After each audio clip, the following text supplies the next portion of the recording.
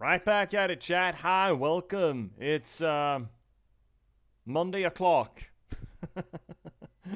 Welcome to another stream. This one does not feel as much hot on the heels as the last one, as the last two did. So we're all chipper and perky, aren't we? We're all prepared to meet the. I mean, it's not really a work week, is it? I hope not. I mean, it's fucking New Year's tomorrow. So, welcome. Welcome to this little corner of the universe, the internet, and all things Twitch, where we try to approach the games that we play from a literary standpoint. We try to do close reading, structuralist analysis, deconstruction, pretty much anything we're gonna get our hands on, really, to try to make sense, maybe not so much what the game's story is, but rather how it's being told and how it's put together. In Spiritfarer that we're gonna play tonight, it's gonna be a lot of thematic interpretation, symbolicism, and a smidge of myth themes as it comes to afterlife. And I mean, as soon as you got a game that's all about death and passing on, of course we're going to talk about mythology, theology. You could easily argue that most myths, if not the core reason for their being to describe what happens after death, then at least a very big reason for them existing being to describe what happens after death, and this game does that. Or at least in the veneer, it does that. We're playing Spiritfarer. We started this Friday? Yeah, Friday, I think. When we thought we were done with Undertale, but before we were actually done with the Undertale, we started this, and shit, I've been looking forward to playing this game for a while. I understand that it can be a bit of a weeper on occasion. We are not opposed to having weepers in our channel. I mean, we played both Gree and the Freebird games, so we're okay with that. And from the people who have played it, I understand that it builds an emotional impact well, so to speak. So, looking forward to playing it. As we mentioned, considering it's a management and resource game, crafting game, we might end up with some dirty farming obligations eventually in the game, and when we so do, I might play it on my own just to mitigate it a little bit and not draw it out too much for these streams, you know. But it's all for your benefit anyway, so I hope you're gonna be appreciative of that. Now, what are we doing here? Right, I thought I still had things to do before we got started. So, we mentioned what we do, but not necessarily why we do. Why we apply literary criticism to the games that we play. Well, it's good for us. It's fun. I enjoy it. I enjoy it tremendously. This is what I just do on my spare time when I watch a movie or a TV show or read a book. I just sit and do this on my own because I enjoy doing it. It also is good for the media. It's good for the gander. It's good for the goose. The media is elevated from being considered just a toy whenever we approach it with the same gravitas and seriousness maybe aside. We're still here, but at least with the same gravitas as we do us Hesiod's or our Homers, our Cervantes or our Dantes, same gravitas as we would with cinema or with literature. But most of all, I do it for me. You see, narratology and storytelling are not just passing fads of mine. They are, well, I wish them to be my bread and butter. They are most certainly my passion, my raison d'etre, because I'm a writer. I'm a novelist. I've been a novelist for the past 10 years. I've written 9 books in that time, and I started streaming to promote those works, to get them out into your salivating hands, as it were. And most recently, barely even a month since, The Patchwork Sovereignty, my latest book, came out. This beautiful book looks much better in reality than it does in my shitty camera. It is a cyber... No, that's the other one. I still haven't locked this down. It is a noir thriller set in a post-apocalyptic Nordic folklore setting with a lot of Hulder, Troll, Vetir, elflings running around, and the story is focused on this city-state that probably shouldn't be functional, but it is. Well, barely, kinda. It as long as nobody looks too hard. And the story spans over the course of 3 days that are really, really, really rough for this city-state, and with a focus on 3 characters that have particularly rough days in this city. Highly recommend to check it out. I think it's rather cool, and you can expect more books set in this setting. I mean, not in short order, but eventually 2 more books are already written. It just, takes a little bit of time to edit and produce. And besides, I wanna drag you along for a spell. Honestly, yeah, that is kind of what I'm doing. So, please check it out. There are links available down below. You can get it pretty much everywhere you get your ebooks or print-on-demand copies. And if that's not your jam, why not check out The Last Box? Still out, still available to you. It's a cyberpunk thriller about the spontaneous eruption of sapiens instead in a random slug of gaming code. And the people are fortunate enough to have to try to reconcile with that fact. I think it's a rather good book. I really think you should check it out. I highly recommend it. Links are available down below as well. You can get it pretty much everywhere you get your ebooks or print-on-demand copies. So, just fucking get it. Either who, either which, highly appreciate it if you did. I think they're good books, but I'm biased. So there we go. That's the reason. This is technically a promotional channel, but I don't think I'm too egregious with it. Not too egregious. I give you enough fat on these bones to make a little gristle come down every once in a while. So let's get back into Spiritfarer, shall we? Let's keep on trucking. Keep on trucking. This was a delightful little game, I thought, when we played it on Friday. Unfortunately, there's also... Hi, Vesper! Spiritfarer. Yes, exactly, Vesper. How you doing, Vesper? Hope you're doing well. When are you coming back? When you're coming back, dude, the bots have upped their game. Now it's best viewers, not cheapest viewers. I lent you my banhammer. Hope you're doing well on your vacay, Vesper. You deserve it. I made too little tea. I always make too little tea. So, here we are, Spiritfarer. In case anyone's wondering, in case anyone hasn't played this before, we're essentially, we drift to the gate to the afterlife, which is just a little cute bridge over water. And Karen, the boatsman, he just tells us that, oh, good, you got here. Oh, you got a cat with you? That's fair. It's now your job. Have fun. Very little prelude. We just get thrown into this biz. No real understanding of why we do. I am looking forward to learning why. I'm also looking forward to learning why us, and why every spirit that we encounter that seems to need our help to get across seems to know us from before. Seems to suggest to me that the point or the theme for this game is not so much being Haron or Karen. It's supposed to be Haron, as I understand it. I think I looked up the Greek pronunciation last stream. It's not so much having to work as him, but rather a focus on our main character, Stella's grief management, and how she manages to let go of these people who were important in her life. Otherwise, I don't see why everyone should know her from before. So I think that's what the game is telling us. It's more about Stella's labor and thus our labor to let the people in our lives go, rather than it's some sort of a, ferryman simulator, per se. At least story-wise. So, let's keep on trucking. Allons-y-vous. Single. Oh shit, right. I had set us up so we may be able to use a controller. Let's see if this works.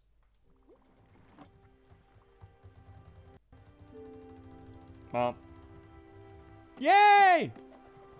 Yay! This is nice. This is nice. I like this.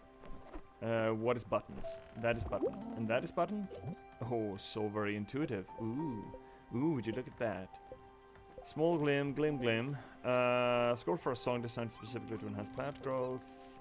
Right, we can... Made of plastic? A plastic lemon? It's a shitty lemon. Shitty lemon, old carpet. That's a lot of glod. Glim. It's a lot of glod. Corn, coffee, CDs, new fish, who this? Soul. Is this Dark Souls? Man, I want to play Dark Souls 2 with you. Probably gonna do that one of these days. One of these days, it's not like the others. We need to go back to the shipwright at one point or another. Oh.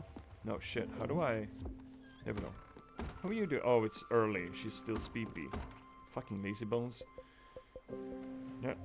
What do you like? You don't like a goddamn thing. Can we talk to you? We cannot talk to you, okay? Hey, buddy. Uncle Conkle. Where were the voices? Hi, Z! You, me. Here again. Can you imagine? I'm using my little controller. Look, my little PlayStation controller. It's such a good controller, but it doesn't work as often because the rest of the world is not as good as this controller is. Where are the voices? What were the voices, Z? How are you? How's your day been, Z? Has it been good? You got another day off, right? You were off until after New Year's at least, right?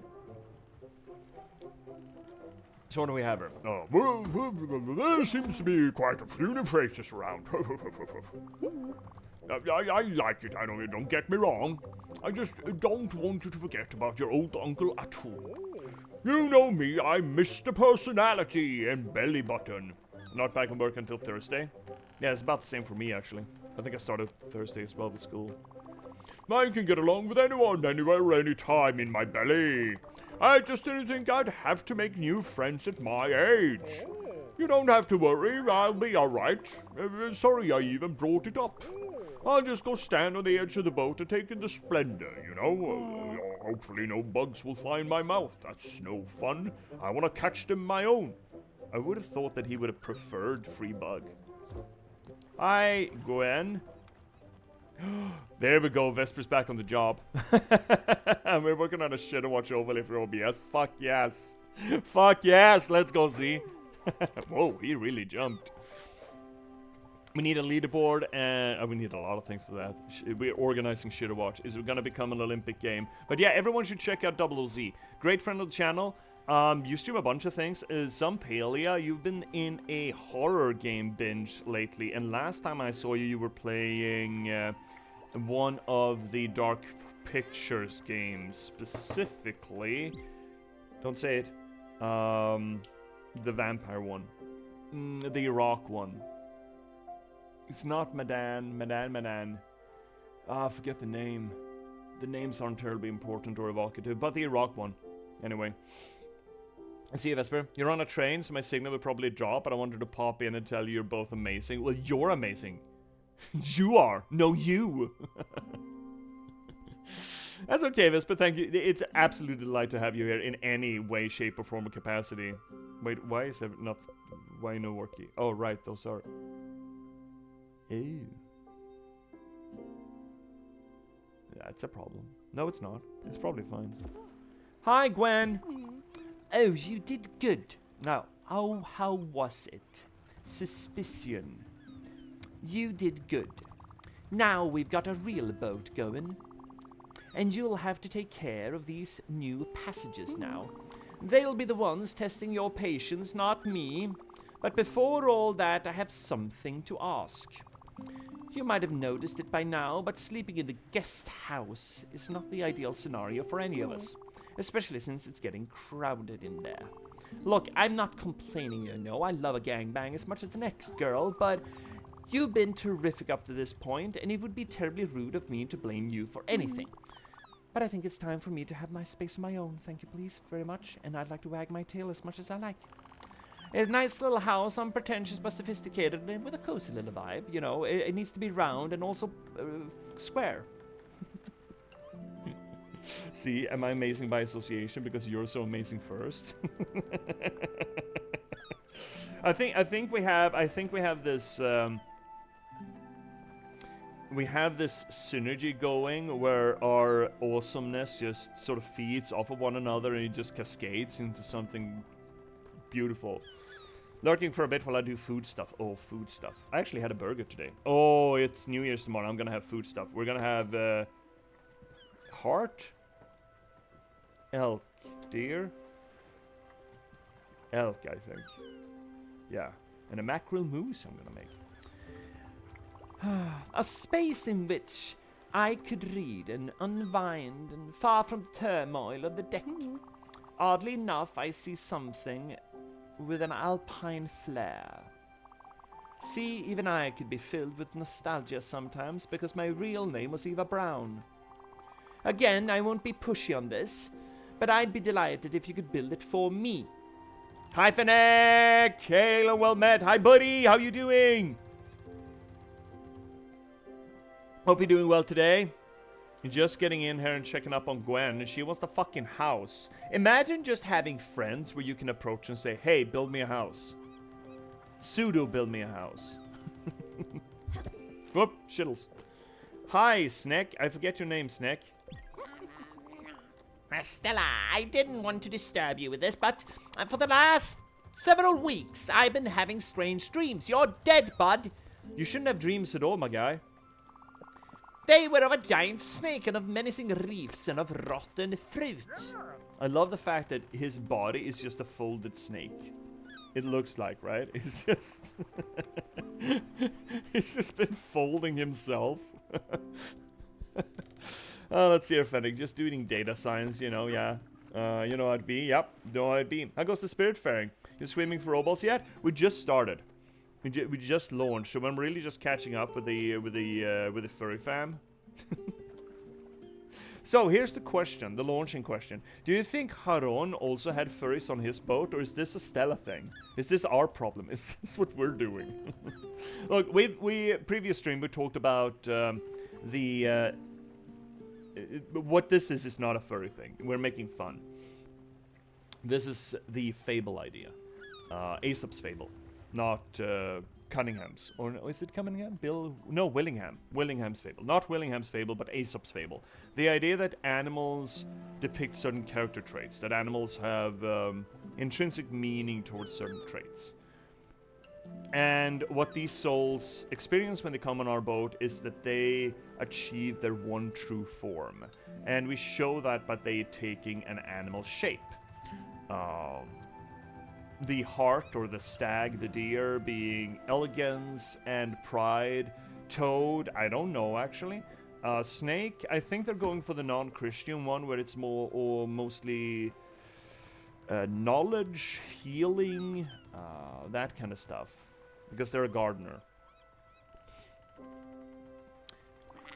And since joining you in your crew, well, I've been much clearer. I think it's the air of the sea, or maybe the mystical energies of the Everlight, Or maybe just the fact that you got on the boat means that you're on your one true path to moving on. Let's see here, Fennec. I can tell you this much. Whenever I see that snake, it makes me really want to watch the Disney Robin Hood movie again. Yeah, oh, that's so fucking good. I don't know if I could watch that in English, though. Some of the old Disney movies, they're so hard-coded because you saw them when you were a kid, and I saw them, of course, in Swedish. And that movie has just so many fucking good Swedish lines in it. It's just fucking insane. That is such a quotable movie, even by modern standards. And it's from, what, the early 80s, late 70s? It's really fucking good. Robin Hood, jag vill ha. Anyway, I'm now convinced my dreams have been visions. And furthermore, I think they might be coming from our mutual acquaintance. I do find it interesting that the snake is the only one who decided to wear clothes. Ellipses. I have been looking at the map of your cabin. My eyes kept being drawn to a specific spot that I marked. I think we should visit. No point in making it wait. Oh shit, I need to stop doing that specifically. Usonia 1? Oh no, that's a mistake. Fuck, sorry. That's also a mistake. Shit, these controls I need to get used to. Where do you want to go? Where do you go? Oh, over there, okay. Quartz Dragon, that's a lot of... What do you mean Quartz Dragon? What do you mean Quartz Dragon? Wait, what do you mean Quartz Dragon? Oh shit, can I just zoom out? Zoom in. Oh, these controls are not... there we go. Okay. That is not what the controls say. I'm just gonna make that absolutely clear to everyone involved. I kind of want to go to a Quartz Dragon. What do you mean Quartz Dragon? Where's our boat? It's up here? Is it on the island? Yeah, it's on the island. No, shit. Wait, both of these buttons are jumpy? Oh, that's not gonna be confusing at all. So we got Gwenny's Logi.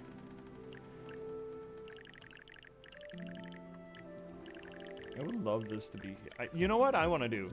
Before we do anything, I want to go back to the shipyard and see if we can upgrade the boat. The boat? No, Quartz Dragon. Shit, right. We said that. Because I have no idea what the fuck that's going to be, and I'm curious. There's probably going to be a dragon with quartz on it. That's my peak gamer senses tingling for us.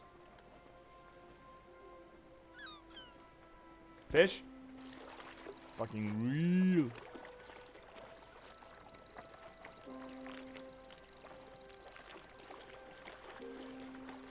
Frank, this is a hassle.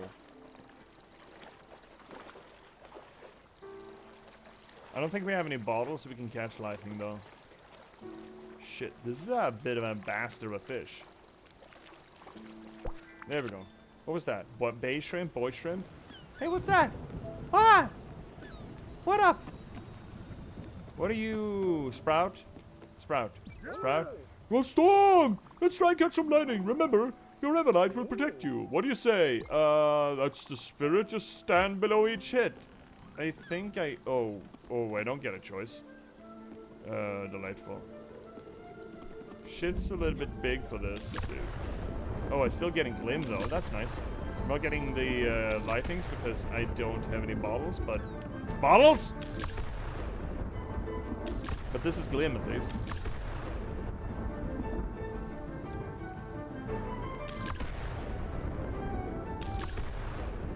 Boom, boom, boom, boom, boom. Where else? Down. Oh, cat got glim. Kitty glim. Bada bum bum bum. Boom, boom, boom. Where do we have it? Boom. Oh, shit. No, don't hug Kit now! God fuck. Goddamn cat, just... Hey! Why did you hug me in the thunderstorm? Go hide under the couch or something, cat-like, for fucking out loud.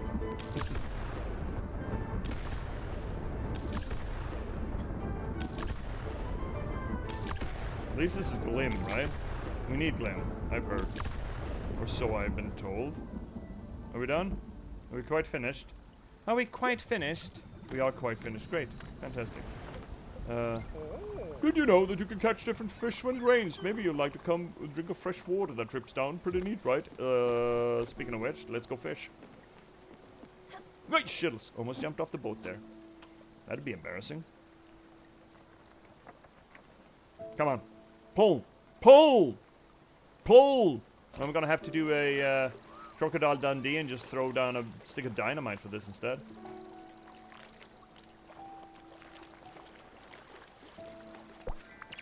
What was that? Squiddies? Do another. The cat is so goddamn cute. Now, this art style certainly does remind us of the old school Disney movies, doesn't it? Like we're talking 80s Disney movies, right? Hopefully you don't pull out any anime octopus. I hope this is not that kind of game. We didn't even have to deal with anime octopus in Doki Doki, so sure as shit hope not. Not even there. Black tiger shrimp, such tiger. Rawr, rawr. It's too dark to navigate. Oh no. Well, at least we got fishing. So was money in the banana stand. So was fish in the sea. People keep telling me that, and the WWF says no, that's not true. It's not always going to be fish in the sea. We're killing all the fish in the sea.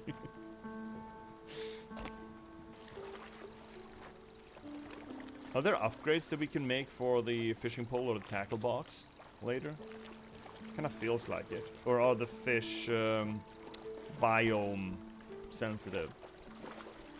Like we're in the starting area, as it were. Oh, eels! We found eels for our hovercraft. Fucking A. Get.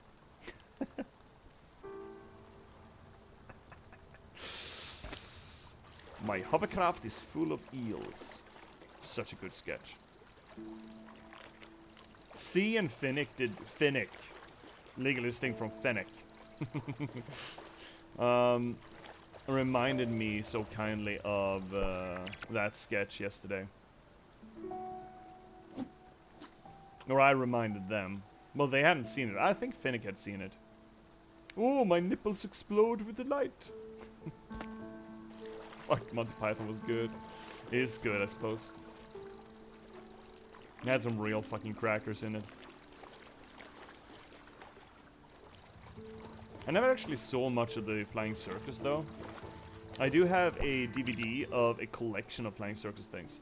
That's from Flying Circus, right? Yes, it's the mistranslated language guide in Hungarian.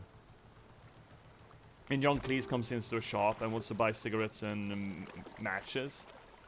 And he just looks it up and says, "My hovercraft is full of eels." And then it goes on with, you know, a whole thing about him coming on to the shop owner getting disturbed and sending for the cops.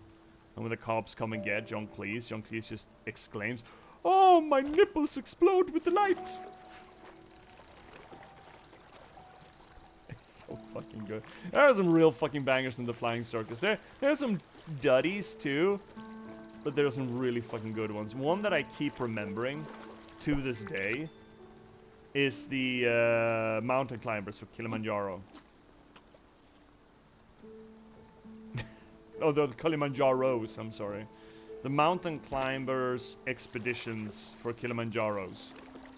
For the 2 peaks of Kilimanjaros.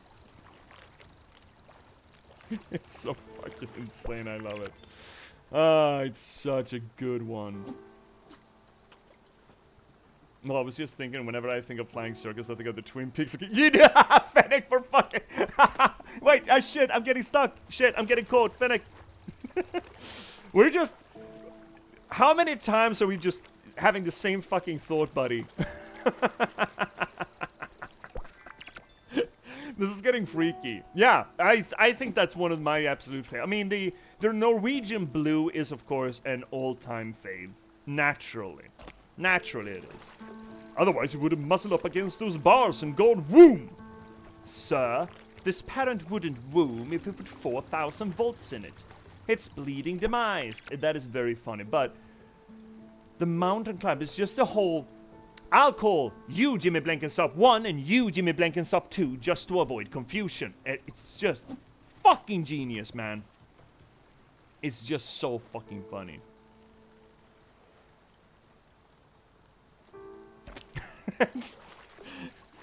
Does anyone on this expedition speak Swahili, sir? The matrons, Scott a smack, singular. Apart from the 2 matrons. Oh, I forgot about her. It's fucking funny. I'm sorry, for anyone who hasn't seen this sketch, this is not gonna be that terribly funny. And I'm understanding that maybe... I'm not gonna say that Monty Python has outlived its fun. It certainly hasn't. I don't think. It's still fucking funny. But I think my generation had this Holy Grail fascination, and pretty much all of Monty Python was, you know, canonized. But I think that's been dropping off a bit, actually. I believe. I'm not certain, but I think that... Ah, fuck! That might be the case. Let's see here, Fennec. I always much more of a fan of their movies than Flying Circus. As a general rule, I agree. A good number of duds in the show, exactly. Though definitely some gems in there as well. Dead Parrot Sketch, yes, Twin Peaks of Kilimanjaro, etc. My main association with cheese is actually Fawlty Towers. Never actually watched a lot of Fawlty Towers. I've seen bits of it, but my dad watched it religiously when I was young. So, I actually never saw a lot of Fawlty Towers. Another good British comedy show that I never watched. I never really watched Blackadder. I understand that I should. And I understand that that's kind of where Stephen Fry and Hugh Laurie, because I have seen the Fry and Laurie show. That is very fucking good. Oh, fuck. But I never saw Fawlty Towers. And I looked it up, and it's not a long show, is it? I think I was surprised by the fact that it wasn't that thick. right? That did like just a few short seasons, or even like 1.5 season. Let's see, I'm just gonna catch this. It's here. Oh, Blackadder has been on my list forever. The cast is fantastic. Oh shit. Yeah, let's go, Gwen. Jellyfish are here again. Let's fucking get him. Yeah, let's go. I think Fawlty Towers was only like 20 episodes or something. Exactly. That's what I kind of remember as well. Wait, Gwen is gonna be with us? We should have read what she said. Shouldn't we? We really should have read what she said. No shit. No! Fuck off, Gwen. I'm working here. Meow.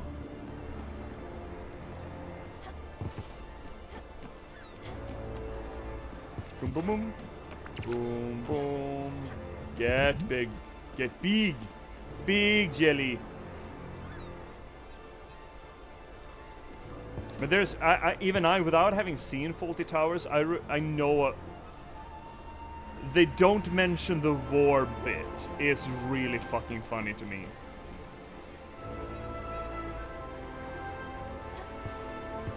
I think Don't Mention the War is one of my... I mean, again, I haven't seen Fawlty Towers, but as far as I know, I think that's my favorite.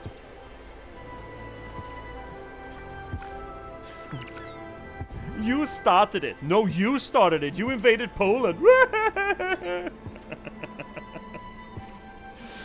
Hey, Gwen, can you help out or something? Yeah, I feel a little bit bad about that we didn't listen to what the fuck she was saying. Because she usually runs in and hides whenever this happens. So I'm assuming she has some sort of a development vis-a-vis jellyfish catching, but I was too busy talking about British comedy. Ah, fuck! Hey, Gwen, for fucking out loud. Keith Klim. No, is that not it? That's not it either. Where do we get inventory? Not there. Not there. What do you mean shenanigans? What the fuck is a shenanigan and why is that in our captain's log? Hi, Gwen. Oh, she's just... Okay. Hug. Give her a huggy. Aww. Oh, thank you. I needed that. You may just... I could go for a moose bouche. You wanna amuse your bouche? I think that's against TOS, Gwen. I don't think it's allowed for me to amuse your bouche. Oh, now it rains, so I don't have to do this shit. That's nice. Must be nice. You know what? We need to cook things. I wanna cook a little shrimpy. What even is that? No. No. There we go. I think the prompts, the bottom prompts are all fucked. Like real fucked. Like proper real fucked. Snake sleepy, frog is sleepy. Why? It's morning. Get the fuck off your asses, guys. Where are we going? We're almost there. We are there even. Okay, great. Good for us.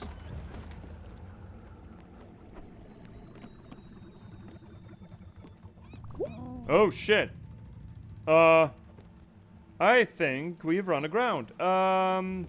So I am not a big fan of... Oh, kitty. Yeah, okay. Controls are not perfect system. No? Okay, can't go inside now, maybe?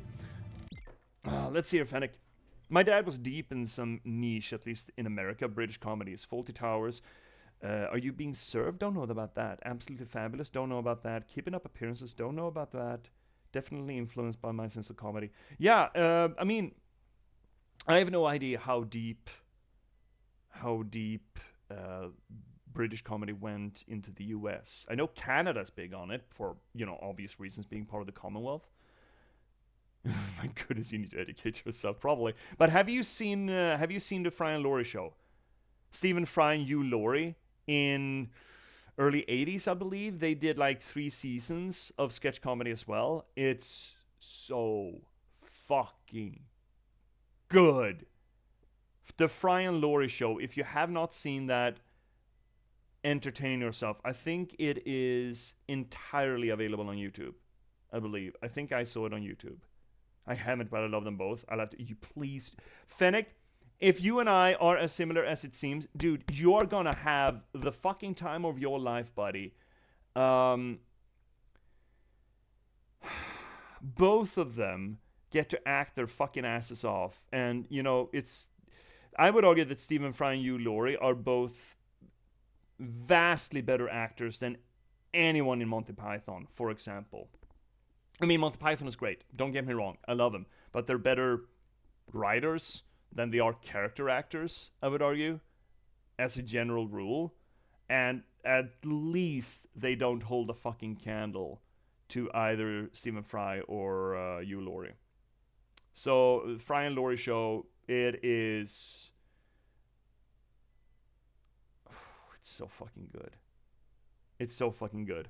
There's a sketch of Hugh Laurie taking his cat to the vet. I'm just gonna let you watch it. Watch it. It's really fucking funny.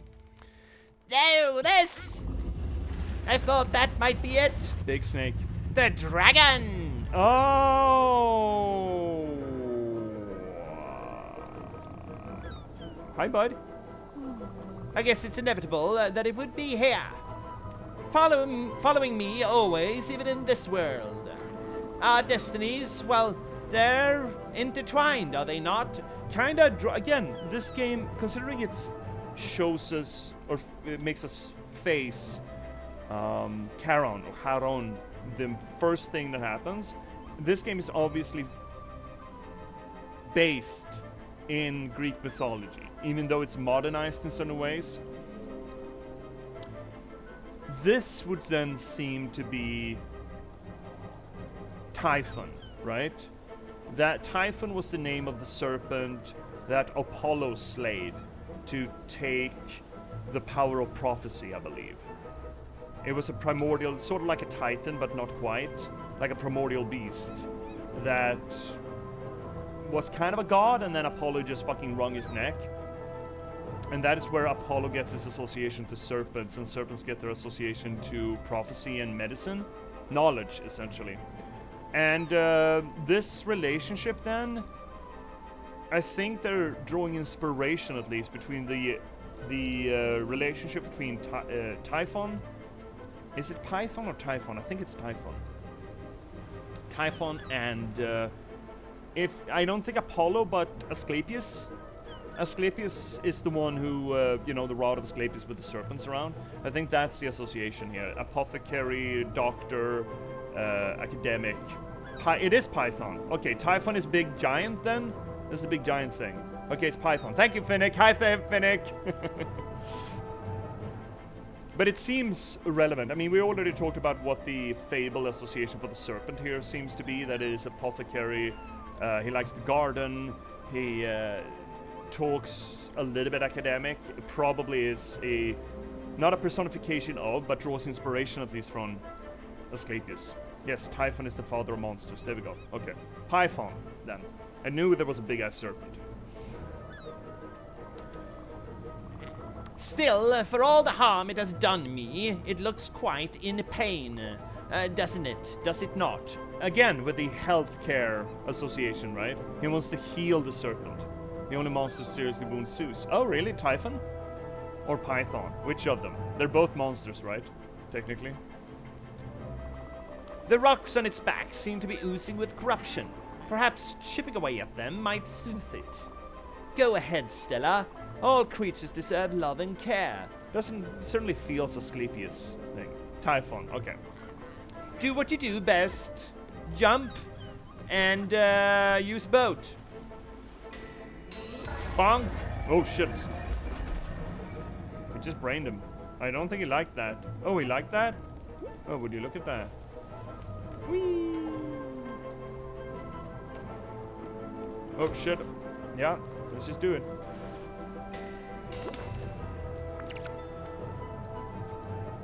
I don't trust you. Get up again. Get up, down, get up again. Yeet! This is giving me flashbacks to Blasphemous. Just saying.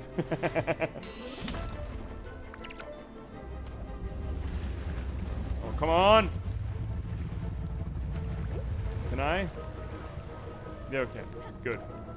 Hey, buddy, I'm just gonna give you a brain exam. Are we done now? Are we quite finished? No? Okay. Okay. Yes, we are. Okay, good. Now we just need... No, we're not. We just need to go back. Still not done. Boom! Headshot. Fennec, let me give you the bonk of healing, yeah. Just... How do you fix a toothache, a scale ache? Fucking pickaxe, man. There's only one way to do it. Getting a lot of fucking quartz out of this. Bonkers. Oh no, my quartz. I love the cat on the water, by the way. It's so fucking good. Hi, buddy. Are you doing better? Oh, look. Why, incredible! Well, that guy doesn't look as... Well, I mean, he's still fucking big. This ship, if that serpent has a... what do you call it? When they can unhook their jaw to swallow things that are like... yay much bigger than their face. If that serpent can do that, this ship's gobble size. Incredible! That looks relieved, doesn't it? I wonder what it means. Probably that we solved this fucking toothache. Head toothache. If we are to ever cross this dragon's path again, I think we should help it. However I might feel about it. For now, though, I need some time to collect my thoughts and maybe, you know, just go and lie down under a blanket. Thank you, Stella, for everything. Oh, you don't like that? Why no like you? Ace Hungry has witnessed a dragon from her past. Oh, it's Summer, right? I need to call her by a true name. Give hug. Have snake hug, Summer. Ah, you're sweet. How about a little snack, Stella? I'm feeling quite hungry. Hungry? How about you, fruit? Do you like fruit? No, I found my weak sweet spot, dear. You found. I can't say no to a dessert. A delightful, sugary perfection. Thank you very much.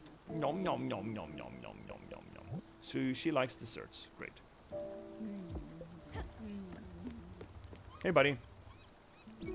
Oh, Sprout, I love rain so much. I could stay under it for days. That's how you get a cold, my guy. Oh, shrimp cocktail. 2 shrimp cocktail. Double shrimpy cocktail. That's probably for Gwen. That sounds like a Gwen thing. How did I make shrimpy cocktail? Just 1 shrimp. Any shrimp. Okay. Okay. We have more stuff we haven't cooked yet, right? We haven't cooked a mackerel, so let's do that. We need to figure out everything. We need to figure out our shit. Can we start farming? No, that corn is not done yet. Surely. Alright, then let's go unamoosh ourselves. I want to go and see if we can upgrade up. That's a new island. Still don't want to go here though. Scribbler, flobbity-da, off we go. I wish this ship could be built down instead of just up. It looks I've seen late game shippies. Late game shippy looks stupid. Sorry, it does. Can't help it.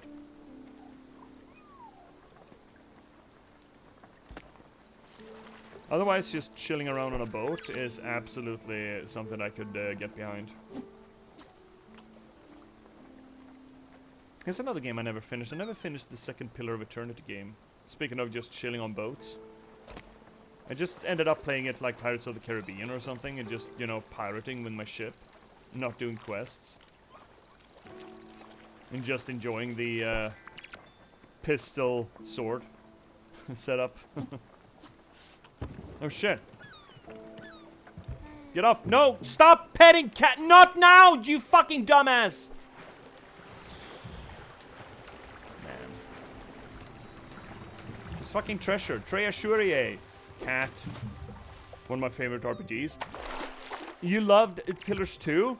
Actually, Fennec, interestingly enough, from what I've heard, people generally prefer Pillars 1 to Pillars 2.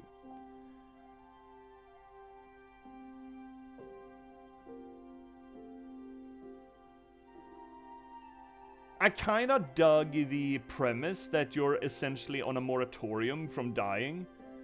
That the god of death is like, yeah, dude. You know, you can get 20 more minutes in bed if you check up on something, you know?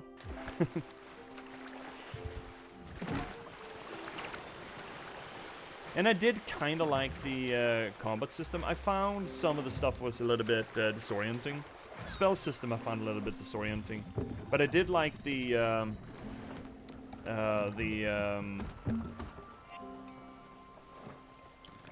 endurance and health system, for example. I also kind of dug the what else?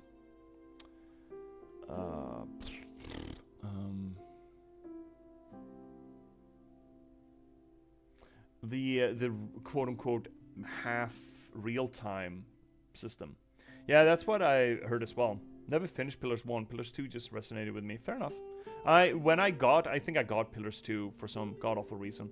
Like free or really cheap. And I realized that, shit, I haven't played first one. So I'd kind of force myself through it. And Pillars 1 is good. I think it's good. It's solid. Solid game. Okay, what else are we cooking? Eel. We're making a hovercraft, friends. It's gotta be full of eels.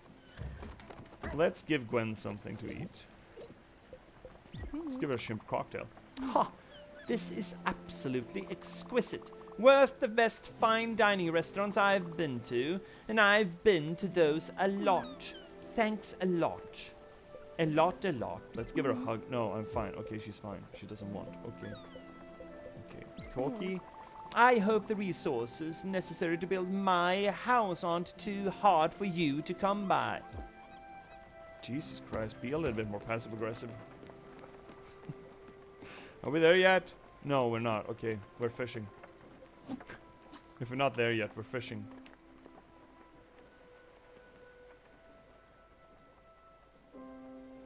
That cat is so goddamn cute, by the way.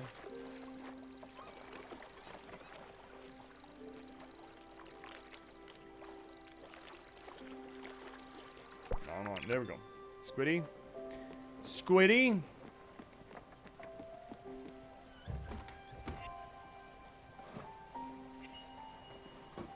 Okay, so that just makes more fish. Barbecuing fish just makes more fish. Fuck, okay. What happens there? If we just cook log? What happens if you just cook log? What do you get when you cook wood? No, shit, incorrect. That's what we want to do. Want to water some planties. Can we just... Oh, that corn did not look finished already. But oh well. Here we are. Who am I to judge, I suppose? What do we have here? Anything that needs anything? Oh, actually. Yes. Carrot, carrot, milk, milk. Milk, carrot. Carrot, milk. There we go. And a little bit of radish. A little bit of radish in my life. Oh, someone's got an opinion. I wonder why someone has an opinion. Why do you have an opinion? Who the fuck is you?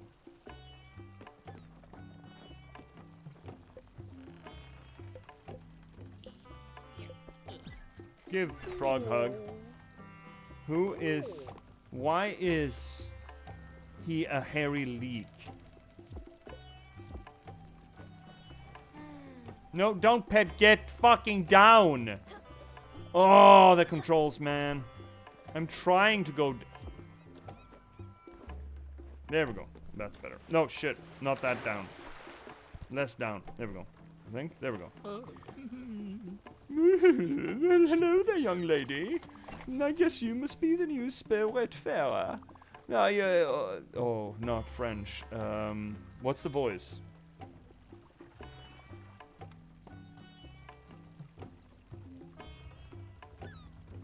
I want to do a Slavic accent.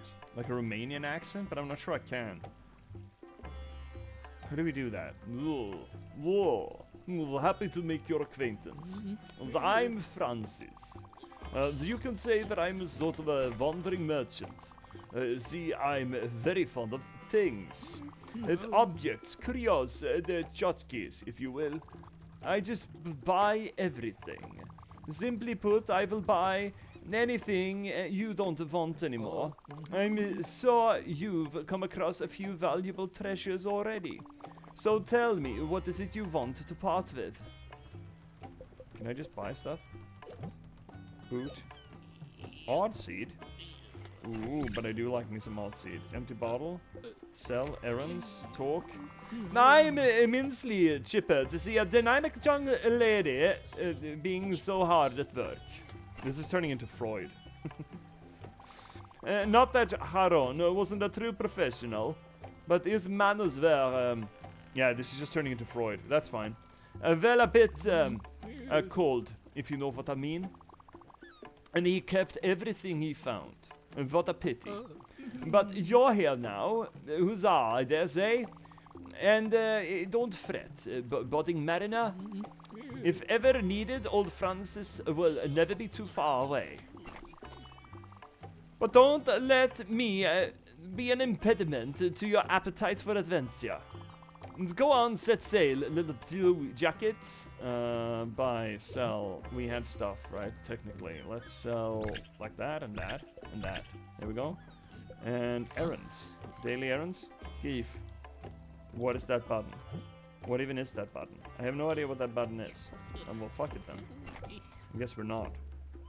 That is actually the jump button. This is jump button, not this. Right. Are you okay? Can I get to my guy, the shark now? No, we're not quite there yet. I love that the menu category is tchotchke, right? That is pretty fucking good, actually. That's a good word. Tchotchke is a very good word. Tchotchke is A tier word. Not S tier, but A tier most definitely. There we go. Wait, we're still... Can we move? Can we get going? Place. Can we? Can we? We are there. You're there. Francis? I just want to go to the shipyard. Can I just... Oh, right, I need to take the boat. Right, I forget. Yeah, it's fine. Everything is fine, chat. Everything is fine. Everything is fine. I'm remembering.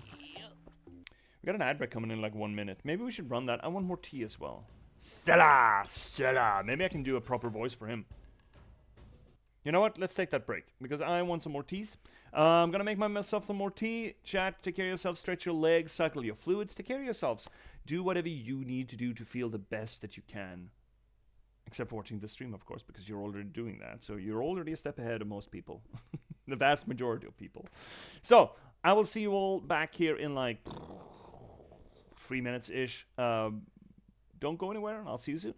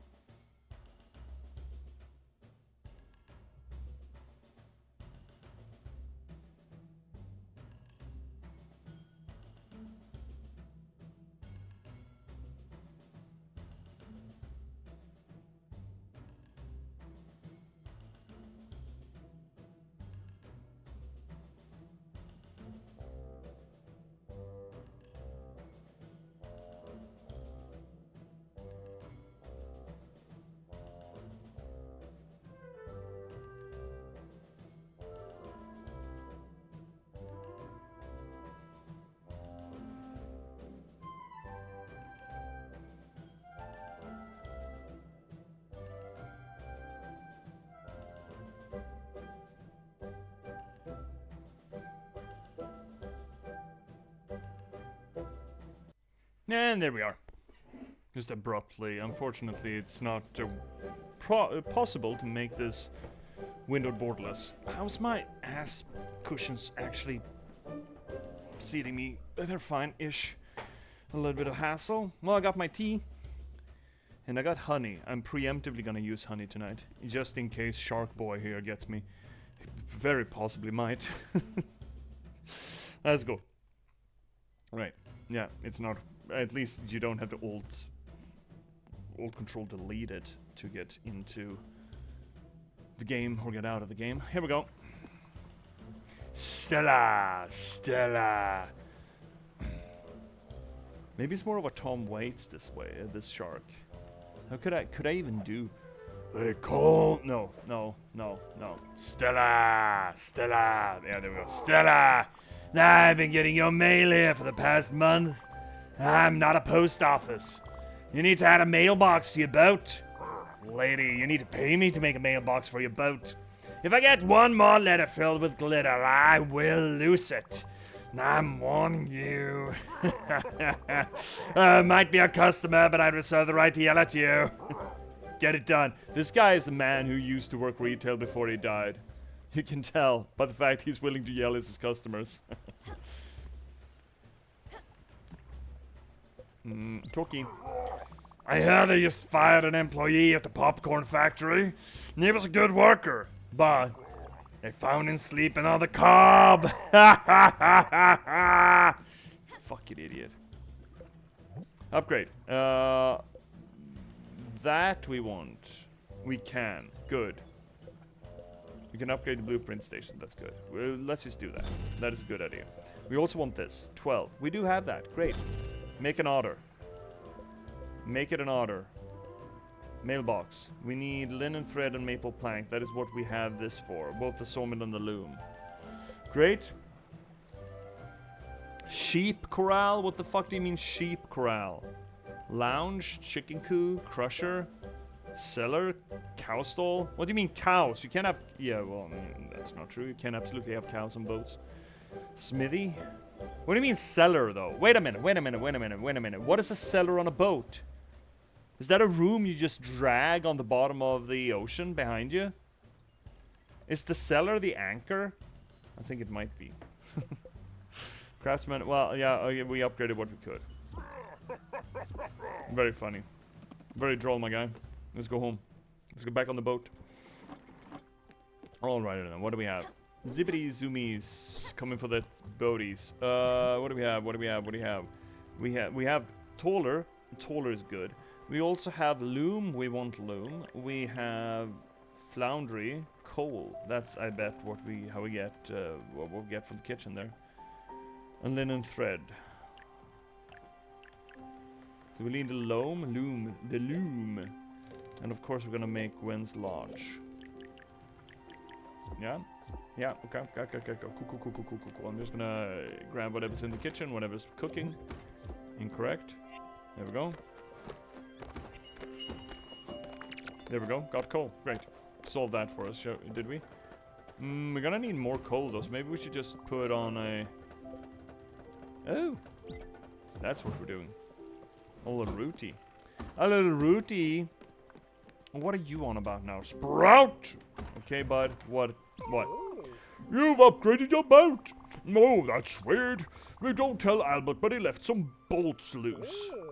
He was probably just in a hurry. Give me a second, here we go. Oh, this is gonna go great. Oh, mama. That did more than I thought. Let's see here. Wow, this boat's got some advanced options now. First up, you can travel safely and not go through all the dangers of the sea has to offer. When you're using your map, just need to toggle on safe travel mode. It's that simple. What do you mean dangers? I'm not in danger. Am I in danger? And don't worry, it won't stay on forever. Next time you select a destination, it won't be on. Hope that helps. What else can we do here? Oh yeah, the engine's been boosted. Speedy. Meep, meep.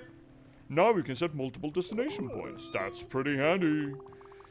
You can set your course and let the wind do its job. We don't have a sail, my guy. It's not the wind. Beside that, it's just a bigger boat with more room. Well, have fun. Just bigger boat. Just get straight bigger boat. Rup. That's what he says. Rup. Grilled veggies. Okay, great. Let's build some stuff. We want to move some stuff. Can I just get you fucking out of Dodge? Can I just get you up here? Get out of the way. There we go. Okay. Kitchen doesn't necessarily need to be there. We are building a house for Gwenny. Gwenny. Yes. And that just builds. That's nice for us. I guess we can see how many spirits we're gonna pick up. So what's that? 8, 12, 14 spirits altogether. And the loom. She likes the loom, right? Oh, she likes the loom. Okay, let's see here. Move that thing over there. And then put the loom...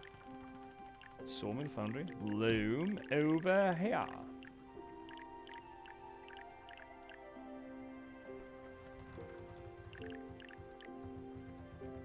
Don't like the double ladders, but fuck.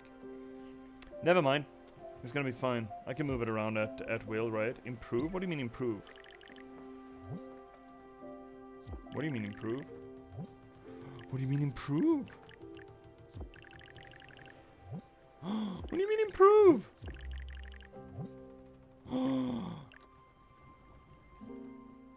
We'll do that later. We'll talk to her first, and then we'll improve. Oh, okay, so we can improve stuff. That's what we wanted to build. This is not okay.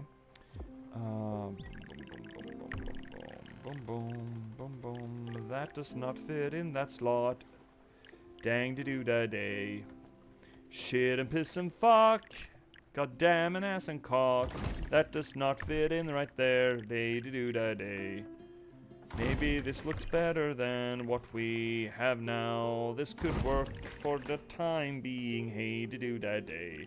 I'm beginning to think that this should be down here, and then we can put the gardens up and do da hey there. There we go. Guess that's better. Not a big fan of it. Actually, maybe if we change...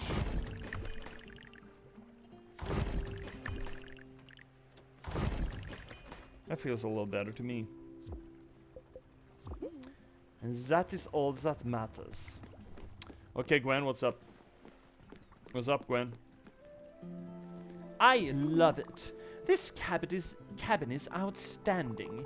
It really does wonders to have a place of your own. Doesn't it remind you of my old condo in Waverley? Probably the only place where I could get some peace and quiet. Wait, you used to have a condo that reminds you of a whole ass house? Gwen? The fuck? Fucking boomers, am I right? Am I right, chat? Fucking boomers. Oh, this house reminds me of my old condo. What the hell? Honey sticky. Sticky honey!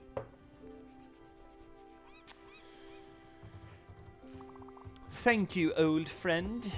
I'm not that fucking old. You're not that fucking old. I've got some fiber I bought. I was going to use it to weave some thread for you later, but if you want it, I can give it to you now. Do you want it? No, just weave it later. Weave it. Huggies! Despite the fact that you smell like smoked elk, cigarette elk, cigarette smoked elk is not that great. Fine dining, comfort food, but she doesn't like... Oh, she's very fucking happy. A word, if you please, Stella. Oh, right, this guy. A word. I don't know if you've noticed, but I have been very tired recently, and I'm afraid to say that it's starting to weigh on my morale. I don't want to sound ungrateful, but I think the guest house, as lovely as it is, might not be very good for me. It is a bit too noisy and quite cramped. I hate to ask this of you, really, but could you maybe arrange for me to have a little private space on the boat? I think it would help me tremendously. And then we could continue our lessons. But nothing too fancy, just a place to sleep and meditate. With lush greenery, perhaps. Oh, and I'd be delighted if it had natural stones. I like myself some stones. Yes, that would be splendid. I'm just gonna make you Stonehenge. No, thank you again, Stella, deeply. Hate that jump. Hi, big boy. Oh, don't have anything to do.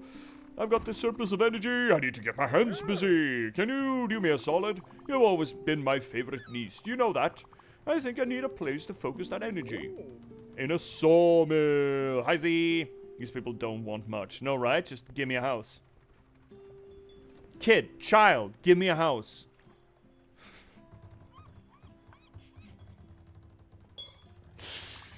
Yeah. You're missing some key components, materials. Which I'm sure you can find on nearby islands. I'm counting on you to be my help here. I'm sure you don't want to add old uncle to the sleep deck, right? Fine, whatever, man. Hi, girl. Oh, this loom looks fantastic. Don't be scared. It's in perfect working order. Let me show you how it works. You put the fiber inside and then you spin.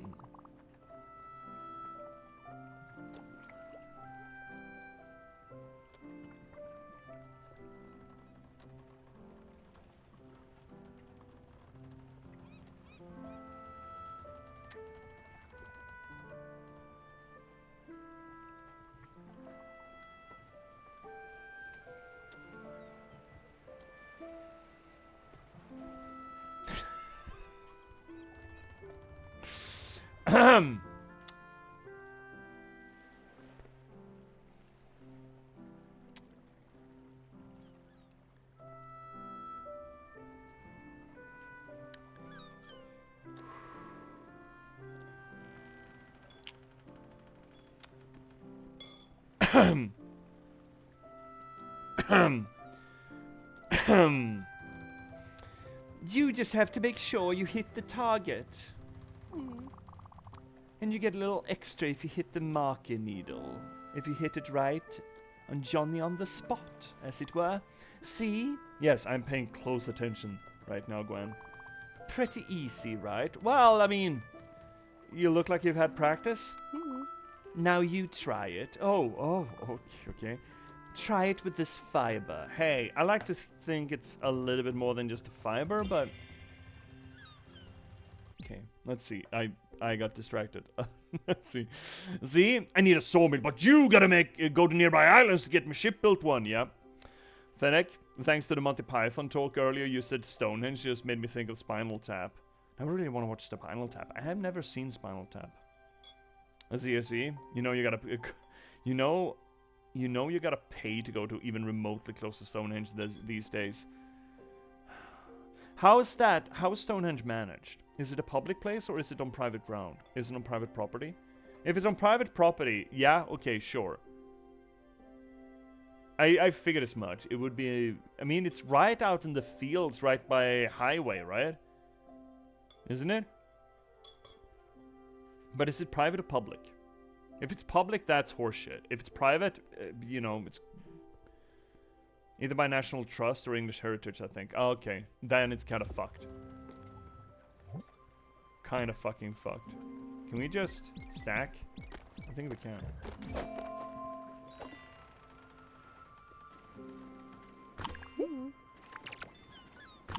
Ew. Ew. Ew. Ew! Ew! Ew! Ew! That went well. Yeah, it's by motorway, yeah. Always used to be free, and you could go up and touch the stones. I mean, stones don't... yeah. Not touching the stones I'm gonna game for. Human hands, the oil on skin is actually kind of fucking corrosive. And I guess you're thinking, well, it's a fucking stone, but imagine how many people that go up to Stonehenge every fucking year and just, you know, slather their stinky fingies onto that rock shelf. It's gonna I have no idea how much faster it's gonna erode, but it will help erosion, I bet you. So, not permitting people to just put their stinky fingies on it, I understand, but paying people to get in there? Ish. They still let people do that on summer solstice. Touch them or get in there. Just get in there. Fennec, I remember going there when I was in 8th grade and being fully disenchanted by how in the middle of the highway intersection it is. I've seen pictures of it just being right next to a highway, and that fucking honks. Figured I need to hike up through a hidden glade to see it. Yep, nope. Yeah, I remember I think the first time I really interacted with the idea of Stonehenge. It was a youth and a young adult, or even a young, not a young adult, a young book of Indiana Jones, I think. There was a series of, kids' books of Indiana Jones as he is a kid. And I think he goes to Stonehenge and fights cultists. Imagine trying to have a cult meeting at Stonehenge these days, just next to the highway. It's actually kind of funny. Just the lorries going by on their way to cross the border. By having your clandestine sacrifice.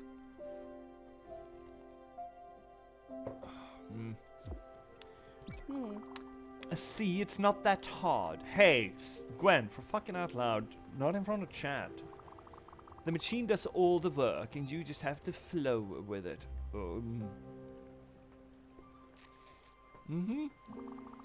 And that's what makes this so soothing.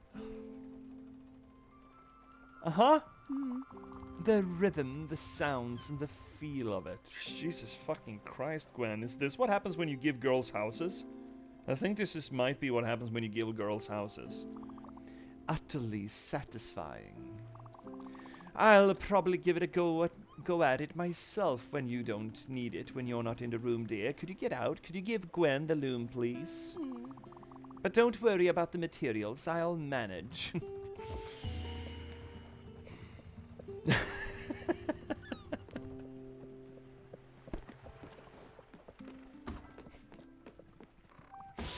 So what's this place? Cool bed. So let's take a look at the... No, incorrect. I keep using the wrong button for this. We have more houses. Summers, we need limestone and oak. Okay, well we don't have that, so there's that. So that's that. We have a bunch of thread.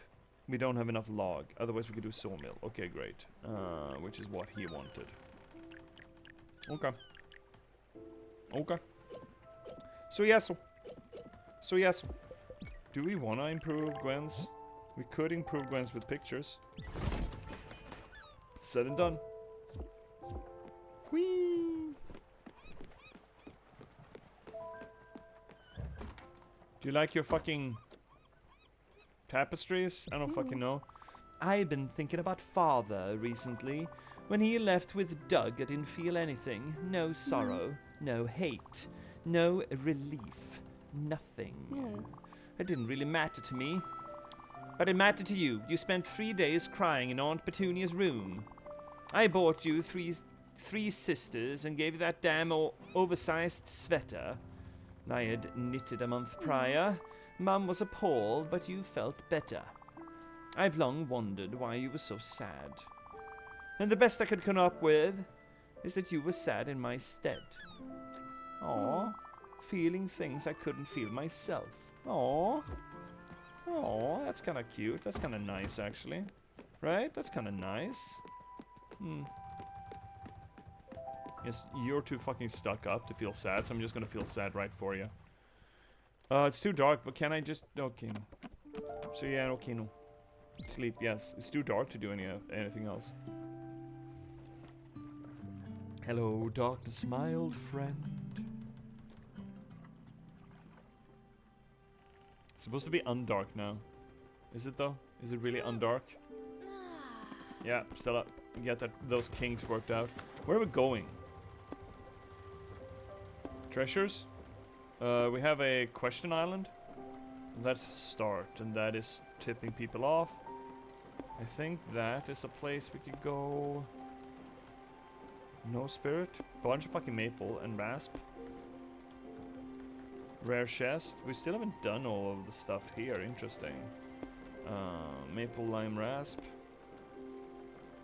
We just go off the Charton track. The Charton track. That's an unfortunate place to go. Have you ever, chat? Have you ever gone off the Charton path? Let's go to Greenhalter Bay. That is new. We like new. We are firm believers in new in this house. Like us some new whenever we can find it.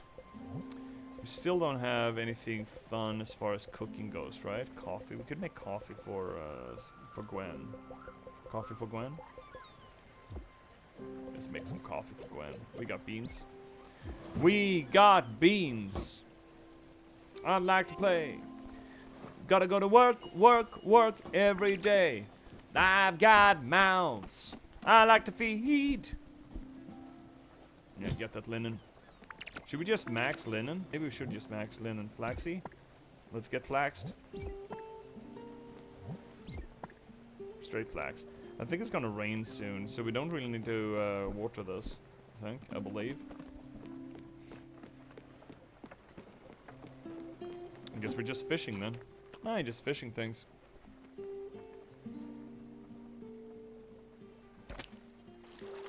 Imagine that poor cat being turned that way and just having the wind going up its bum bum.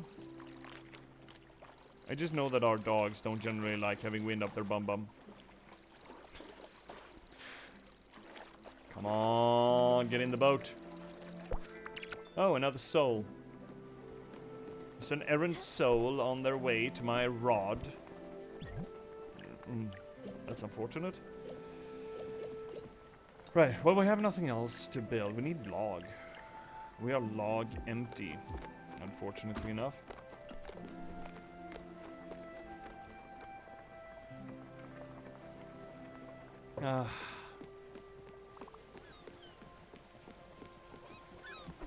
Burb. Burb, burb. Double burby.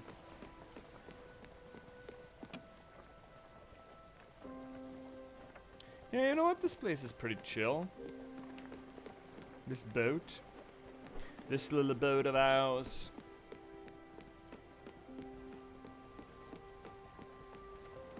I think it's a little bit weird that we're just stacking buildings on top of this poor fucking ship, but, you know. It is what it is. Do I still really do need to? Okay, well that's... Oh, no, there we go. They got it. They got it. Alright, we got island. Let's go island. Green Holton Bay.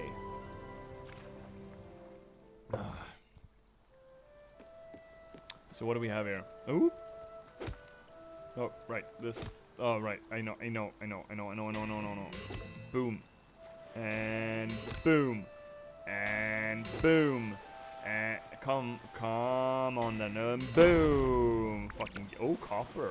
Would you look at that? Oh, hi, bud. Oh, hey. I came here to cut down the trees, but I forgot my axe. Fucking idiot I am. Now I'm gonna start using someone else's axe. That would be strange. Yeah, you can't switch axes. Oh, yeah, no. I like the way my axe feels. It's so sturdy and it calms me.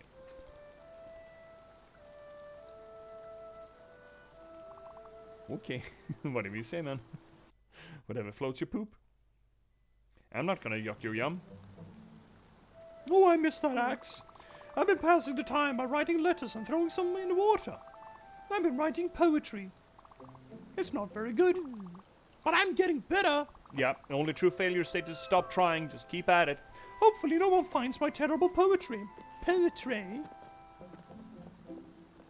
Get at it, friends.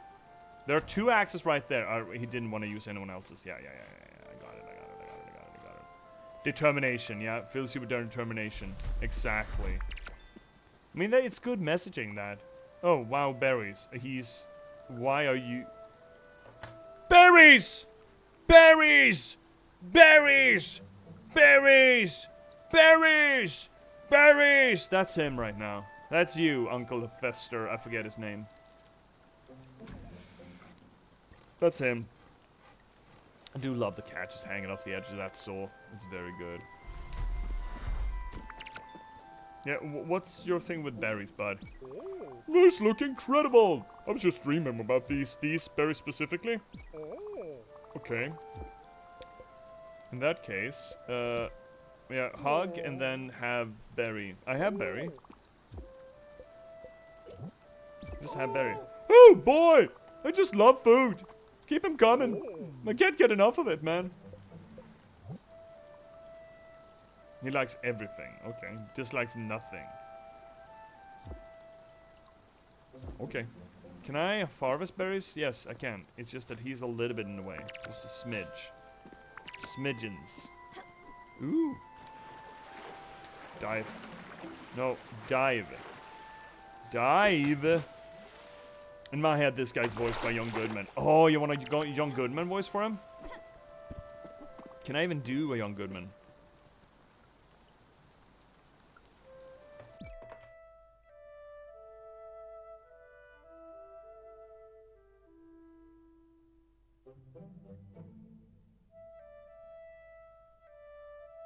I don't know if I could. I don't know actually what Young Goodman. Does he have a characteristic sound to him? I don't know if he does. He's a little bit raspy. Just a little bit. The most characteristic sound that I've ever heard come out of John Goodman's face is, do you remember Blues Brothers 2000? Where he was doing the unfortunate job of trying to fill Jim Belushi's shoes. He does an admirable job of it, it's just not Blues Brothers 1, right? But the intro sequence there has John Goodman do a cappella cover of John the Revelator. That's just so fucking good. And he introduces that with this warbling, I don't even know what the fuck to call it.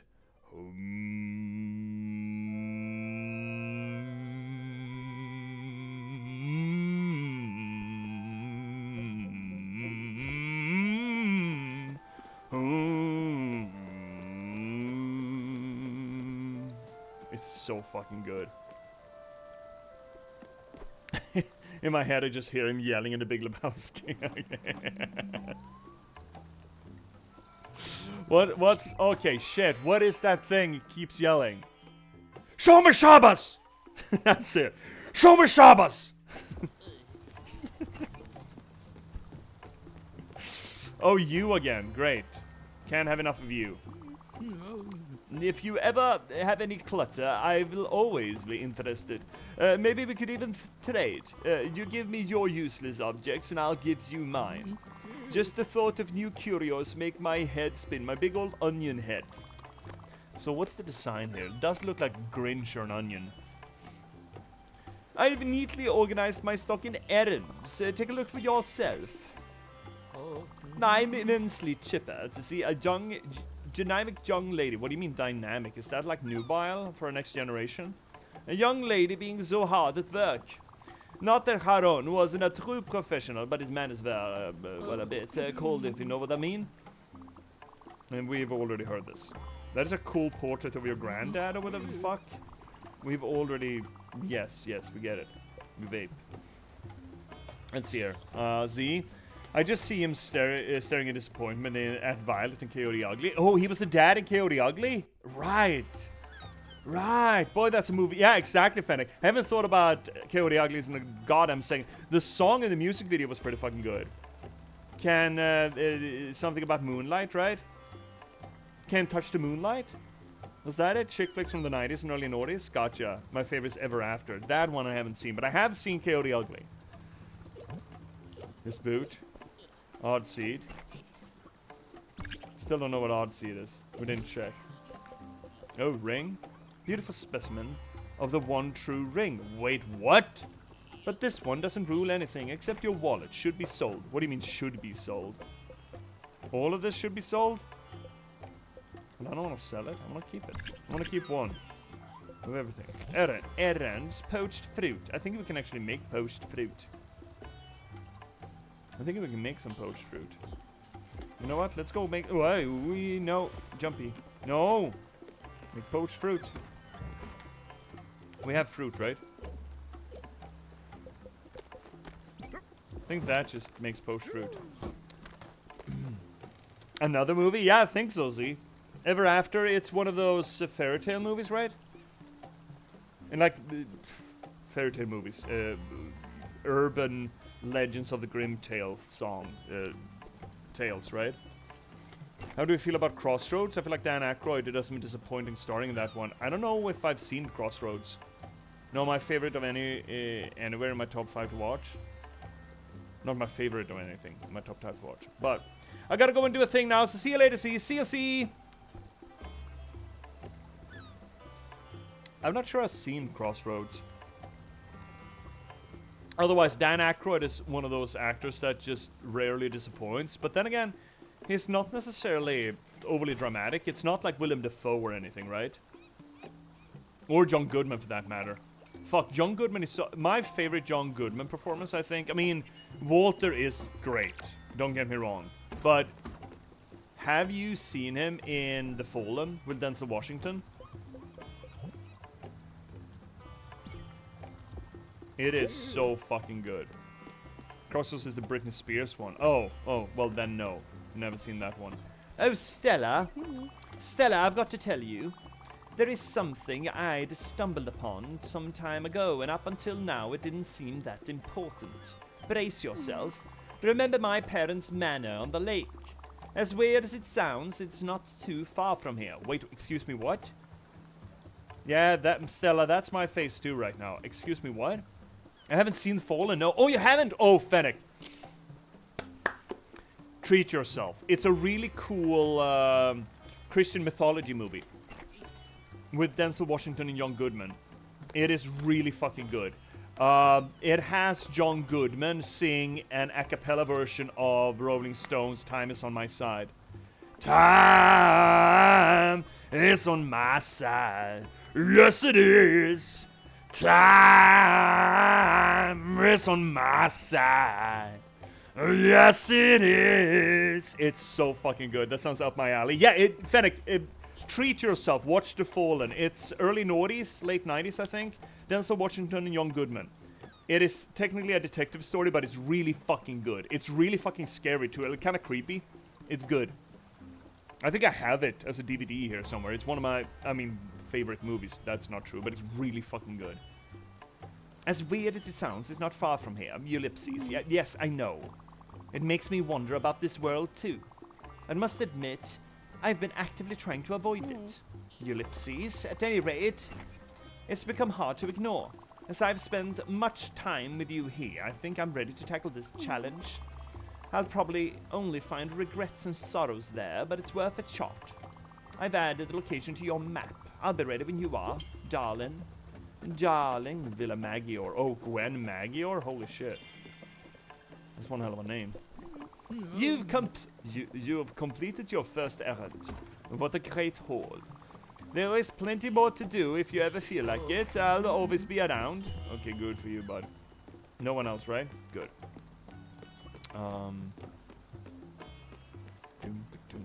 Fuck, now I just wanna listen to John Goodman sing Time Is On My Side. What are we doing here? We would love to build things, but we can't. Actually, we could build. Yes. Yes. That is weird. Okay, let's move some shit first.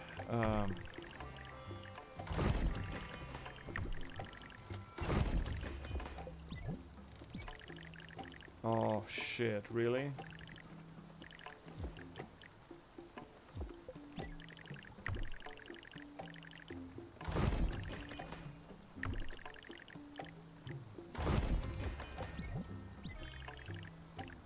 That fits. Okay.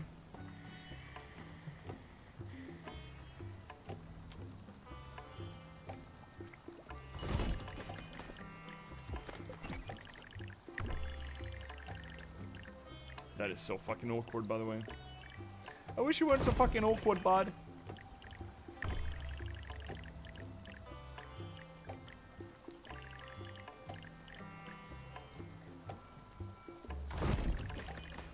This is not perfect system.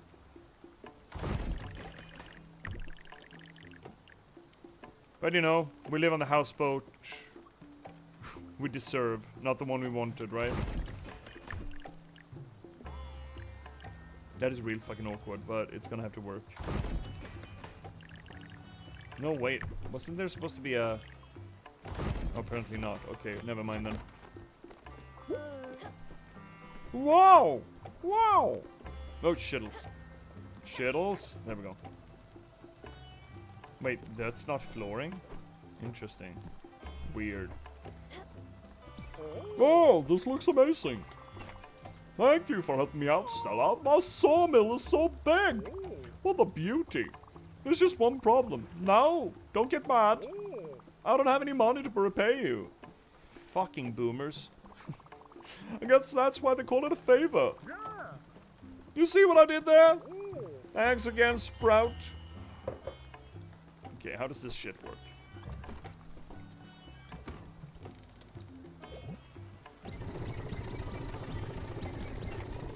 Like that? Oh shit. What am I supposed to do? Like that? You're doing it all wrong! Oh, thank you now for telling me. Let me give you a hand. When you're cutting logs, you need to make sure that the measurements are accurate. Well, then, right, I'm forgetting the voice. Then you cut. Measure twice a cut. You just need to keep your saw blade steady and on the cutting line. If you don't do it properly, you'll end up losing a pinky or an arm. Or something worse. That's incorrect too. And a hit from the old hammer for good luck. Oh, that's better. Whoa, whoa. Give it a try now, you rascal. There we go. Shit, okay.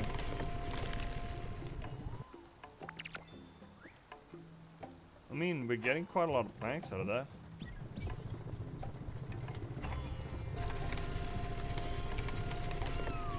Better. Weird ass fucking logs though, just saying. Weird ass cutting, but you know. Who are we to judge, I suppose? Okay, it's too late to do any fucking thing. Where are we going? What do we need? It's too dark to... Fucking hell, man. Okay, what do we actually need? What are we looking for here?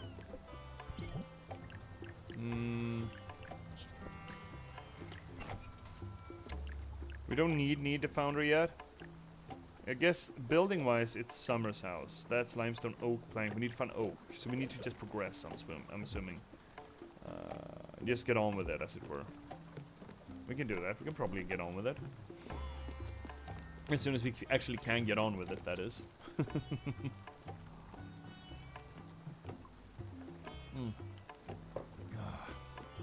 Okay, let's sleep then. Ihu. That's what he said. Ihu. Sleep, yes, please. Go to bed. Go to bed! I guess we're going to Gwen's Island then. Unless we have other options available to us. I don't know if we have. I don't think we do.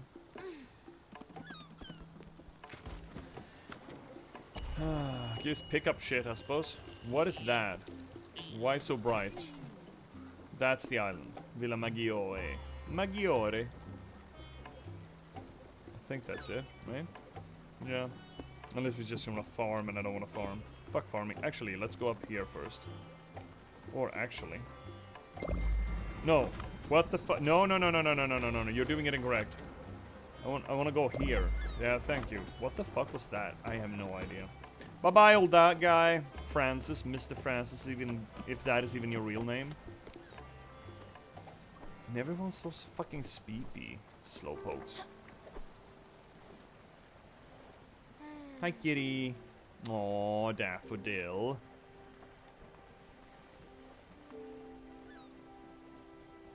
Alright, let's catch some flutterbys. I was about to say. Not flutterbys. Yeah, Gwen, how do you feel about this shit? You don't? Oh, she's got such sway, man. Jellyfish. Here they come again. I don't feel great. Ellipses, I still have faith in you. I will watch from inside. Don't be scared, Stella. They're coming straight for us. They're coming straight for us.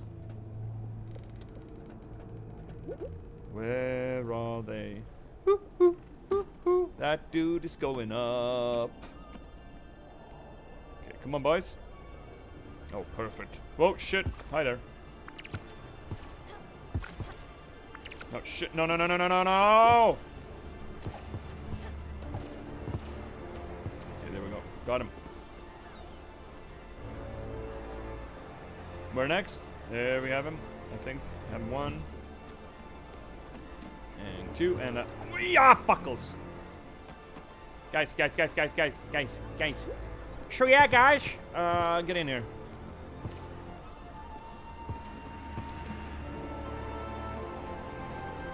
Where's that thing coming in from? Right at me. Great. Fantastic. Ooh, shittles. So much glim. Oh. So is glim in the jellyfish stand? Oh, shittles. Oh, fuckles. Okay, that's a little bit high. That's a little bit naughty. That's not naughty. That's perfect. No, shittles. Come on. No.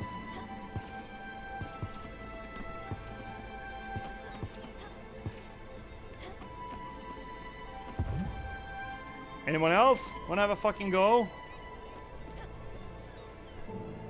Where are you coming from? Where did you go, my love? How much could a banana stand cost? I have no idea. I never got into the banana stand meta, as it were. 10 glim. I have no idea what glim is yet, either. I have no fucking clue what the glim is. What is this currency? It's not Jill. Has anyone ever made a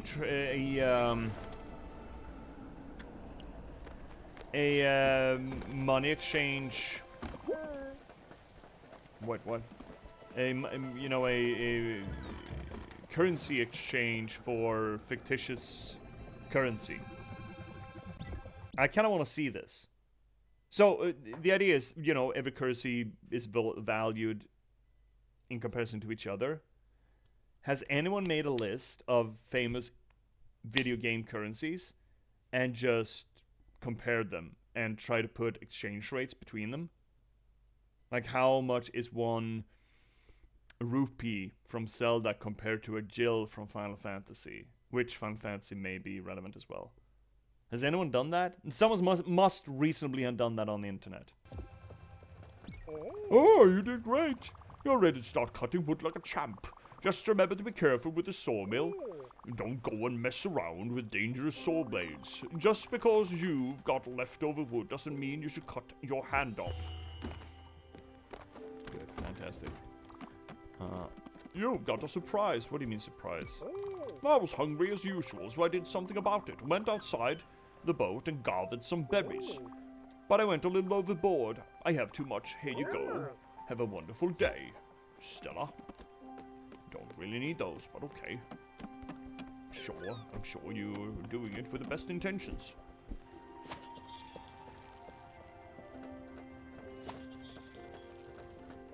So how many US dollars per Jill? What's the US dollar per Jill transaction ratio? Man, I'm already procrastinating enough. Don't tempt me to do that type of analysis. I mean, I'm sure it's there on the internet, right? Someone must have done this. And it would be pretty fucking fun. You know, you base it on what you get in the world for 1 Jill. And I think you could base it on... I think you could fairly easily base it on either tavern prices or potion prices. Or something of the kin. Or maybe basic weapon prices. You could, you know what you could also do? You could look at the inflation in the world. How long is the game world? How much time? How much is the time span of the game and the game progression? And how much do prices rise during that span? To find out how sustainable the economy is. Yeah, the fact that it honestly wouldn't be that hard to do is the worst part. Right? Right? This is a solvable problem. And I am kind of fucking curious. What is the rupee per Jill ratio? You know? This would be cool. Make it so.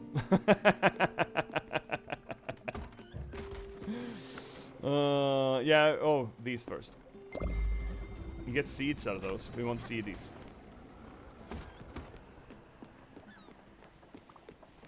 Quick! What do you mean quick? I can't think about anything else but food right now. Oh my god, this lady. Here, have some fucking coffee. Oh, that's what I call a perfect blend of coffee. That hits the spot. Good for you. Have a hug. Stop fucking whining, Gwen. Oh, there we go. That's better. Feeling much better. Thank you, dear. I've got some fiber I bought. I was going to use it to weave a thread for you later, but if you want to give it to you now. Yeah, sure. Give it to me. Here it is. 6 fiber. That's a lot of fucking fiber. Hey, Stella. As you know, I tend to get hungry. That's just a fact of life. Sometimes when I do, I get hungry for real specific things. Your Aunt Viv would call it laser-focused tummy. Don't get me wrong, I still eat pretty much whatever you put in front of me. I just like for you to put some effort into this one. I'll give you a shout when I get to cravings. Hopefully, I won't ask for anything too extreme. You never know with this appetite. Haha, fair warning, Sprout. Okay, whatever, man. I don't know when you know what I should give you. What should we make something?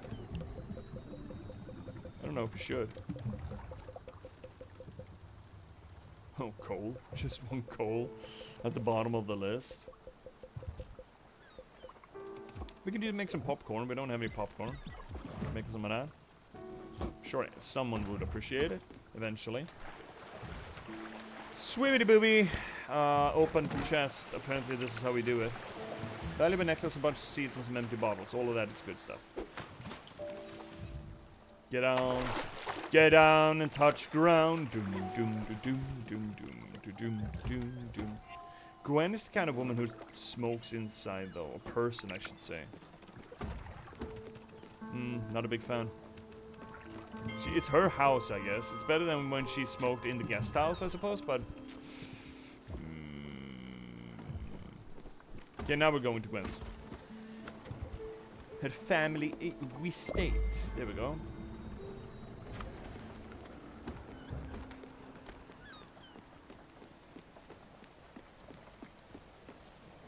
Swibbity swooby, we're going for your estate there. What is our resource situation? How do we even... there we go. What do we do with this shit? I don't know. Probably something. Thread and fiber. We could do some fiber work. Yeah, we could do some fiber work. Let's do some fiber work. Let's get straight fibered, yeah? No, shit, incorrect. There we go. And boom! And boom! And boom! And boom! And boom! I don't think this is how spinning wheels work, just saying. I'm not sure. Sprout! You've been shopping up in the sawmill. I like it. Getting the work done. Learn a new skill. Now that you got some material, maybe you could build me a house. Let me sketch them real quick. Look, it's nothing fancy or anything. It's pretty basic. Just a few hinges here. Are you asking me to give you a house? You too? God damn. And a few nails there. Oh, you've already got some materials to build something nice.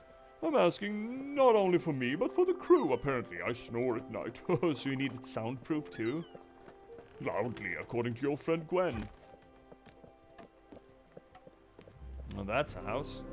That's a house! What is that doing here? This is the fucking afterlife. No, it's not the afterlife. It's the passage to the afterlife. Okay, Atul. Yeah, I'm getting to you, Gwen. I just need to see what the fuck this is about. Maple plank. We need a bunch of planks. Otherwise, it looks wide, unfortunately. Hi, Gwen. Well, here we are. It's curious. I'm both excited and anxious. I'm even starting to have second thoughts, as if... oh, never mind. Let's go. Sure, let's go. Do you mind climbing down that rope ladder again, Gwen?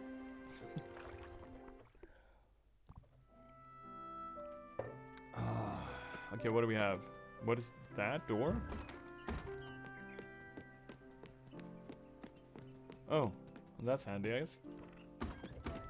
Oh, chest. Fuck it. Yes. Old painting? What do you mean old?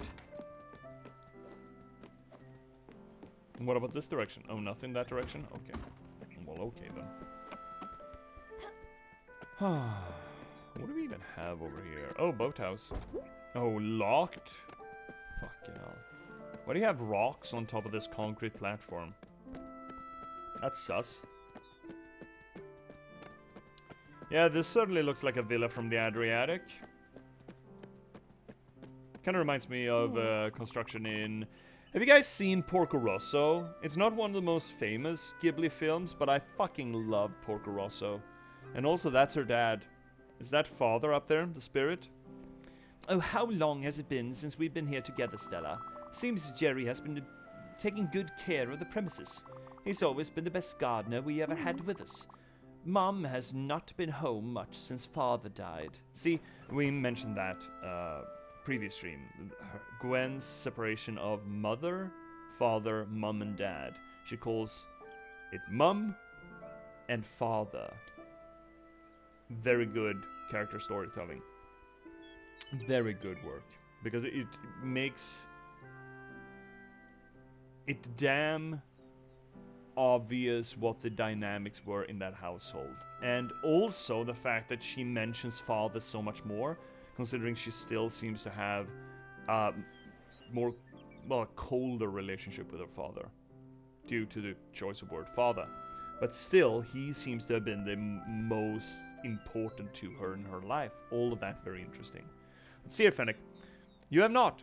I've been making my way slowly through the Ghibli movies, and that one is near the bottom of the list for me. Yeah, no wonder. I think it's really fucking cool. There's some really beautiful bits to it. It has a cover of Le Tombe de Série in it that's just really fucking good. It is a pretty sweet movie. I think it's one of my favorite Ghibli films. It's not the most famous at all, but I really like Porco Rosso. I think it's really cool. It's also sort of a period drama in a way. It's a weird period drama, but it's still sort of a period drama. It has this... Imagine Tailspins. Imagine Ghibli's Tailspin. That is essentially Porco Rosso. How can you go wrong, you know?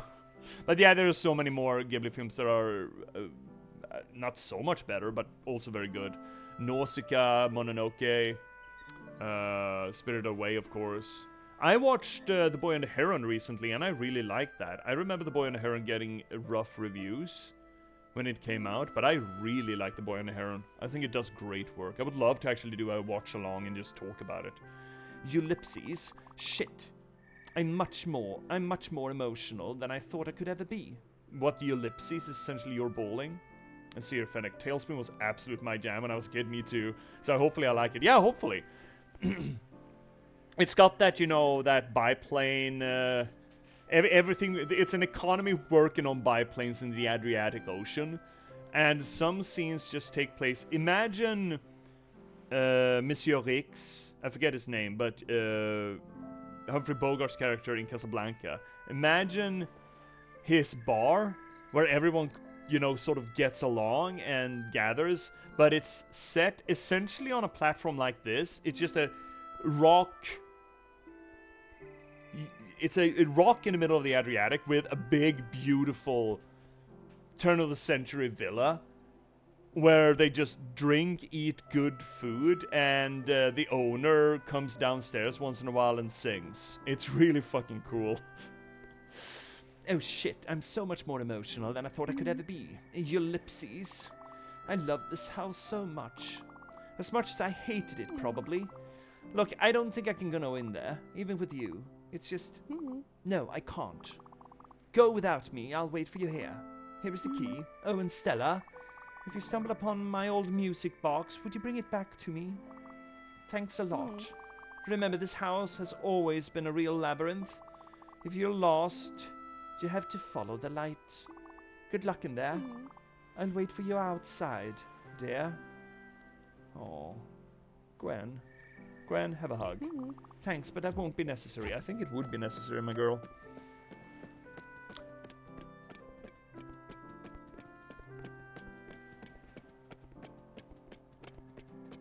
I actually don't remember a lot of Tailspin episodes. I remember the aesthetic, I remember watching it, but I remember fuck all about it. I remember thinking, what's her name, Rebecca? Kinda like Rebecca. But I remember so fucking little of it. Unlockies.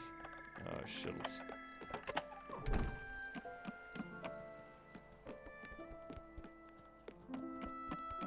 Follow the light, eh? Same here. I remember most of the characters and the vibe, but basically no actual plot lines. Yeah, that's exactly what I am. I mean, yeah, the dog, the pirate captain, Baloo as the pilot, yeah, and his kid. There was no, those were the only two sidekicks on that plane, and then you had King Louie as some sort of a go-between, and then you had Rebecca who owned the plane because he was indebted, and she bought the plane. She bought his debts and became his boss. But other than that, I remember fuck all. I remember that the main city had a really cool art deco design to it. But that's about it. Oh, we got ads coming in, and that's unfortunate. Oh.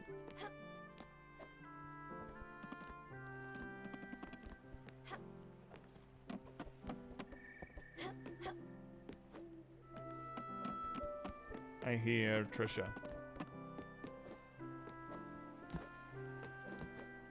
I hear Trisha. Not here. Yeah, ads coming in. Chat, careful. Take cover. I wish this didn't jump. If it had nothing else to do.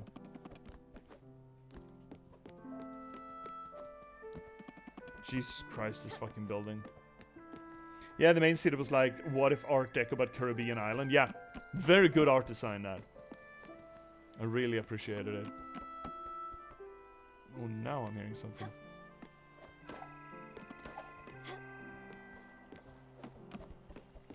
There we go. Get old carpet, don't care. Oh, there it is. This is what's glowing, okay. Grabbing that first thing.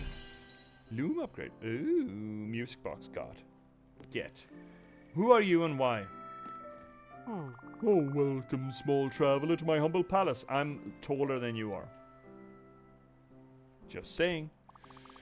Everything I own is of the finest quality. Everything is also bolted down, so don't get any funny ideas. That is literally untrue. Everything that the light touches, whatever. Also, everything that the light doesn't touch. Yeah, everything is mine. This is Dad, right? Have you seen my splendid silverware collection? It's an old family heirloom. I've been told it was priceless, but I'll let you in on a little insider secret. So, actually, anything that just isn't priced or anything that isn't for sale is technically priceless. Just saying. Like, my bumhole is priceless. No, probably not. What is priceless in here? Is anything priceless in here? Yes. That thing is priceless. This thing is priceless. I would not part with this for all the butter in Bohemia. Oh, shit. Cords. Fucking cords. Oh, let's see if I can get it out. It's a thick mother. Oh, Fennec, you're gonna like this, I think. Oh, Jesus Christ. And it's dusty too as all hell because I never have it out. Oh, you poor thing. What have I done to you? This is fucking priceless because I have no idea how you would get one. I have not a solitary clue how you would get this.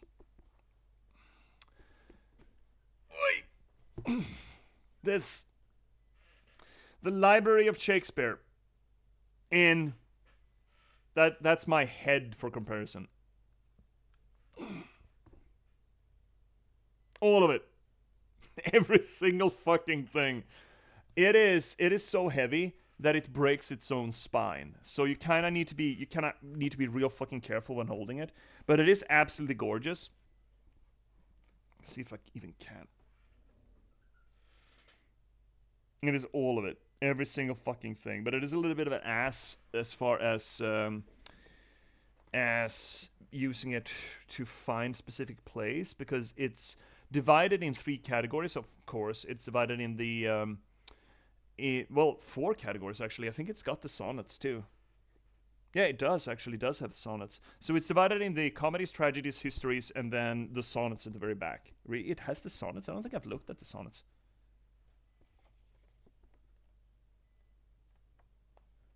Huh. It actually does. Cool. That's really fucking cool, actually. Um, but the thing is, it has 4 different page numbering systems. Well, not systems, but it just restarts the page numbering when it gets from the comedies to the tragedies. And you have no index, except for in the beginning of each segment, but each segment is just put in there. That's a hefty boy. Yeah, this is one big mother of a... Oh, Jesus fucking Christ. I don't even... Is this folio? This might... No, it's not folio. This isn't folio size. No, it's not. Folio's bigger. But... Oh, shit. Oh, I need to be careful so I don't rip it. I need to make sure that I put some pressure on it so it keeps its pages in, because otherwise it's gonna rip. I could probably just lump all the histories into the tragedy section. Probably, yeah, but I mean, he had a different motivation with histories. But you're absolutely correct, you probably could. But the histories were not, as I understand it, the histories is kind of where it started. Histories in the comedies. And the histories were more a way of dramatizing English history. It's essentially a educative effort. And not necessarily a creative or a cathartic effort. Unlike the tragedies, which I understand that Shakespeare essentially went from writing the comedies, and then his wife died, and then he started writing the tragedies. It was a cathartic effort, which sets the histories and the tragedies apart a bit. But then again, I mean, Mark Antony, Julius Caesar... most certainly well, I mean, I don't think it's terribly tragic that Julius Caesar got stabbed. He was a fucking autocrat, but, still. Still. Anyway, this shit, I think, is actually priceless. I have no idea how you would get one. I don't know if they're available for sale. I mean, supposedly eBay has one. What is the price on eBay for this? Let's see if I can find the printer of it. Who made this? The Illustrated Library Shakespeare, it's called.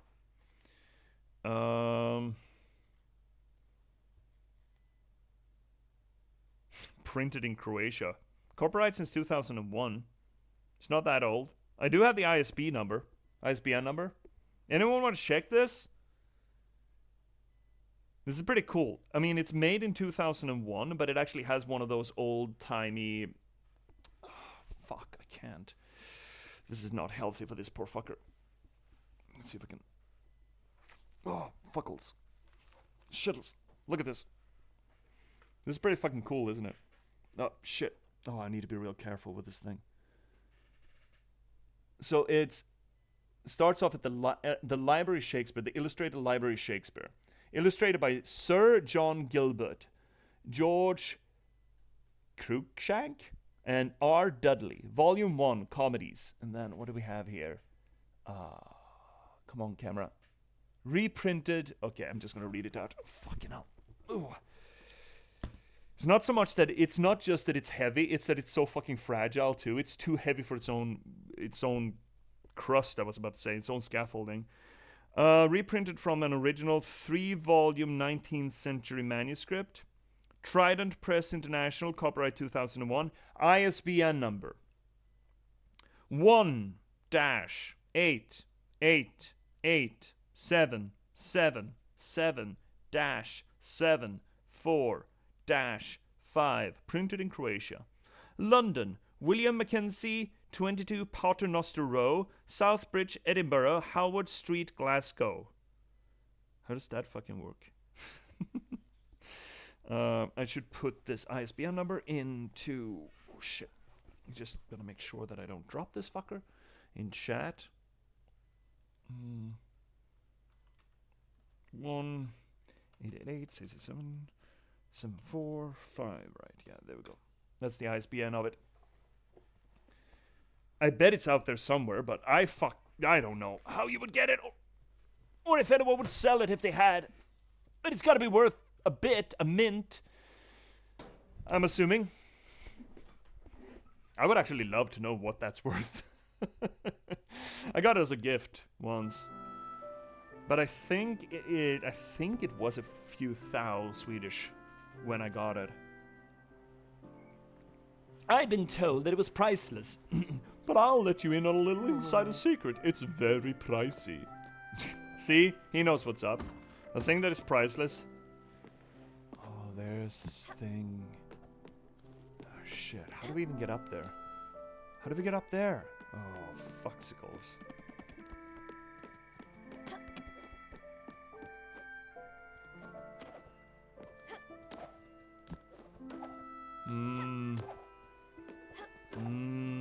Fuckles. Alright, I can't. There we go. Okay, no. Wait, what? Oh, it's fucking cat. We're petting cat. Kitty!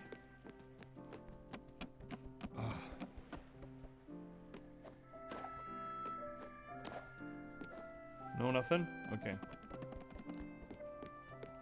Maybe we're not supposed to get up there quite yet then. Certainly possible. Or are we? Can we stand on anything here? No. No. Shit. Oh well. Can we stand on this? Yes, we can. Oh! Here we go. Oh. Fuck, okay. Oh, wait.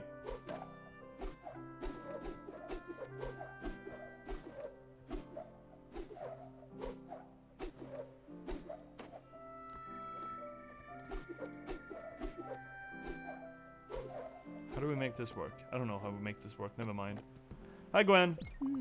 Found the box. Could you give it to me, please? Please, could you give me the box? What is in the box? It's my fucking stuff. Stop looking in my box. Gwen is particular with her box. Beef box, please. Thank you, dear. I'll hold on to it. Ellipses. Oh, you found something else? Oh, wow. I forgot we even had that. It's an old manual for a golden royale. Oh, is that what we call it these days? Holy shit. Remember, they had won as a first prize in the town's yearly tombola. I dreamt of having this machine since 2nd grade, but father would never let me participate in the lottery. This manual will come in handy. We can use it to upgrade for your loom. Ellipses, Yeah, let's get back to the boat. And forget about this place. It's as if it never existed. I wanna fuck off. I wanna go. But there's stuff here.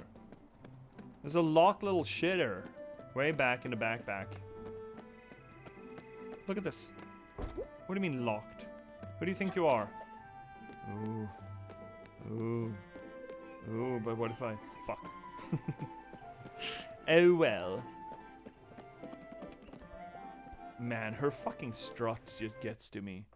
Holy shit, that strut gets to me. Okay, fine, let's go. Allons-y-vous then, Gwen. Hey, Stella. Stella, Not easy to find, but it looks like there were a few floating around out there on, like, the like of eBay and sites like that. Were, or are a few floating around. What are they taking, what are they asking for on eBay? I mean, obviously it's not a unique piece, right? Obviously. Nothing's unique. Well, let's see. Actually, let's throw ourselves up, let's do this. Doom. And pull. And there we go. Yeah, that is certainly it. That looks smaller. 45, that's not bad. 45 US, that's nothing. That's actually nothing. But I wonder if that should be the correct thing. It looks small though. No, maybe not. Is that the same one as you have? I don't know. Do we have the ISBN here somewhere? Not nearly as expensive as I thought it was going to be.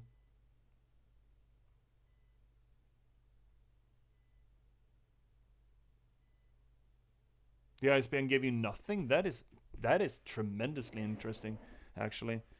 I mean, obviously it's a limited run, right?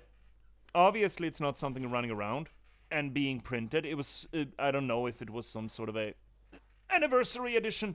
But let's just check the hand picture. Yeah, that could be the same thing, right?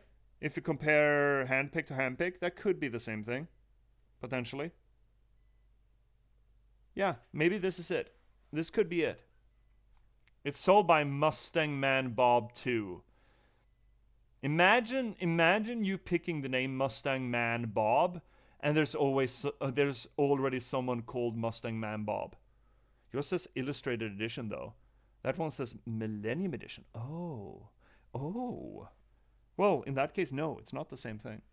Kind of looks like the same size. What else? It's in plastic. The Library of Shakespeare, yeah, that's it. Maybe it is a little bit smaller then. None of the other ones are quite the same, are they? None of the other, examples of similar items. Let's see. $45? That's not a lot. I'm kind of disappointed. I thought it was going to be more expensive. I think we paid more for it. Huh. Cool. So there's a whole gallery of similar productions, is what you're saying, essentially? That were made, probably by the same people. But they're not that terribly expensive, as I said, if we look at it here. Now you got it in SEK, but that is essentially divide that by 10, and you have sort of USD, not quite USD. So we got 66, 80, 45, that's not a lot. That is actually is in USD.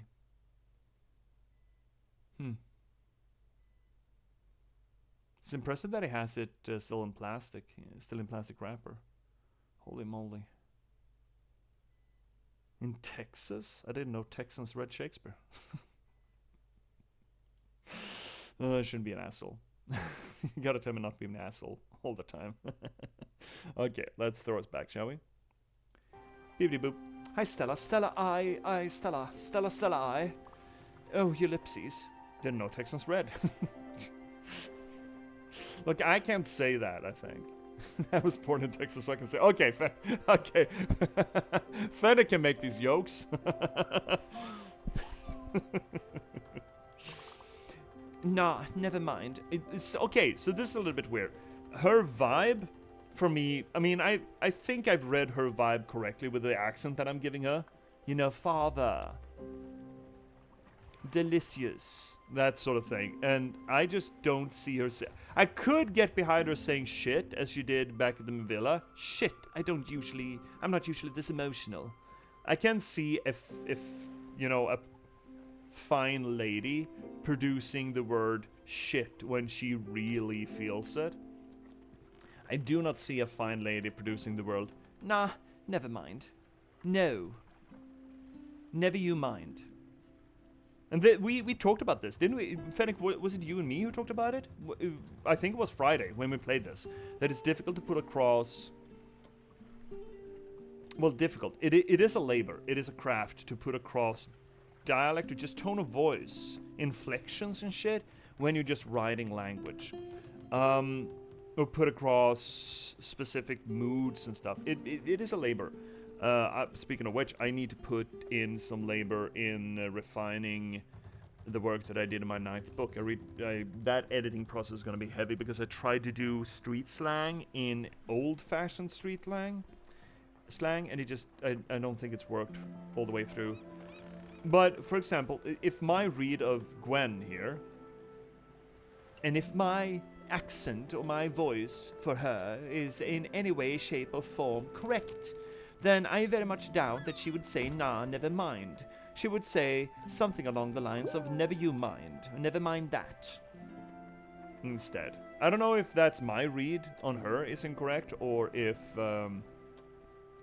it's a dialogue reading or dialogue writing issue. Nostalgia is not my forte. I'm slightly happy. Slightly happy.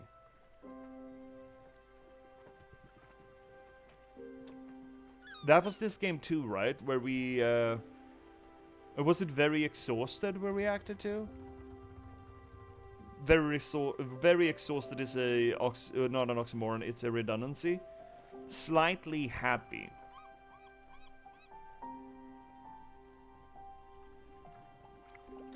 I don't like it. It's cumbersome. It's not cumbersome per se. It just doesn't sing to me.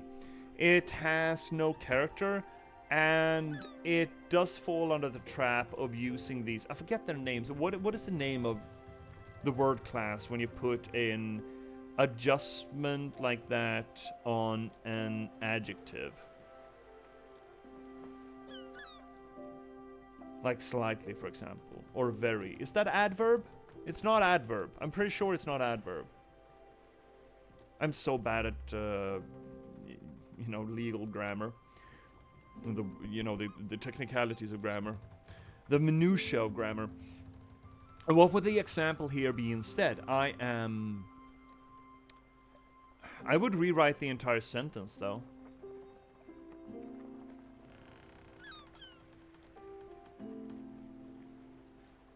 I appreciate that the villa is still in good condition. That would have been better, right? I appreciate. Being appreciative of something is being slightly happy, right? I appreciate that the villa is still in good condition. I think that's better. Again, often, especially in the English language, considering there are so many fucking synonyms or idioms that you can use in the English language to evoke that specific gauge or specific intensity of the term, you really don't need to use words like slightly and very. And I guess it kind of screams of, I hazard to say lacking vocabulary because it's fine if you say it, but if you write it as a piece of fiction, I think, sure, there's an idea of you should write the way people talk, and if a character says slightly happy, if that's part of their character, that's fine too. It's just not the character that I've read into Gwen, which may be my reading problem, but I would argue that she would use something different than just saying slightly happy. And see, apparently it functions as an adverb, yes. Oh, it is an adverb. Good, great, great. My writing chops are unmolested. Though that feels wrong to me. Yeah, it does to me too, Vanek. I don't like calling it an adverb. To me, an adverb is something a little bit different. A little bit. That's also on, right? It doesn't need... The bit doesn't need a little. It's a bit different, right? We do that a lot. We do that plenty. And as I think we mentioned, I think it's you and me again, Fennec, we mentioned that America is lousy with this stuff. And thus the rest of the Western English-speaking world, of course, because we consume Americanism like brunch for breakfast. That's incorrect, but fuck it.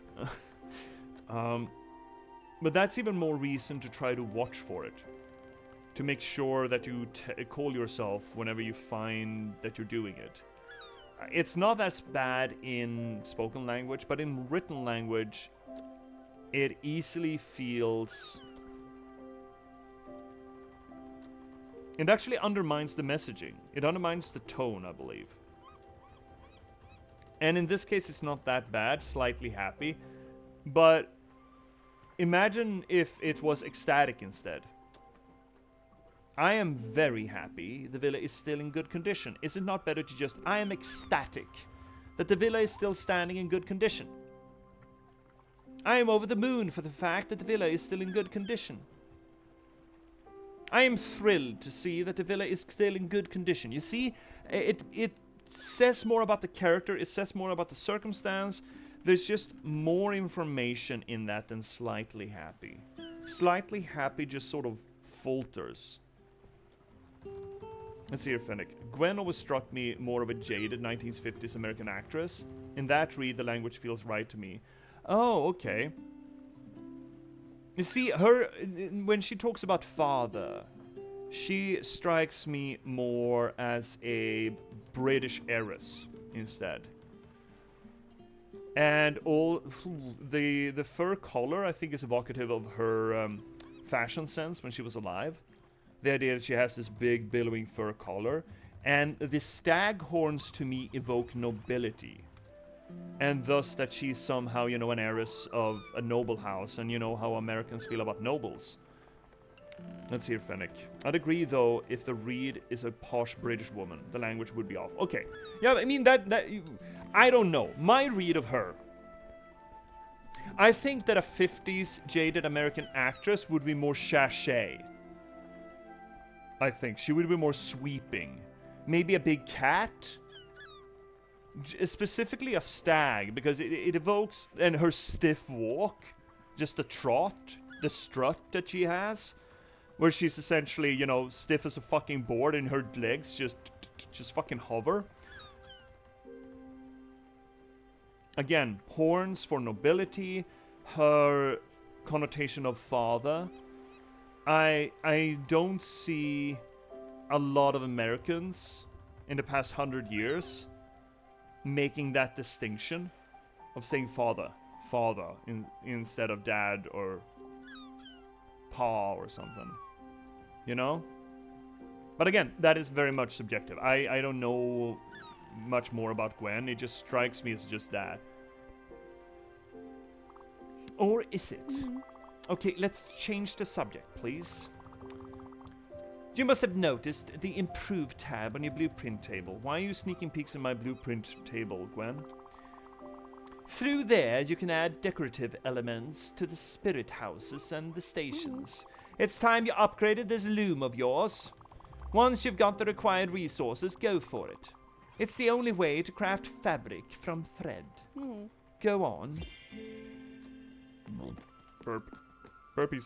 Hi. Hey, Stella. Oh, you know me. I could always go for a little snack. Something salty. Something buttery, like popcorn. Something with flavor.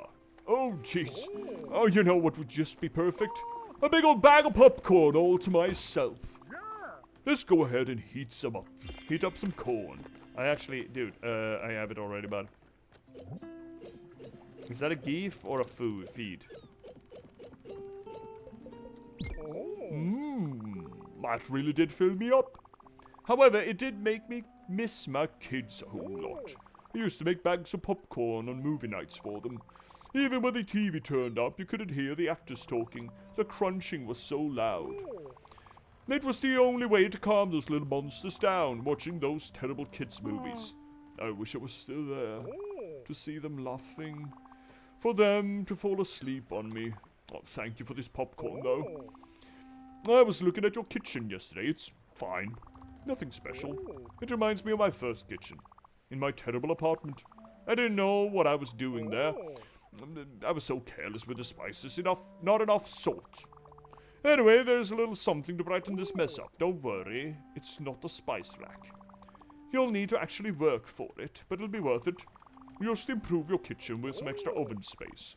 Your kitchen will be looking just right in no time. Okay, that too. Let's see it, Fennec.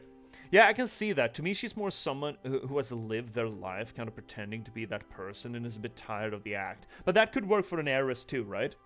The facade's starting to crack a bit. My read, maybe specifically because of the language and the image, doesn't quite gel as you're pointing out. Yeah, potentially. I mean, if you're just gonna argue... But then again, I like to say that the... Yeah.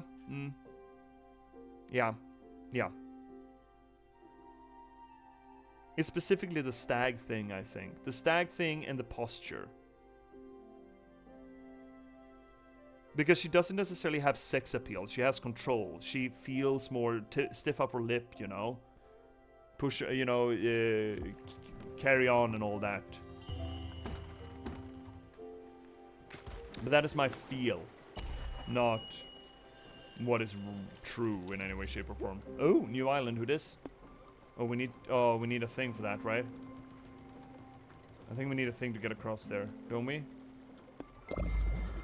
Let's try it. Worst case scenario, we get stopped, right? We don't just... Oh, you failed the game. I hope. Improve. No? Yes. Loomies. Need maple plank, okay.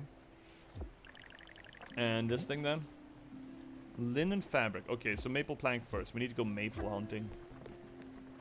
We need to go mapling. No, don't forget. Don't forget fucking what, bud? Oh, hi. But no, no. Carry on. No. I don't wanna. This fucking... I wanna go. Go. No sex appeal? Did you not see her work in that loom like a pro? Yeah, yes, I did see that. I'm just saying, I think that American actors from the 50s would be more sway, you know? Again, I'm seeing cat more than I would a deer for that. I'm not saying that there weren't 50s movie actresses that didn't have the, you know, the prim proper stag look to them, but if you're gonna go by stereotypes, because again, considering that the game is using the fable aesthetic to the stereotypes, we kind of need to work with the stereotypes, right? So it's not necessarily a stereotype. We're looking for the stereotypes, and in that case, I would say cat. Like, you know, one of those with absolutely fucking luxurious. Oh, okay, so that is a nice wall. Great. Great, great, great. Oh, that's a big one.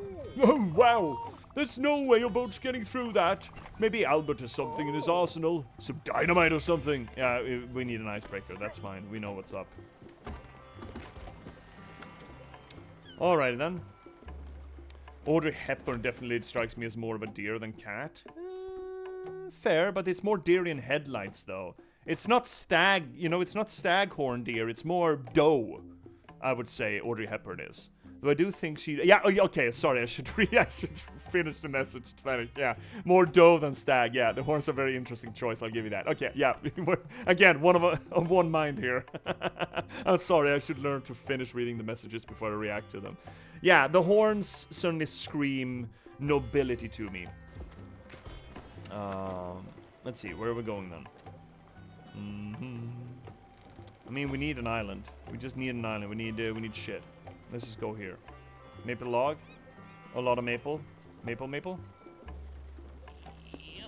Yep. Let's go maple.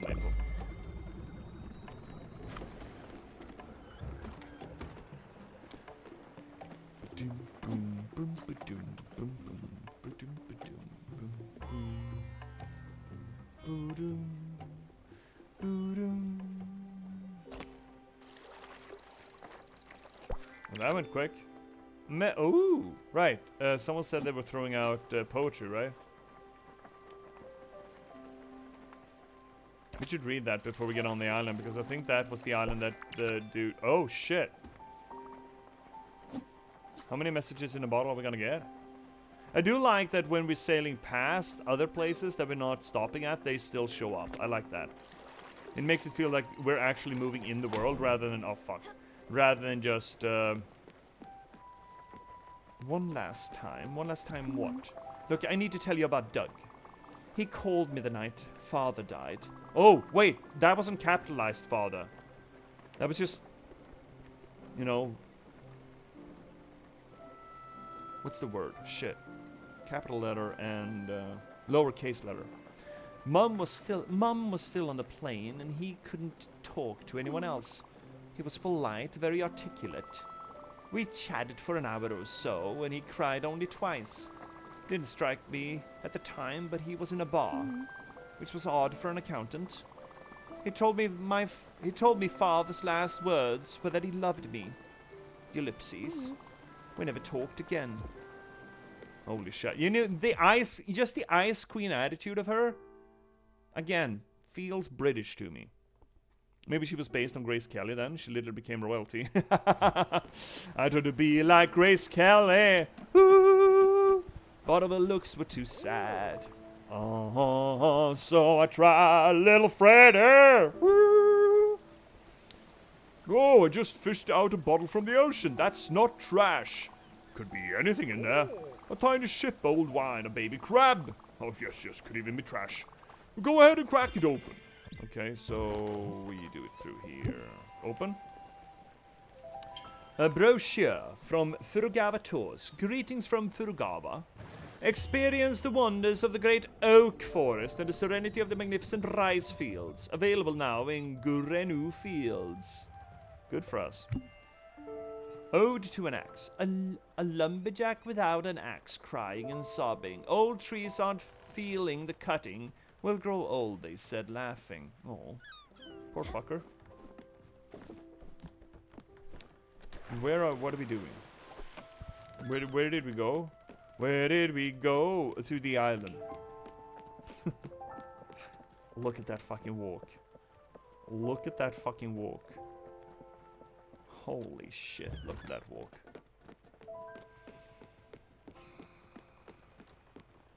No, we didn't go. Where are we? Where the fuck are we? Oh, it's just evening. Okay. Like, why aren't we moving? Don't have any more fiber. No. How is the stuff going? It is ready for harvest. Crank it. Oh shit, I need to crank it, right. Gameplay! Riveting gameplay! On your ass. On your ass, Stella. Put your ass into it. This Everlight is handy. I'm a little suspicious that Stella is so good with it. And we're gonna need a lot of linen, aren't we? I'm beginning to think we're gonna need a lot of linen. Smoke weed every day, smoke linen every day.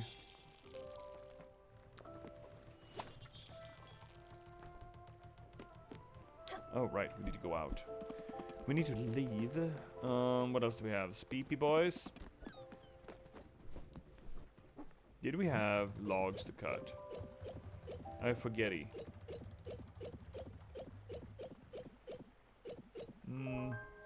We need more logs. Need more logs.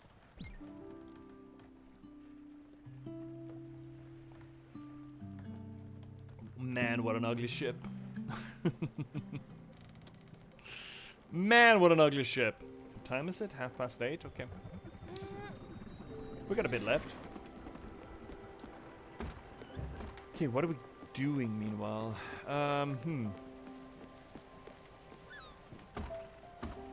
Oh shit! Oh, she's got. I was like, oh, she's dead. No, she's got a mask on and shit. She's got little cucumber bits on her eyes. She's getting her beauty sleep. Holy moly. I like that. And she's sleeping stiff as a board on her back. Just hands cupped over her abdomen. She could be dead. That's very good.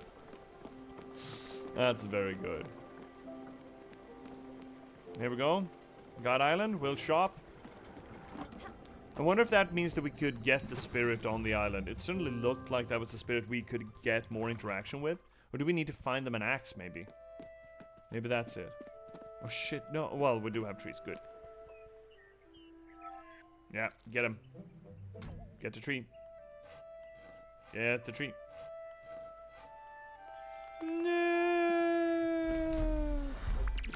Speaking of which, haven't played Timberborn in a long ass while. Speaking of trees.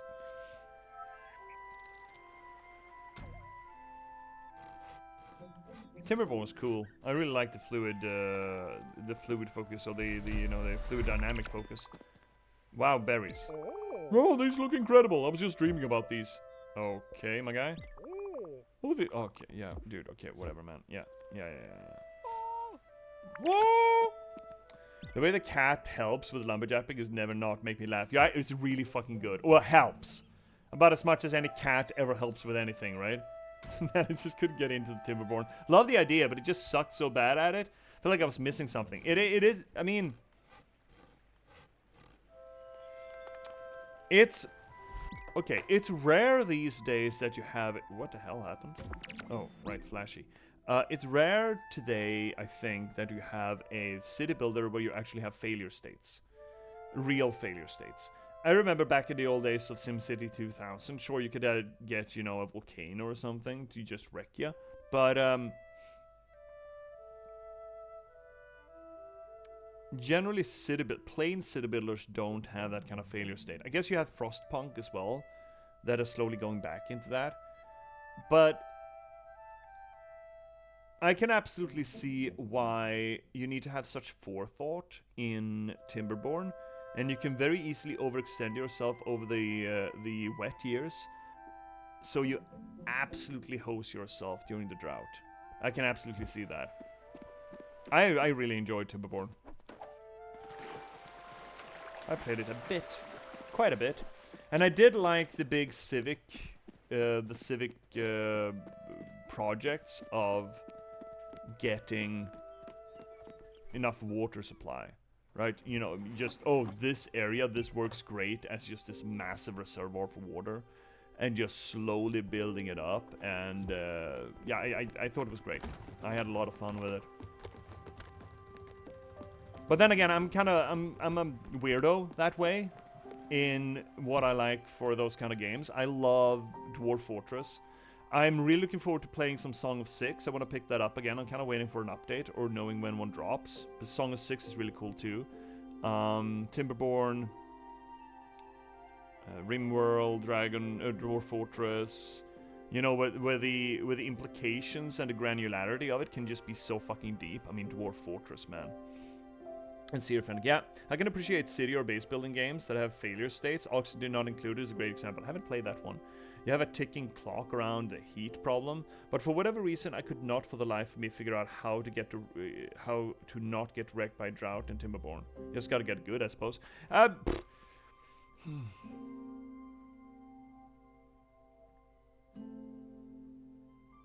don't know if I have a trick to it.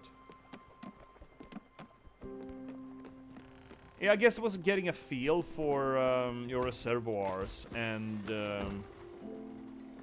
how you use the water in them. Liksom. Now you got some Swedish in there as well. Oh, there we go. There we got it. We're going here.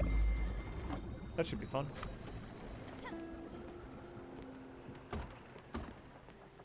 You should check out Oxygen Not Included. I bet you'd like it. I don't know, Fennec, did you catch... You didn't catch the first hour of... Actually, I didn't do much gameplay. Let me check it. I think I've seen Oxygen Not Included. Because if it is what I think it is... not quite. It's not quite what I think it is. I think it was another game that I was thinking of. Yeah, it's a little bit another game. It's sort of similar in a way. So, yesterday, before we got into the Warcraft stream, Fennec was... I had not communicated properly to Fennec when we started. Oh, Fennec. Sorry, not Fennec. Shit. God, your names are so similar. To Frederick, my cosmology scholar buddy. When we were going to start. So I picked up what I thought we were going to play on the ass end of Undertale, Barotrauma.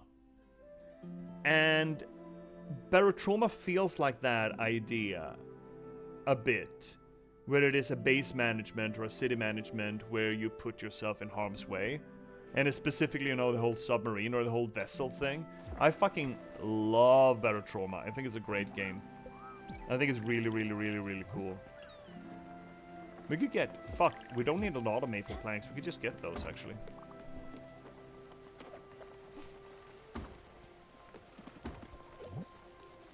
No, actually, yes. By a margin, too.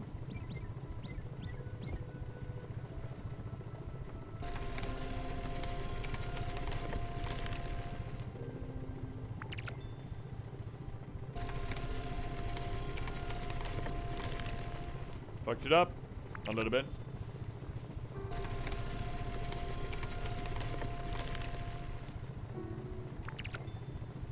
Barotrauma has that horror aspect to it as well, that I think is really neat. I would love to play multiplayer Barotrauma. That would be so fucking cool. And that is a horrifying fucking game. We should play Subnautica on the channel sometime. Or more Barotrauma for that matter.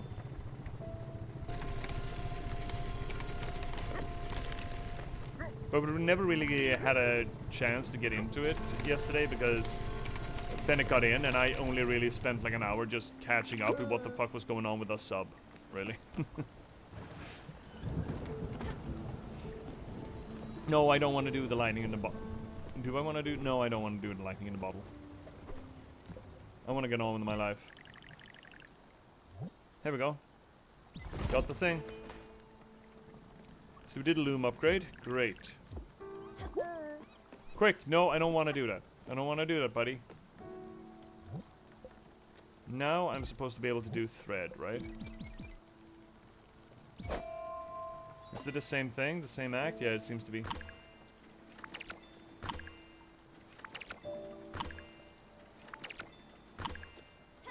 No shit.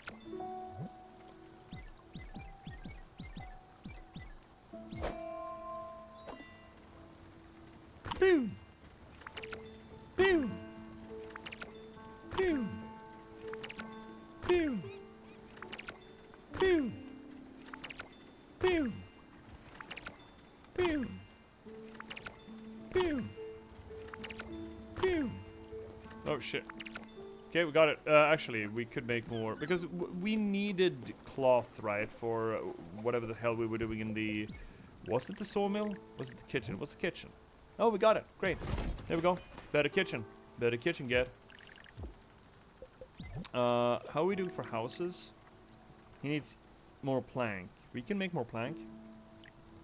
We could actually make his house. Still can't make that. We can make his house. We just need more plank. No, we need to go. Are we moving or are we just dancing? We're standing still. Okay. Okay, so I need to do it. Well, need, but, you know, should. Fine. Quick. A lightning storm. Don't be scared. Want to catch as many bolts as you can. That's the spirit. Just stand below each hit. That sounds like bad advice. Sounds like really bad advice.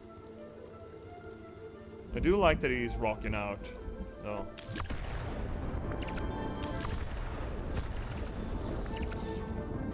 At least the cat helps. Legally.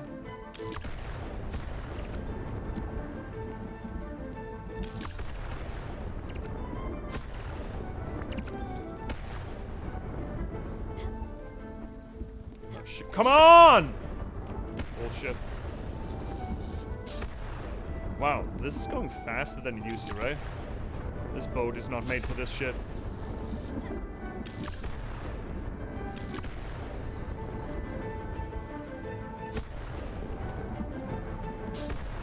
Wait, what?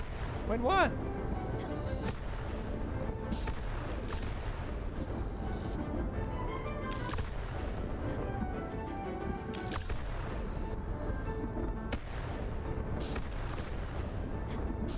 Fuck!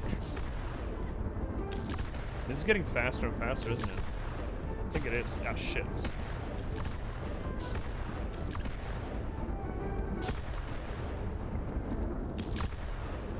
Are we done? We're quite finished. Are we quite finished, sir? We are quite finished. Good. What's that then? Oh, you got that done quick, Sprout. Thanks for taking the time. Good kitchen is a good investment. You'll see. You won't regret it, I promise. Well, my stomach neither. Thanks. Okay, so what's new with the kitchen? New recipe. Oh, 2 ingredients. Oh.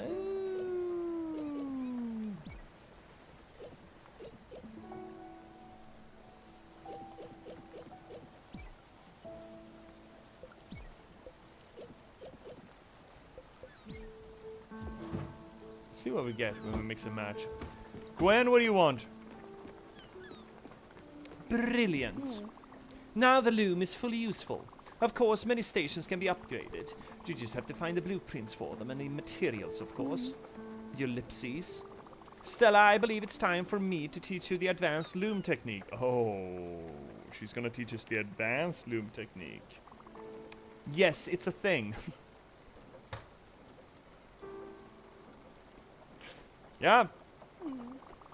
There are a few improvements that you can make the machine. There are a few improvements you can make to the machine itself. It depends on how you place your hands on the machine.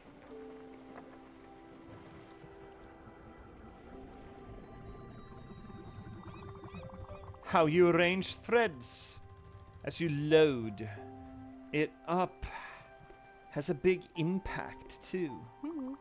With a few simple tricks, you'll be able to craft much more intricate items. A fabric, actually. Here, let's go take a look. We can finally craft fabric from thread. Actually, I've already done that, dude. Oh, volcano, cool. It's just big tall. Just a big tall in the middle of island. Quick. What do you mean quick? I just couldn't explain it at first. But then it hit me. I'm starving. Oh, shit. There we go. Oh, thank you, Stella. I love comfort food so damn much. You know, when I accepted that promotion at Global, I genuinely thought I could succeed. And I almost did. If it weren't for my sickness, I could have made a difference. When I moved upstate, I had to have my piano and my sewing machine transferred. Upstate is such an American word, though, Fennec. See? Any other Brits watching? Do you ever use upstate in reference to going up country? Northward? So I just stayed thereafter to avoid the trouble. Everywhere I went, I ran into the Macmillans. Chad. Oh, Chad. Chad always wanted me to get out with him and his friends, but I just never happened to trust them. You know what she could be? She could be New England royalty, or New England, you know, old money. New England old money. That could work.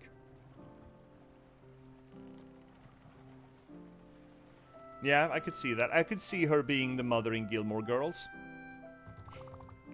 They're douchebags. Upstate specifically makes me think of New York. Yeah, it definitely feels like something from a well-to-do from Manhattan would say. I'm going to be summering upstate. Yeah, or just in northeastern seaboard, right? Maine, Massachusetts,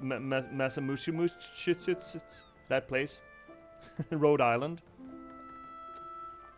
Yeah, but I could also see old money, established family from American Northeast, having that, you know, maintaining that British decorum, sort of like, I mean, Canadians, don't tell either on them, the Canadians or the upstate New Yorkers.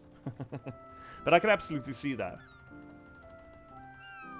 Sort of combining the two things there. They're douchebags. Also, douchebags is such an American word. Ellipses. Well, I just don't use that word lightly. You little shit. What are we making here? Stuff! New England for sure. But New York specifically has a famous upstate. Oh, okay. Bisk! It does, okay. If I Google upstate, first result I get this New York stuff. Okay. Yeah. Sure. I mean, you know better. I know fuck all. I know nothing. I'm like Jon Snow over here. Okay, where are we? We're at the site. Great, and it's night too. Great, fantastic. We didn't plant anything because we didn't need it. Oh, actually, no, incorrect. Fuck. Oh, incorrect. Fuck. There we go. Shuttles. Come on. Oh, fuck. Right. There we go.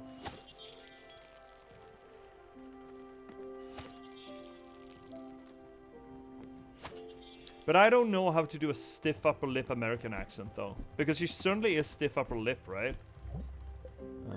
Oh, oddies. Let's plant some oddies.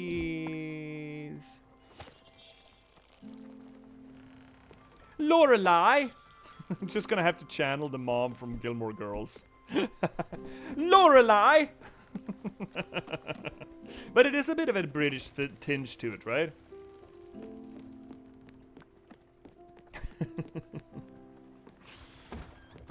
What are we doing? We're going ashore. I kind of want to finish the food though. I don't like leaving that. Oh, it's fine. Well, just do the Lapland accent. That's basically upstate Sweden. Oh, dude, you have no idea what the fuck you're talking about. Dude, Lapland is the ghetto. I mean, historically. No. No, but I do hear what you're saying with upstate Sweden. Upstate for me is along the coast. It's just a few miles up the coast. That's upstate for me. And that gets kind of fancy the further up you get to towards Norway.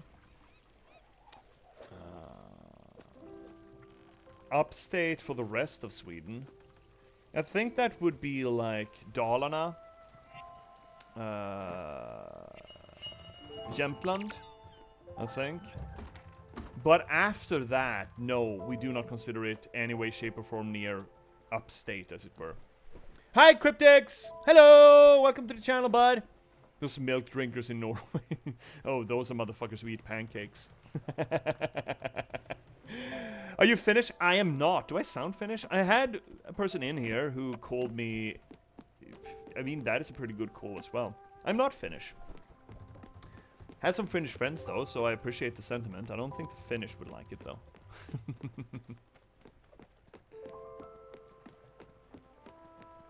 I think I could make a pretty good Finnish accent, though. Perkele. Vittu. and other Finnish words, I suppose. You don't sound Finnish, but you know, Lapland, ha. Yeah. I was born upstate, in that regard. I was born up in Västerbotten, which is not as far north as Sweden goes, but you know, is far enough north as Sweden goes for others, for the rest of Sweden to consider it the north of Sweden. That much said. You aren't streaming from a sauna, so you can't be Finnish exactly. Do like me a sauna, though. We're not quite at the island yet. Is that what's fucking us up here? I think that's what's fucking us up. Let's just sleep. I think we're just short of the island or some such nonsense. Or maybe we just can't go to the island during the night. That's possible too, I suppose. Or maybe we didn't get quite to the island. Oh, maybe that is it. Maybe that is it. Maybe that is it. Maybe I fucked it up. Oh yeah, I fucked it up. Look at this, I fucked it up. There we go. That's better. Much better. Much better.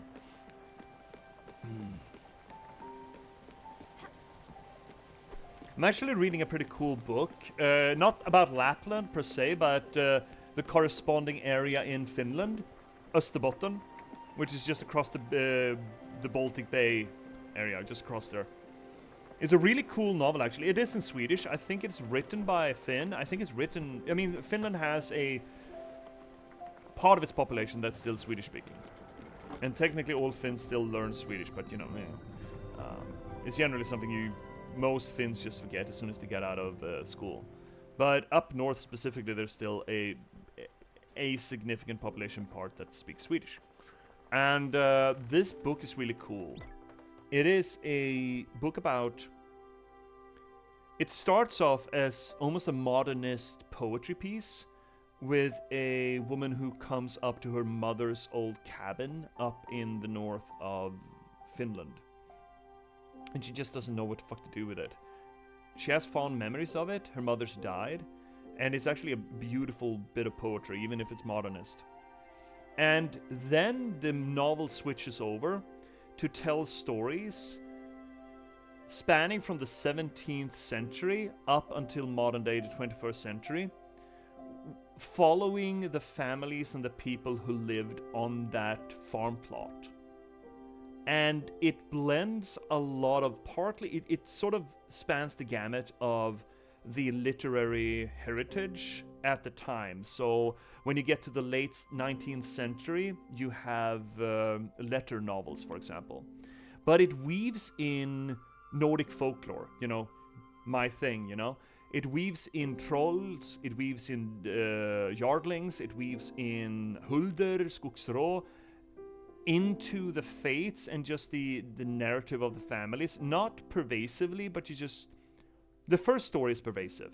And there is another story at the end of the 17th century, I believe, where they actually meet a character. And then there's one in the early 19th, I believe.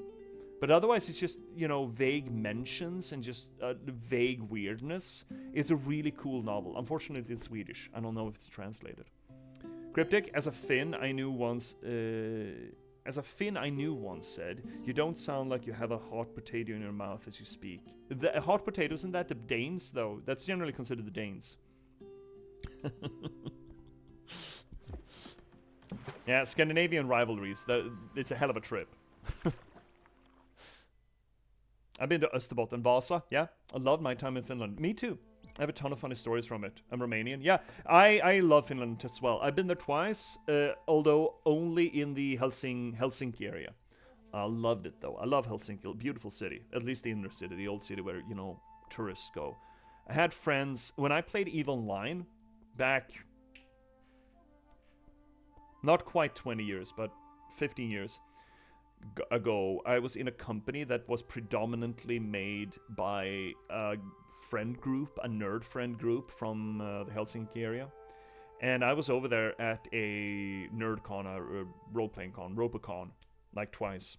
And it was great. It was so fucking fun because they drew in a lot of other people from around the world that were part of that EVE online community. Americans, Germans, I think there were a Brit or two, but there were a lot of Finns. And the parties we had, man, holy shit. Actually, funny story. You know what? Gonna do the funny story after the break because the break is coming up in a minute and the story is gonna be longer than just a minute. We're gonna take a proper break. I'm gonna make myself some more tea and we're gonna do the story after that. So please chat, stick around, don't go anywhere. Twitch is gonna have its way with you. I'm sorry, Twitch is gonna do what Twitch does.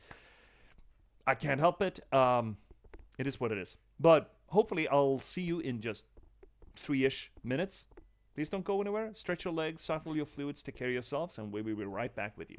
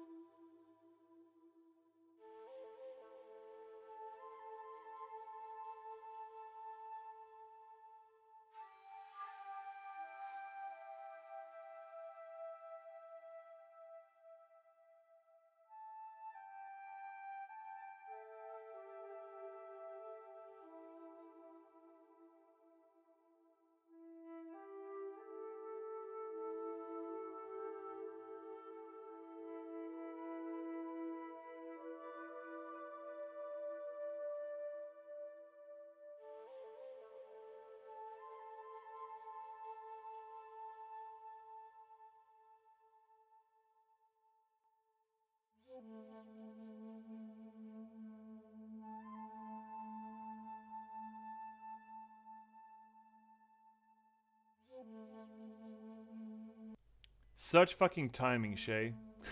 Such fucking timing. I'm gonna give you a stretch. Let me just catch up with chat. You've been busy. Hi, folks. Hi, Shay. Let's hear, Fennec. Question for you both. If I did want to visit Scandinavia for the first time, where would be the place to go for someone who is mainly a history buff and enjoys mild hiking?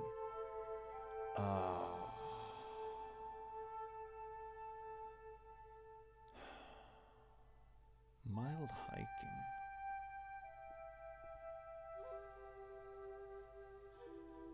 I mean,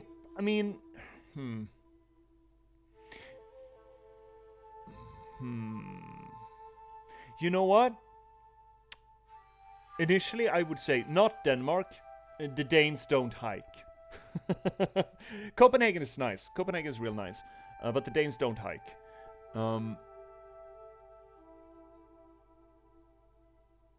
I would argue Sweden or Norway. And if Sweden, Gothenburg, or the West, not a lot of hiking. Well, there are hike trails, absolutely. They're a little bit more plain. There are hiking trails around here, I'm pretty sure. But Gothenburg is so much more of a... not much more of a historic city than Stockholm. I just so much more prefer Gothenburg over Stockholm. Otherwise, if Norway, I think you'd get a kick out of Bergen or Trondheim. Bergen. Not Oslo per se. I've never been to Oslo, but I know that there are some, Norse Viking museums, I think in Bergen. And you know that the Norwegians, they fucking love to hike, right?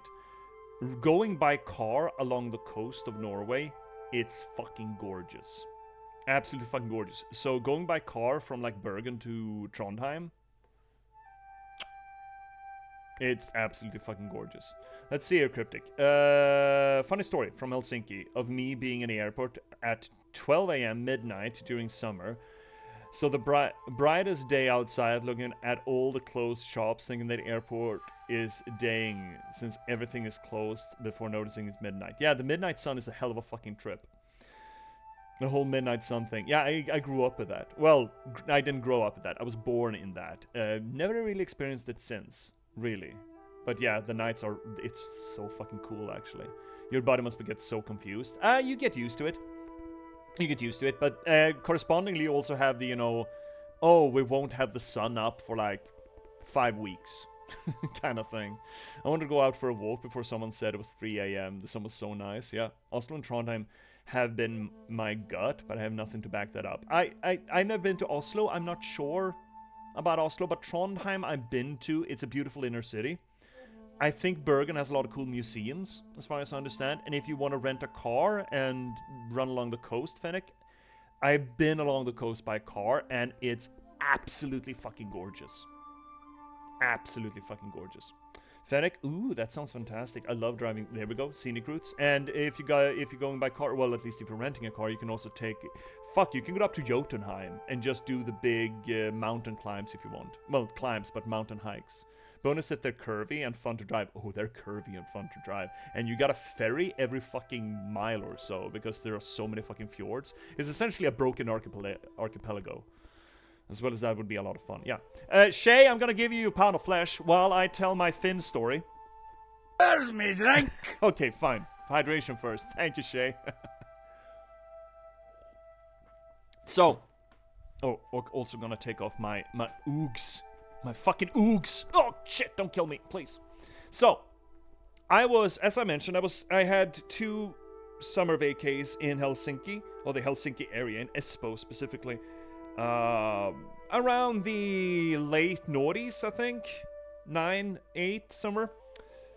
And, this was right around. One of those summers was the summer where Russia went into, Georgia. In South Ossetia, if I don't misremember. And essentially, did the same thing they did in Ukraine, but worse, I think. Or at least in smaller scale. Where they tried to rationalize an invasion as, oh, we're just supporting separatists. Sure. So, we were at a house party. Pretty big house. Drinking, of course. Barbecuing, of course.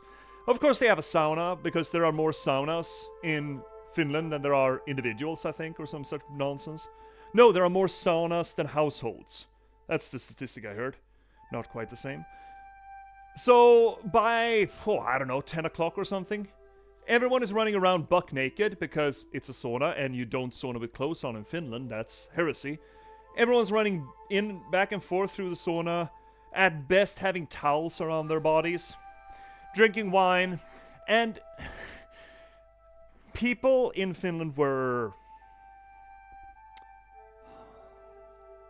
what should we call it? Not nervous, not scared. They were excited, I think is the word, about the fact that Russia had started its own version of the Marshall Plan, essentially, and trying to, expand the old Warsaw Pact again. Because Finland has had a history, a fairly recent history with Russia, right?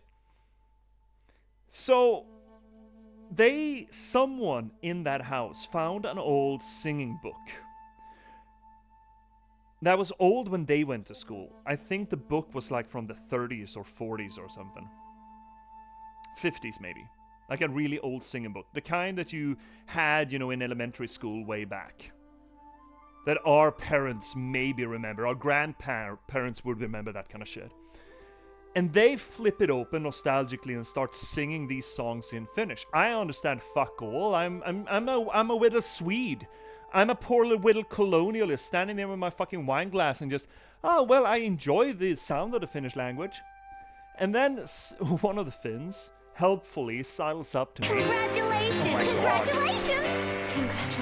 Congratulations! Congratulations! Congratulations! Congratulations! Congratulations! Congratulations! Congratulations! Congratulations! Congratulations! Congratulations! Congratulations! Thank you, Vesper. Hi. So, this Finn starts translating the songs to me. And the songs are old, right? The songs are like from the 19th century, potentially from the 18th century. Talking about coloring all the lakes red with the blood of our enemies. And it's just such a cutesy sing-along, school book song. Talking about absolutely massacring everyone foreign coming to Finland. And of course, they're singing it in honor of the Ruskies. I get that. But I gotta tell you, as a Swede, as one of the old colonialist powers over Finland, possibly the most influential, surely the most influential foreign country upon Finland, I felt a little small. I felt a little targeted. Just a smidge. Just a little bit. Oh, God, that was good. Thank you, Shay. Oh, let's see. What have I missed now? It's my favorite white boy. Vesper comes in and just slams with the congratulations. Let's see, what else do we have here? Cryptic. I don't know a lot about the Nordic people, but it was so strange to see someone I knew that went to Tenerife during winter to see the sun tanned Finn during Finn is weird as hell, yeah. Mannerheim Linja intensifies. What the fuck? Oh, congrats, you looked after yourself. Yeah, right? Isn't that good? Shay is actually the one looking after me. Shay is doing all the work. Shay's coming in here and just giving me reasons to look after myself. It's working today. How interesting. Yeah, Fennec, that congratulation announcement, what do we want to call it? It's cursed. So, what was it? Thursday? It worked like 10 times in a row. Then on Saturday? Or Friday? No, on Friday, you guys broke it, so it just kept looping. It just didn't turn off. Was that Sunday morning? I forget. Sunday morning? I forget. We played Undertale. It just broke. It just kept playing. I have no idea. It's really fucking cursed, that one. I think it's too long. Perkele, gotta love that Simo Heya vibes. Yeah, just sitting there in the forest with popping off Ruskis. Have you guys seen the movie Sisu? I haven't watched it yet. I really want to watch Sisu. It's essentially a film about this Finnish lap, which is a derogatory term, I'm sorry, but you know, a Finn from the real north of Finland. Him and his dog up in the tundra, essentially, who get accosted by Nazis. I don't know why Nazis are doing there, but you know, actually, you know, German Nazis during the Second World War. And they want him to show them where he keeps his gold for some god-awful reason, and he just, no. And they beat him, they denigrate him, they humiliate him, and eventually they kill his dog. And it turns into this revenge action movie where this old surly Finn just mows through an entire company of Nazi soldiers. And Sisu in Finnish means essentially brass balls kind of sentiment to it. And I really want to watch that movie. I really want to watch that movie. Oh, I need to catch up. Fennec, as a person of Irish heritage, this reminds me very much of old Irish songs about the British. Yeah, it's, that was essentially the idea that I had. But I think the Finns felt more akin to that for the actual Ruskies. I mean, Russia has also had a occupation of Finland for a spell. Not as long as Sweden, though. Sweden had a long occupation of Finland, to the point where you could argue that it's our great colonial state. I mean, they're still taught Swedish in school for some god-awful reason. We love Shay. We do love Shay. And when you finished Undertale, did you drop like 10 redeems in a row? Yes. Yeah. Yeah, we just fucking broke it. Finns don't have gold, they only have saunas. So if you're curious about Finland, I would highly recommend you to pick up the Kalevala, the origin myths and the mythology of Finnish Suomesku, the original religious traditions of Finland. It's a cool book. It's absolutely available in English. I have a Penguin Classics copy of it myself. I can pick it out, bring it out for you. Do a little book watch or book show. Where is it? There you are. I think they made a fairly modern version of it. It's essentially, you can look at it as the Poetic Edda, essentially. Oh, that's dirty. Well, dirty, but it's dusty as all fuck. Holy shit. Oh shit. Oh shit. Black pants and dust. ABBB baby, yeah, Fennec, exactly. ABBB baby. I think this is a fairly newly printed version, and I liked it as far as translations go. The Kalevala. The epic of the Finnish people, or the Finnish people. It's really cool. It's all in epic poetry format. As I understand it, the Kalevala is a fairly young production, as I understand it. There have always been, nationalistic movements in countries, and especially during the 19th century, at least over Scandinavia, we had a lot of nationalistic movements. Same kind of nationalistic movements that during the 17th century in Sweden prompted serious scholarly debate about the fact that Sweden or Swedes were the inheritors of Atlantis. Yes, this is an actual thing. But during the 19th century, this guy, let's see what his name was. Yeah, Lönnrot. Elias Lönnrot. A Finn Swede decided that, fuck, Finland doesn't have its own national epic, right? It doesn't have its own Edda. It doesn't have its own creation myths. But we have the songs, but we don't have them collected anywhere. So we ran around Finland during the mid-late 19th century and just collected and compiled all the oral traditions and stories of the Finnish people and collected them into the Kalevala. And produced it. So the book itself is only like a little over 100 years old, 120, 130. But it's become very popular in Finland. There's been comic books made out of it. There's been, I think it's been made into a movie, or parts of it has been made into a movie once or twice. But it absolutely reads like the Eddas. It's a cool book. I'd highly recommend it. The origin myth is pretty fucking cool. And it has some recurring dramatis personae. Väinämöinen, for example. Väinämöinen is it's essentially sort of an Odin figure. It's cool. Highly recommend it. The Kalevala. Anyway, should we actually do some game? I think we should. Yeah? A little bit of game. A little bit of game. Just a whittle. Oh, a visitor. Right, we went to the island, right. Let's see here, Cryptic. Thanks for telling me about it. I know it's a bit weird for a Swede to talk about it. Nah, I mean, maybe. I never heard about it. I would read it for sure. Spend at least a year in Finland over a 7-year period. Yeah, I mean, in that case, if you're specifically into Finland, I cannot recommend the Kalevala enough. It does give a little bit of a look at the Finnish folk soul, or whatever the fuck you want to call it, you know? More so probably than the Eddas does for any of the other Scandinavian countries, considering that this production is fairly new.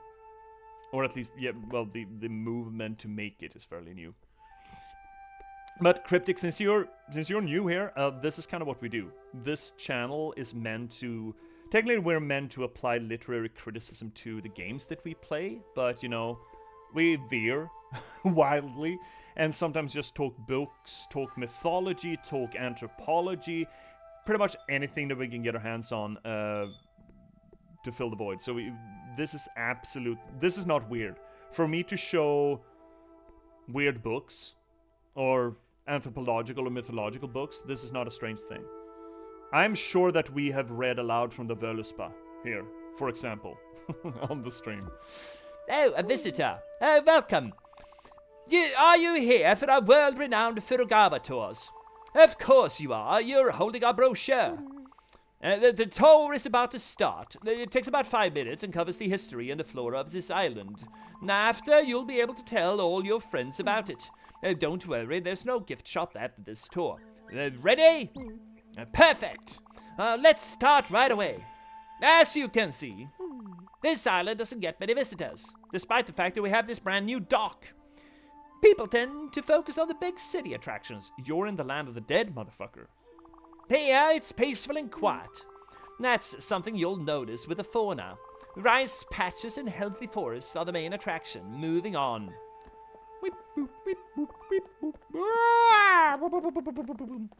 Don't get too close. What the fuck are you talking about? Over here. The rice production here is quite incredible. Workers harvest around the clock to feed local families. Around the clock? I don't see a single fucking soul, my guy. Right now, no one is around. I'm not sure why. I sometimes play in them when I am off duty, but that's beside the point. Off to the next stop. This is a cool mountain. Step off, please. Then move your fucking ass. Oh, that's a big tree. Oh, biggest trees. Very biggest tree. Oh, wait, why is things... Oh, darkies. You can feel the humidity. I mean, really feel it. This oak forest really gets to me. Oaks generally don't grow like this in forests. Oaks require a lot of root networks to grow big and thick. And generally oaks stand alone. That's why generally when you see oaks, they stand alone in fields. Now, of course, they don't need to stand alone in fields, but they need a lot of space. So you really don't get thick oak forests. Fennec, it's either Finnish epics or mommy matrix books, sex books, no in between. Yeah. Yes, I guess. Yes, I guess, essentially. Fuck that. Look, Fennec, you make fun. I thought Sunday morning stream was fucking fantastic. I had a lot of fun on that stream. A lot of fun. Hashtag running naked in the ice fields. Yeah, that's what playing is. The oak forest really gets to me. There's no such thing. Well, I say it's fairly fucking rare to see an oak forest. We have a connection. A strange connection. I intend to skip this part of the tour, to be honest. If you could move along, that would be great. Don't get too close, but then move. Squeepy squabby. Oh, what is this? Speaking of which, this fortune tree is the centerpiece of this whole island. We are not sure when it was first planted. People from all around will travel here and leave little messages, anything to help their lives. All right, this concludes the tour. I thought this was the middle of the island. Shouldn't there be another half of the tour? Furugawa Tours is grateful for your participation. This is absolutely Japanese island, right? That's Mount Fuji in the background, right?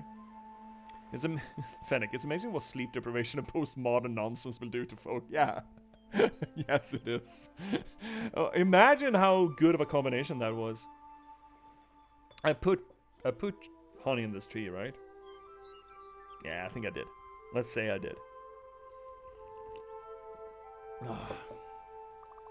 Thank you for your ears and your patience. Hey, I did... Wait, you said there wasn't a gift shop. You're not allowed to take my ears. Thank you again for your presence. My presents? If you'd like to leave a tip, that would be appreciated. I recommend something along the line of 30... Yeah, sure, whatever. That's amazing. I knew I struck a chord with you. I'll sign you up for our upcoming tours. No! Unsubscribe, newsletter. No, unsubscribe for Furugawa newsletter. No. You'll have an educational great time. Thank you for your kind spirit. And he just fucking goes. Okay. Oh, hi, buddy. Yeah, berries. Okay, fine. I'll pick the fucking... Yeah, wow, berries. Wait, you're standing in the way of sheep. Oh, more boat? No, just water. More boat? We don't speak about the other half of the island. It's a red light district industry part, yeah.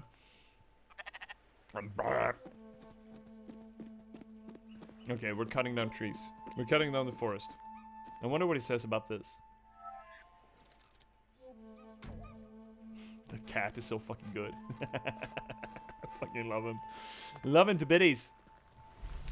Boom. Headshot.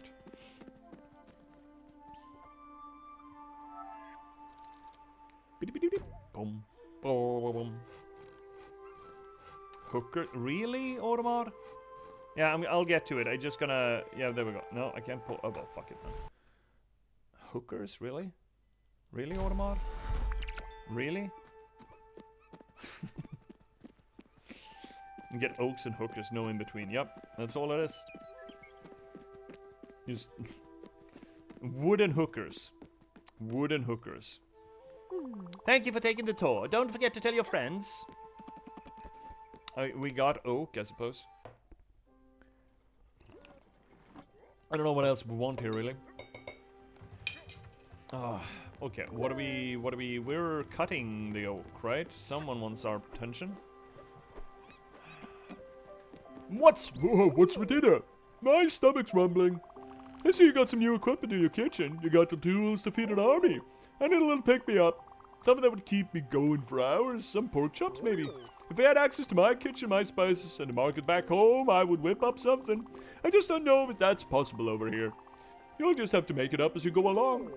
That's what cooking is, lying that doesn't come back to haunt you. Wise words that your great-grandma once told me. What a lady. Oh, we actually got the recipe, good. But I don't think we have pork, though. Can we make it out of mackerel? We got a bunch of mackerel. Fennec, not even the practicing sustainable forestry methods. Yeah, just cut the trees down and go on your way. Yeah, that's not great. The ladies were on holiday. All the ladies. All the single ladies. Every single lady. How do we even make pork chop? Porky? Porky chop chop. Porky, porky, porky, porky, chop chop. We need pork. But we don't have pork, though. What the fuck? What can we mix? Let's try that. Let's unlock some recipes. What are we doing? We are the cutting tree. We are cutting... Did we need log or... What did we need for the thing that we were gonna make? I don't even remember what was gonna... Oh, we're gonna make a building, right? Not that. Because we don't need it right now. Yet. No. Not that. Plank. Maple plank. Oak plank. Maple plank and oak plank, okay? 12 oak planks. Select 2 of those? Yeah, okay. A little bit of both. A little bit of Monica, a little bit of oak, just in my life. A little bit of maple in my life. A little bit of birch is all I need. A little bit of you is what I see. I don't know. Shit.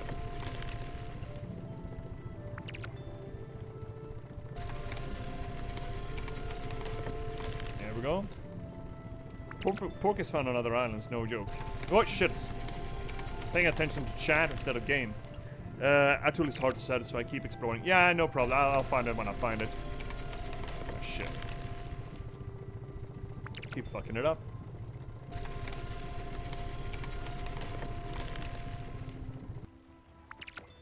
That's better. And then a few of these buys. Oh, interesting. It gets interesting. That's unfortunate. Oh, interesting. It gets interesting. Fuck. Oh no. Interesting gameplay. I'm not here for this. I'm glad we used the controller for this, that I brought that out. This would suck tremendously otherwise.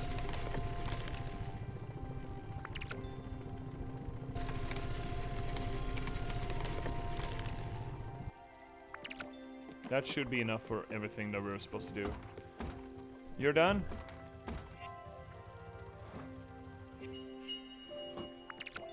Grain salad. Is that like bulgur salad or something? Whole wheat salad? What are we doing? We're building. We're building a house. Oh shit, that's a house. If I had a bigger household, if I had a bigger... That doesn't work. That's a damn shame that doesn't fit. Why does nothing fucking fit? That would be great too, but it doesn't work. Why are all these houses so fucking hard to fit in? Do we want to put it there? Why is everything so fucking hard to fit? Let's move the guest first. Let's move that up. Uppies. Build these. Build these. Yeah, no worky. Fuckles. Foxicles. Foxicles. I want to build my house right there. Ooh, actually. This is vitally important, chat. You cannot have me do a building manager game and not expect me to... Oh shit. Fuck ass cock bastard. Okay. And not expect me to fiddle around with this shit. This is important. Please tell me I can fit that thing in there. And of course I fucking can't.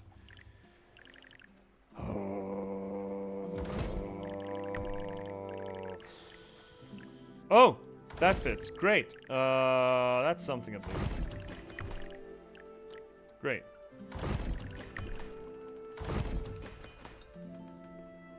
Yay! Yeah, that works. So, there was something else that we made stuff for. That thing. We need more coal. We can make coal. No problem, we can make coal. But we don't need that yet. Need that, though. Limestone.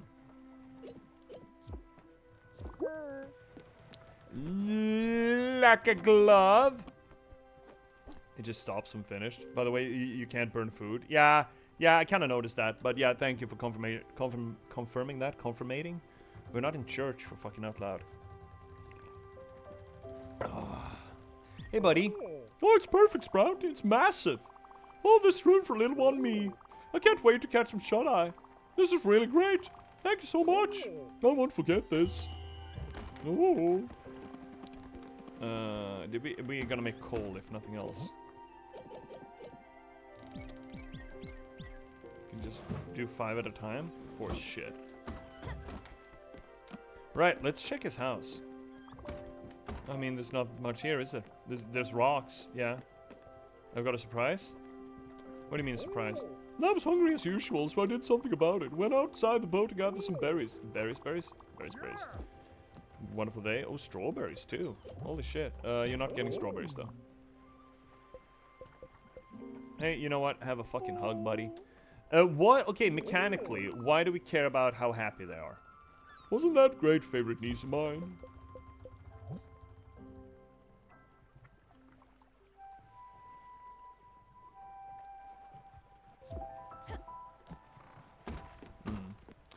Now what are we doing? What are we doing? What's our questies like? Upgrade the loom. We did that though. Add icebreaker. Pork chops. Summer house. So we need limestone or something. And this. We could go back. Yeah, we could absolutely go back to the shipyard. Check it out. Let's go back to the shipyard and check it out. Well, let's grab a snack first on the way. Oh! What is that? We've seen those symbols but not lit up before. I'm curious. They give you stuff, they're happy. Is it useful? Not always, but they... Hey, this NPC's happy. Yeah, okay. So it's not story dependent or anything? Okay. That's fine. That's fine. Great. Great. Oh, Daffodil. You darling. You darling little kiddo. Ooh, it's night, right? Yeah, it's night. Let's sleep. Let's just get it over with. Man, imagine having such a hat that you can just pull it over yourself as a blanket. Holy moly. That's one hell of a hat. I need to keep an eye on the clock as well. We are running up. We are running up on the clock.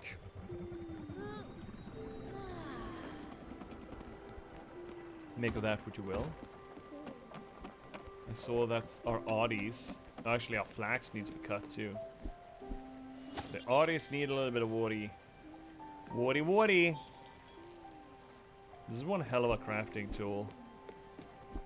This needs to get into... this Everlight needs to get into Minecraft. And I haven't played Minecraft in a dog's age. Let's just make more. I have an egg suspicion that we're gonna need...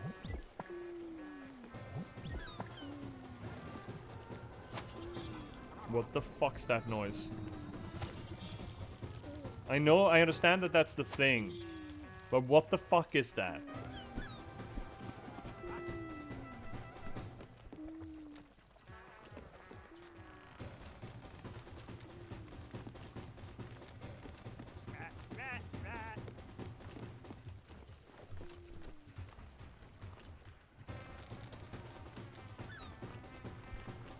Okay, so the implication here is that this motherfucker has also been on Haron's boat.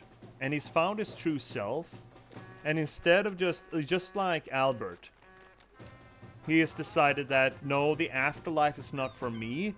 My true self belongs here instead. Right? Can't wait to hear this voice. Oh, shit. Okay. Is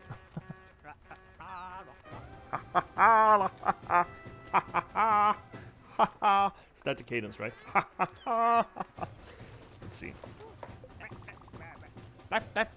Welcome to one of my famous bus stops. I found them, they're mine. All mine. My name is Alex. It's a beautiful name. It's a beautiful day and it's the best name. But don't call me Alexander. Blah. It's a garbage name. For garbage people. For garbage name for... Oh, yeah, I did have the soul read on that. Yes.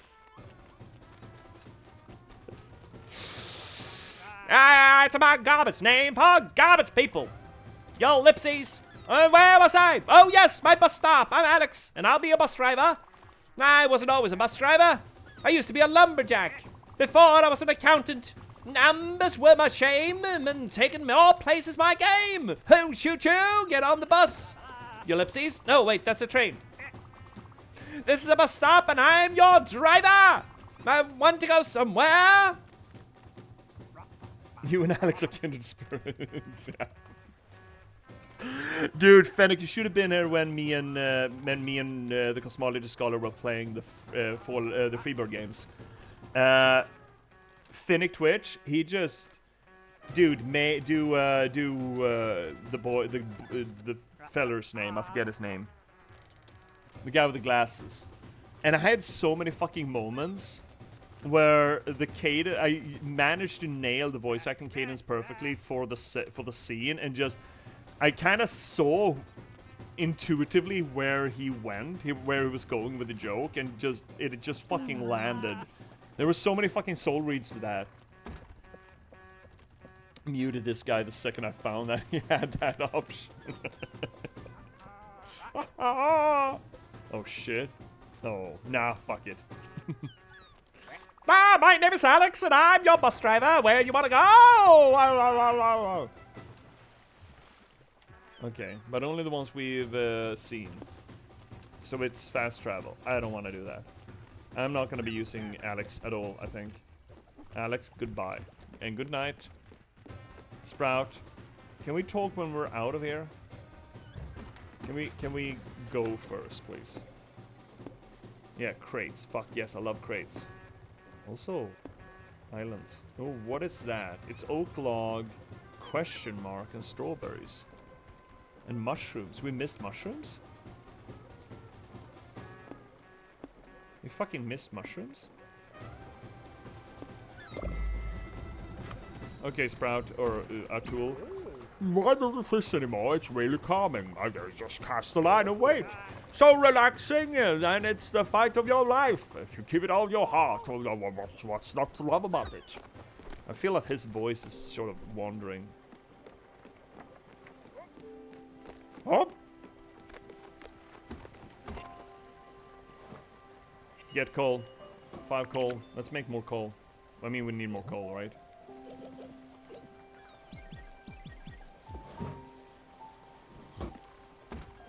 It's like in Valheim, right? You should always have coal baking, essentially. Oh, another oak island, okay. Oh, we're down in Japanese afterlife now. Right, roger. Got it.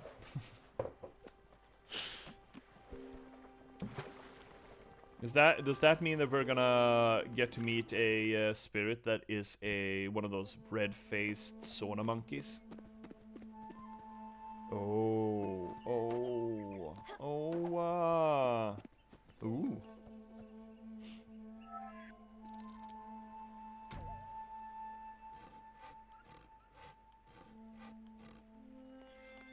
Man, why do I keep picking games that I need to do much fucking voice acting for?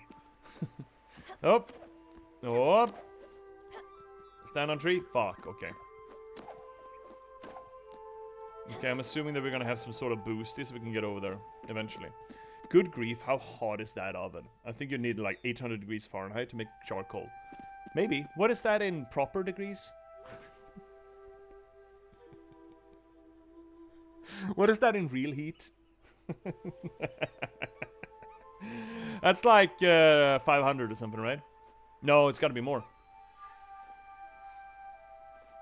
The Fahrenheit scale, when you get past 0 and 100, it becomes logarithmic and stupid.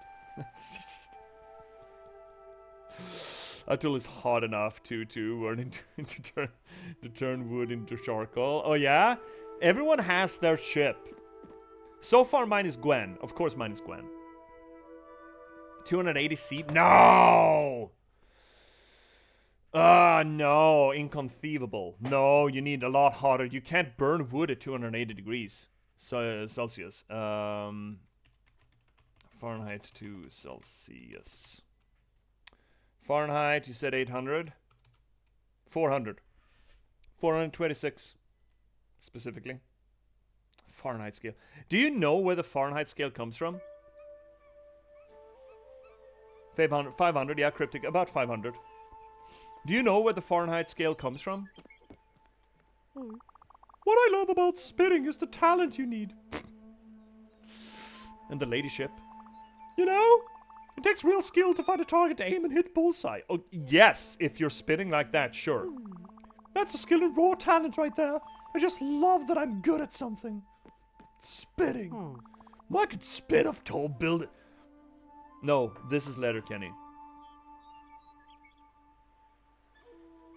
Picking stones and pulling teeth is hard work, but the sure Scott's got saddles and beats picking fights with dudes with treasure trails. I could spit tall buildings forever, on the off chance that I might hit someone right in the head. So I seem to never run out of spit. This small bridge isn't very high up, and nobody ever swims down here. Still, it's pretty satisfying to spit. I'm fully equipped, man. So I got my mouth, So yeah, I got a bottle of water, so I'm ready to. If I got spirit, I can do it for years. So you gotta set the tone. You gotta set the tone. You just gotta set the tone.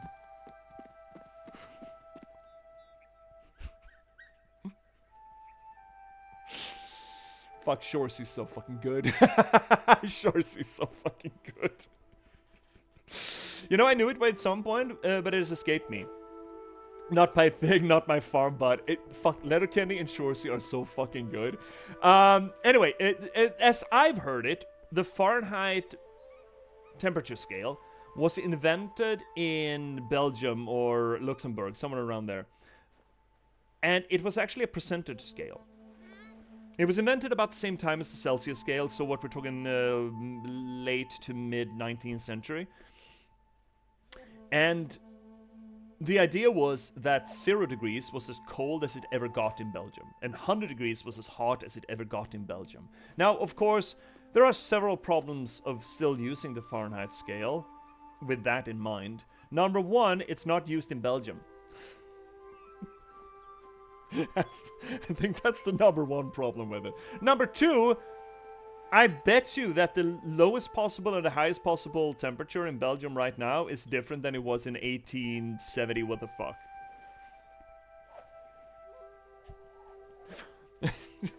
I think it's fucking funny that the Americans are using the Fahrenheit scale.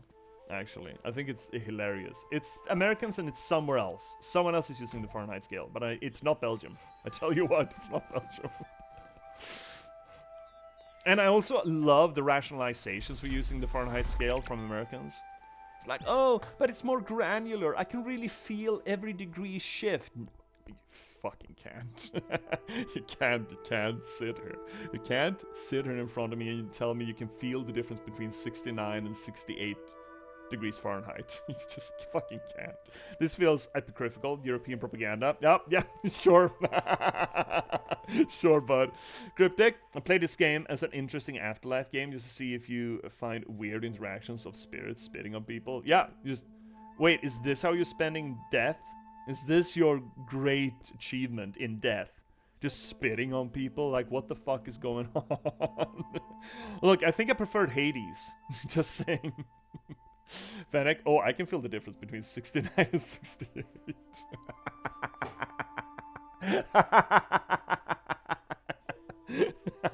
Oh, shit. I realized my mistake. Wow, berries! Oh, more strawberries. Strawberries. I wonder where the fuck those mushrooms are. I realized my mistake when I picked 69 as one of the examples there. Whenever we fell these trees, I keep thinking of that beaver that got its head crushed.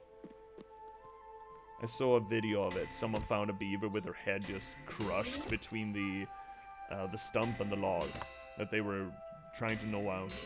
Fucking imagine that. Oh, we needed limestone. Fantastic. You did that to yourself. Yeah, I guess I did. Oh no, I goosed myself. Boom, headshot. Oh, it just stops? Oh, well, that's disappointing. Hi-ho. Hi-ho. Yeah, I told short, whatever the fuck you want, bud. Live your best life, buddy. Oh, those are shroomies. Oh, I found the shroomies. One shroom? Really? One shroom. Out of a whole fucking patch? Press X to doubt. Yeah, no, that shit does not fly. Yeah, that doesn't scan. So, serves me right for bad-mouthing the Fahrenheit scale.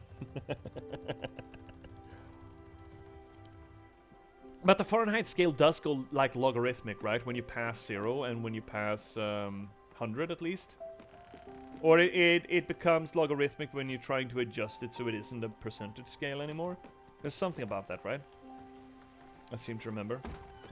Let's just make a mush. Oh, we actually did say. Nope, it doesn't. Oh, it is linear. Good. Wait, why did we get maple log? Wait, what happened? What happened? Oh, we didn't wait. We probably didn't wait long enough. Okay, fine enough. Same shit, different scale. Okay, it's linear. Okay, good. That at least you got going for you. At the very fucking least. I'm thinking, you're thinking. Don't hurt yourself at all. Oh. Pork chops all the way into my heart. Oh, whatever, man. Oh, I keep misclicking every fucking button. And then the fucking cat. Okay. What are we doing? What are we doing, actually? Well, actually, okay, so what are we doing? What are we doing? We're building a house. And I think we can build a house, actually. Fennec, I'm gonna start using Kelvin so I can dunk on the unwatched Celsius heathens. Yeah, Kelvin is fine. You're gonna be right at home with Vesper. You and Vesper can just sit there and Kelvin the shit out of us. But I don't mind the Kelvin game. Dude, I'm a chemist. Well, I'm not. I once studied chemistry as a chemical engineer. I didn't do for long. But I don't mind Kelvin at all. I like Kelvin. Kelvin is fine. You just don't come at me here with your fucking Belgian pig scale.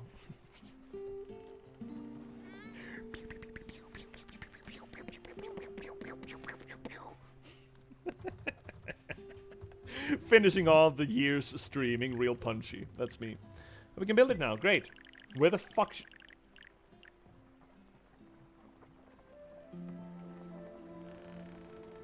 We need to go back to Albert. We need a Prince Albert. Prince Albert, I need you to unfuck my boat.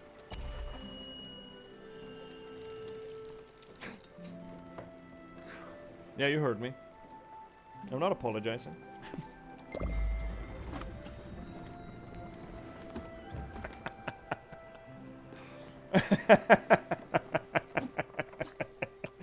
So this stream does literature science. Did you know? This is an academic stream. Oh. Look, academia is only fun if you're silly in between, okay? You gotta take your moments. You gotta pick your moments. Oh, come on. Mr. Red Rod, stop fucking up. That is a new fish that you just picked up from the fucking drink. Let's go fish up some new stuff. Mr. Red Rod, please spin me a new fish. Ceramic bowl? How the fuck did that float? I guess a boot. No, a boot could float. I could make a boat float. A boot is essentially a bad boat, right? That's why you have a. That's why we don't have an A in it. That's why I have two O's. Because it's a bad boat, right?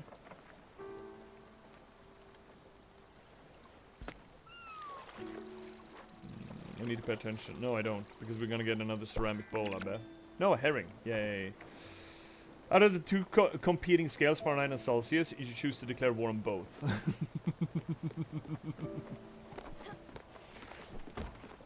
No, I like both. I like it. Both of them are great. They're actual scales. Let's try to catch some lightning. Remember, your Everlight will protect you. Whatever. Yes, and the spirit. Blah blah blah. And just fucking start rocking on your fucking flute, bud. I do kind of like his enthusiasm. Nope, shills. We need a fucking slide, by the way.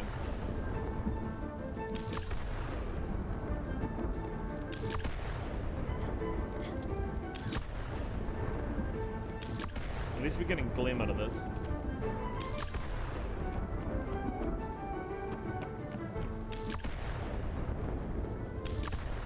Shit, missing that, yep.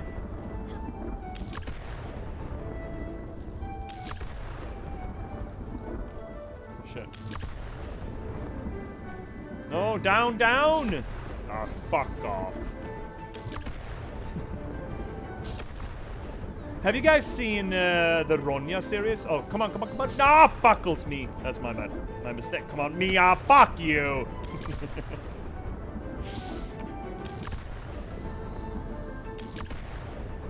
Isn't there a saying something about chasing lightning?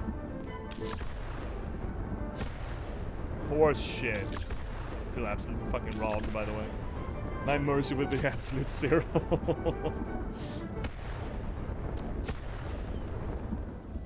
But now I may miss Vesper. She could spit some absolute zero facts at us.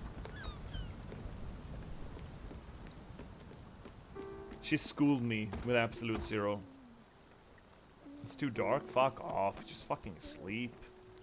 It's not too dark. Get a headlight. For fucking out loud. You should try this in real life. I've heard it gives you quite a buzz. Yeah, quite. I'm not an American slave holder. I just don't run around after lightning.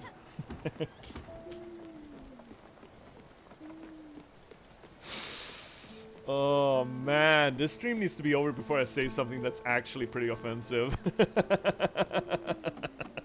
As if I haven't crossed that line already. I don't have C or Vesper here to show me the way and tell me when I go too far.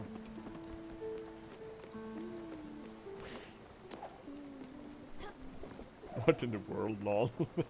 It's a Thomas Jefferson joke, I think. I believe. I think it is. I don't fucking know. I just work here. I have no idea what comes out of my mouth.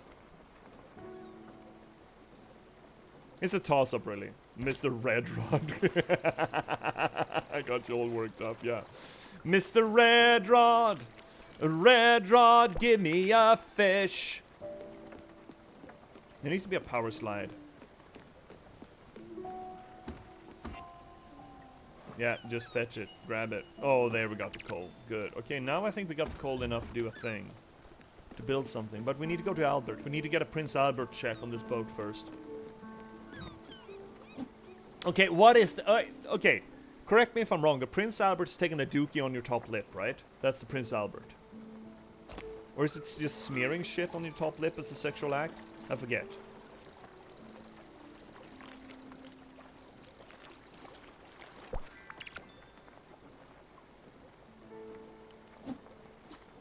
Benjamin Franklin was the dude with the lighting. Yeah, exact. Oh, I said something. I said Thomas Jefferson. I'm sorry. You're absolutely correct, Cryptic. It's Benjamin Franklin. You're right. You're right. I'm sorry. I knew that. He was a bald dude with glasses.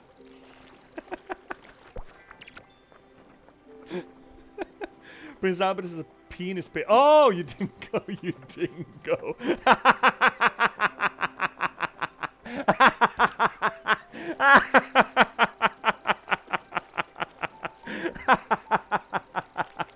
You dingo, that's good. That's really fucking good. Oh, I didn't steal your goddamn baby, Meryl Streep. Right, well, what is the shit on the upper lip then? That is a thing. Obviously, I don't know what that is, but yes, you're right. The Prince Albert is a piercing. You're absolutely correct. I believe you were thinking of a hot Carl. Is that what that is? Okay. What if you just want a lukewarm Carl? What if you got sensitive skin? I need to stop. I'm scared to Google it, yeah. But for science I must! Hail science! Well, look at her fucking... I mean, we call it beauty sleep, but that's just death. She's just doing her best Morticia. Oh, you're... Good morning, Sprout. Yeah, good morning to you, too, bud. Okay, let's see if we can see what Prince Albert has for us.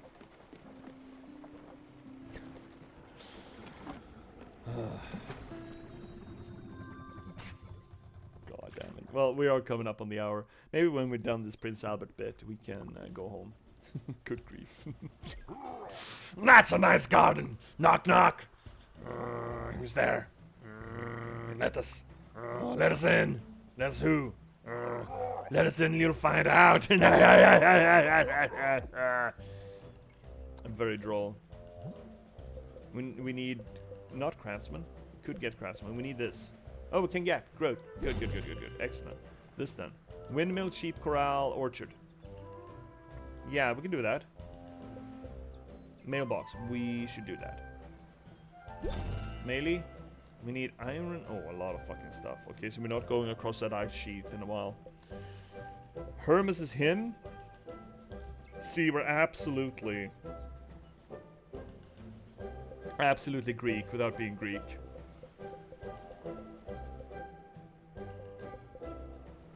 Now we're at Lynn.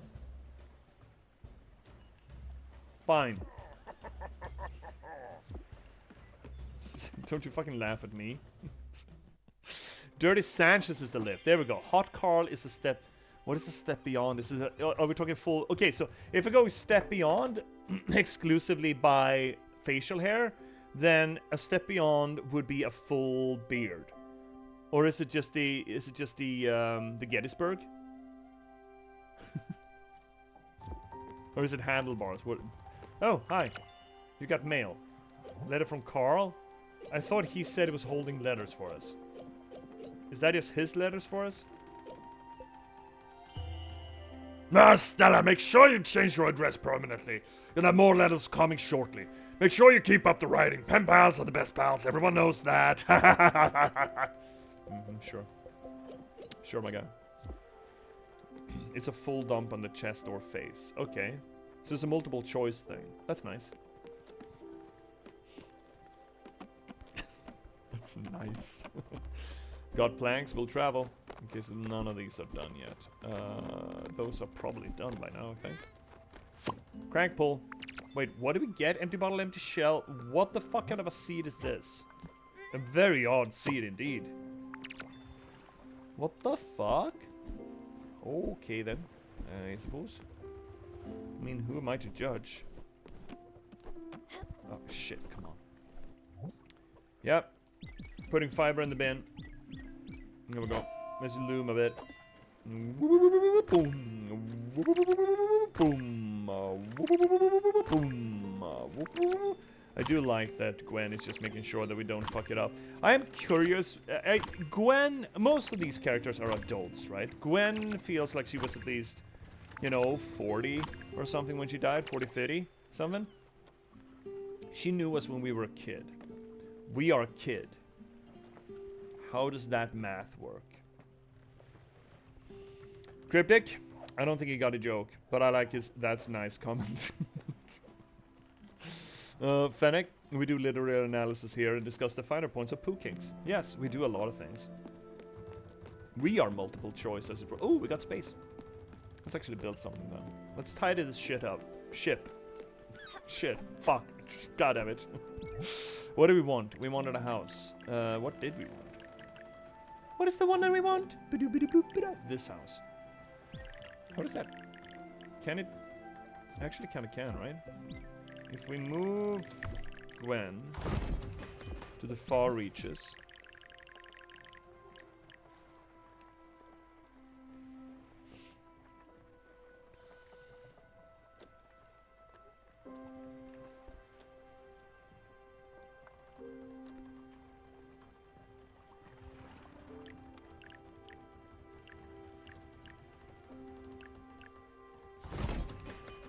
Doesn't rightly matter. We can't make this Tetris make more sense than we already have tried here, I think.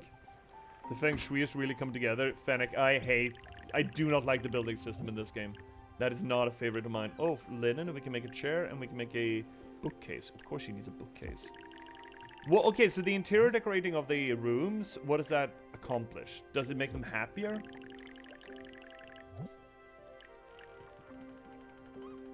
Crystal table. What do you mean crystal table?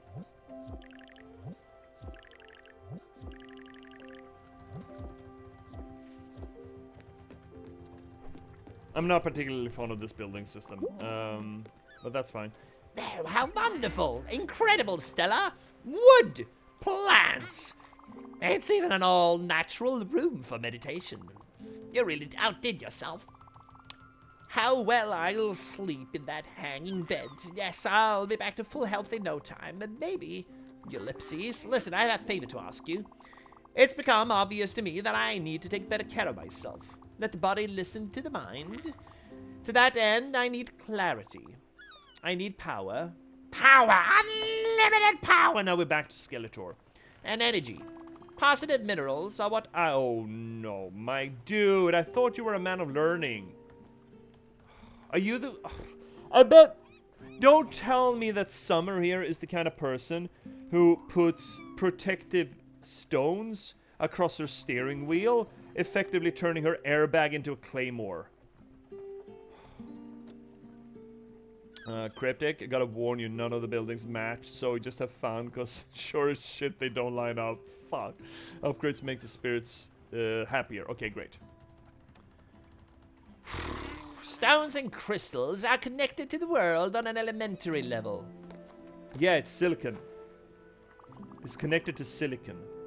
Just as the moon is dark when hidden from the sun, that makes no sense. Living beings wither when their telluric link... We're doing a bullshit call out on that. Telluric link. Oh, fuck. Of course it's a thing.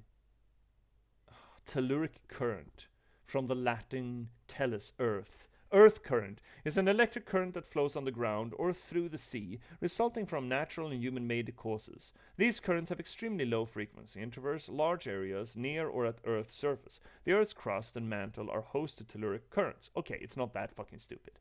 Okay? Fine. Fine. Okay? Fine. Living beings wither when the telluric link... Wait, the link. What do you mean the link? Oh, how wonderful. Did we just... Incredible, Stella. Wood, plants, blah, blah, blue, blah, blee, blah, blue, blue. We misclicked. We misclicked, so we need to get through this telluric link bullshit. Again!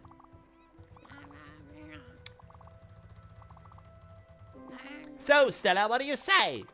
Could you bring me some gems and minerals to fill up my cabinet? 3 of them should be enough, and it won't be for nothing. You'll see. I can teach you about all the interesting properties of each one you bring me.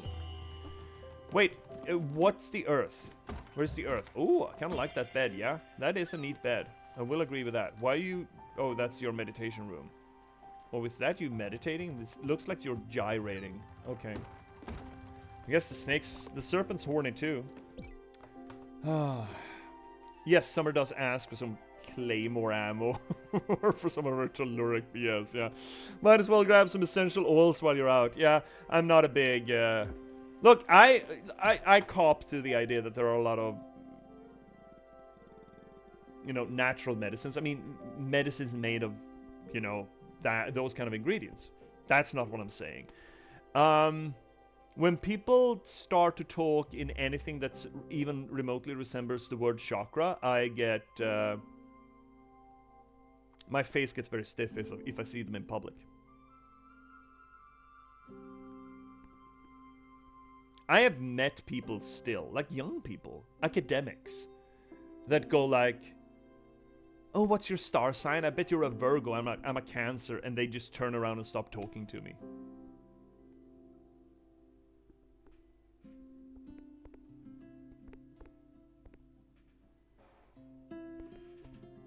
It almost feels like I told them that I spent the weekend digging up their pet cat's grave and shitting in its mouth.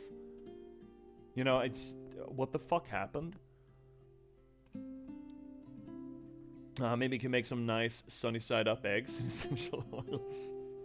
I mean... Okay, another book show. This stream has derailed. Will keep derailing. Referring to... what people have on occasion considered, you know, I read a really cool book recently, Entangled Life by Merlin Sheldrake. He's a professor at Cambridge, I believe, about mycology. This book is really fucking neat. It's kind of mind-blowing, actually. He talks about mushrooms and mycology, you know, the wide bit of mushroom. I mean, mushroom as we know it is really just the fruit bodies. He goes a little bit wider and broader than that, and divides it up in like 9 chapters, different parts. Among them, of course, he talks about psilocybin. And it is not without credence, like, you know, that psychedelics have fantastic healing capacity for helping with neuroplasticity and stuff. Like microdosing psilocybin to help you with CBT. I was about to say CBT therapy, but cognitive behavioral therapy, for example. Just helping that on its way. That kind of stuff. At the very lowest tier. And I was so sold on this book that I'm studying to become a water engineer at the moment, and I just want to see... I want to start seeding the world with the idea that you can make water pipes out of mycelium. The mycorrhizal network, and just use that for water piping. That would be so fucking cool. Mushrooms are older than dinosaurs. I mean, there's even... They mention... But that's just a theorem, or hypothesis, but the drunken monkey theory that essentially says that the higher cognition that we are so proud of as humans, that was leapfrogged, one should say, not created, but leapfrogged in monkeys, because monkeys started chowing down on psilocybin mushrooms and more so yeasts and thus alcohol. So you could, according to that theory, you could argue that the entirety of human civilization is a quasi-symbiotic or parasitic relationship with yeast, for example. And that sort of talk, that sort of conversation, that sort of science also blends into, the old essential oils and stuff, but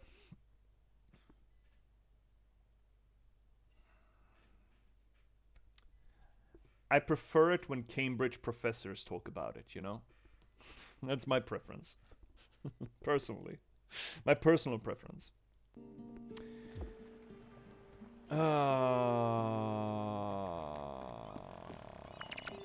Oh, that's protest flyer of Raccoon Inc.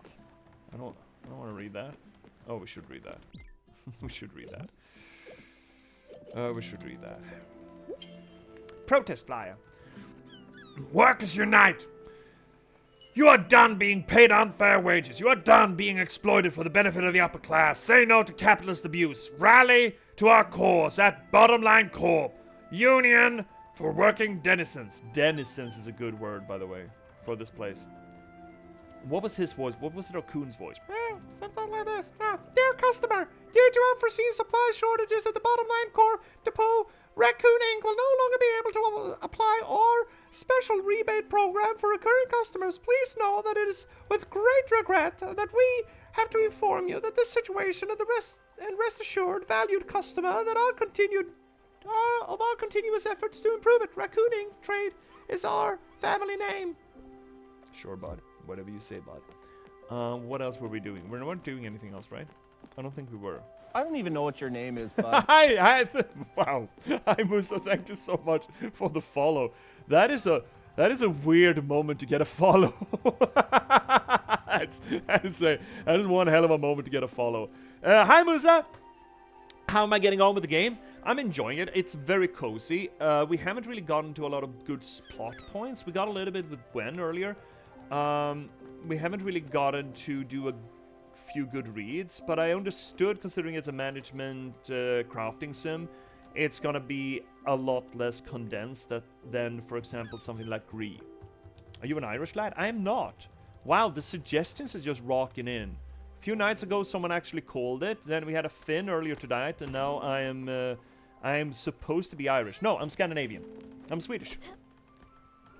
Where did you get Irish? I'm interested. I'm curious. But yeah, I'm enjoying it. I'm enjoying it tremendously. I like the thematics of it. I'm very curious where the meta narrative is going to go. With the meta... No, we can just leave it here. With the meta storyline. I am very curious. I like the idea that the story just puts us... It's an in medias res storytelling plot point, right? We're dead for some awful reason. We died with our cat, supposedly. And Hauron just goes, hey, kid, cool, your job now. Fuck off. And also that all the spirits that we encounter are people that we know, at least so far, the people we've known in our lives. Which I understand makes the game less about the afterlife and moving on as a greater concept, and more about a personal journey for Stella specifically. And I will be absolutely curious to figure out how that fits in. I do appreciate that the game doesn't tell us that until the spirits get there themselves. So I appreciate the pacing, even though it is a little bit slow. It might be a little bit slow for the channel. I might need to do some grinding for just materials on my own. That's no problem. I could do that. I could do some homework. But I really enjoy it. I don't even know what your name is, bud. Thank you for the follow, Cryptic. Let's see. Now I haven't caught up. I actually thought at first you were Irish as well. Really? Why? You're Scottish? You should know the difference, bud. That's two Scots we have here now. Cryptic, so as a side thing, this game is quite an interesting story on dying, but you have to kind of be accepting on beliefs of others, even though they may be weird. I don't mind that. I try to be. I am an absolute godless heathen, absolute atheist myself, but I do have a soft spot for paganism and polytheism.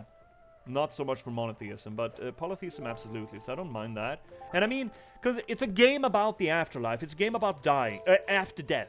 It's a game about letting go of life more than accepting death, right? And the whole idea that we are here in an afterlife, we're essentially on the ocean Styx, right? It would be profoundly kind of... Okay, I'm getting out on a ledge here. I think it would be kind of dumb to have a problem with interpreting this game and interacting with this game under the presumption that such a thing as a afterlife or a soul exists, a spirit at least. Because that's the whole gimmick, right? That's the whole get-up of it.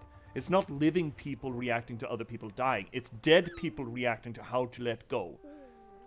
As soon as you get past that death's door, you're immediately into spirituality, religion, mythology, whatever you want to call it. And it is firmly entrenched in Greek mythology as well. So you can't really get away from that. I'm absolutely fine with that.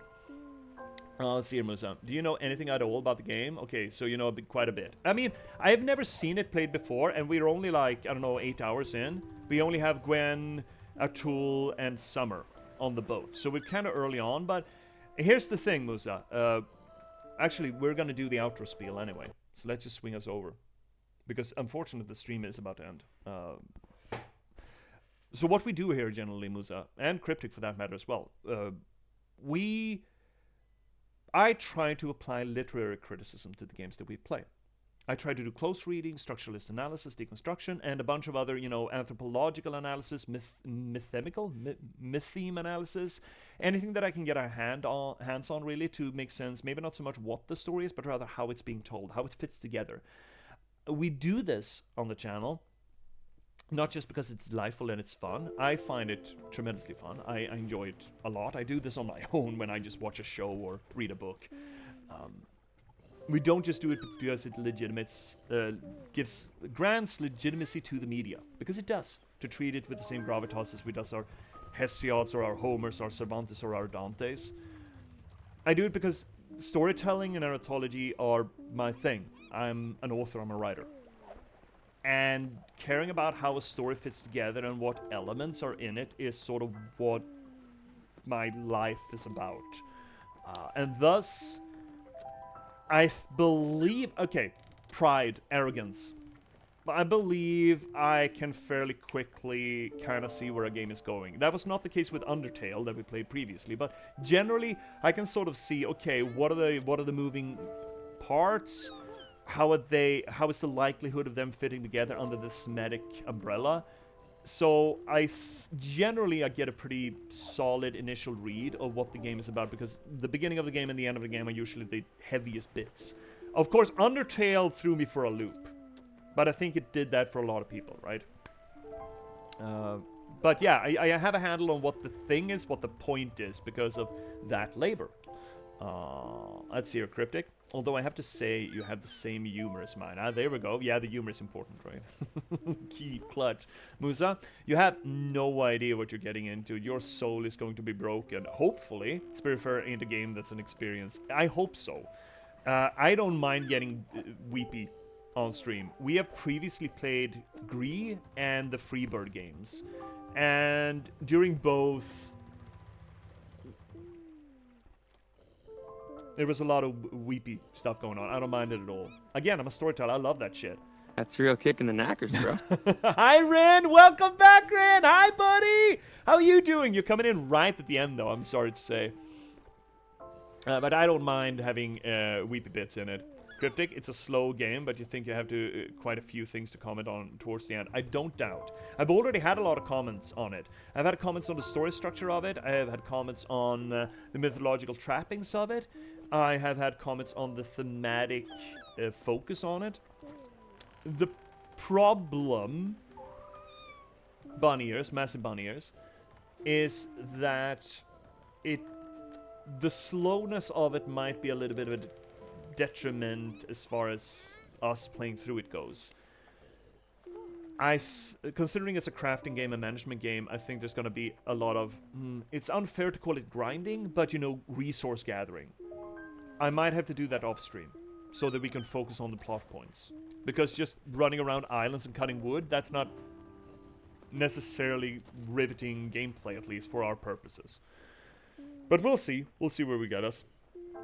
It's been a lot of that tonight, so I might actually just go around and just absolute resource hog later, or until next stream, I think. So that is essentially what we do, Ramusa and the Cryptic. Rin?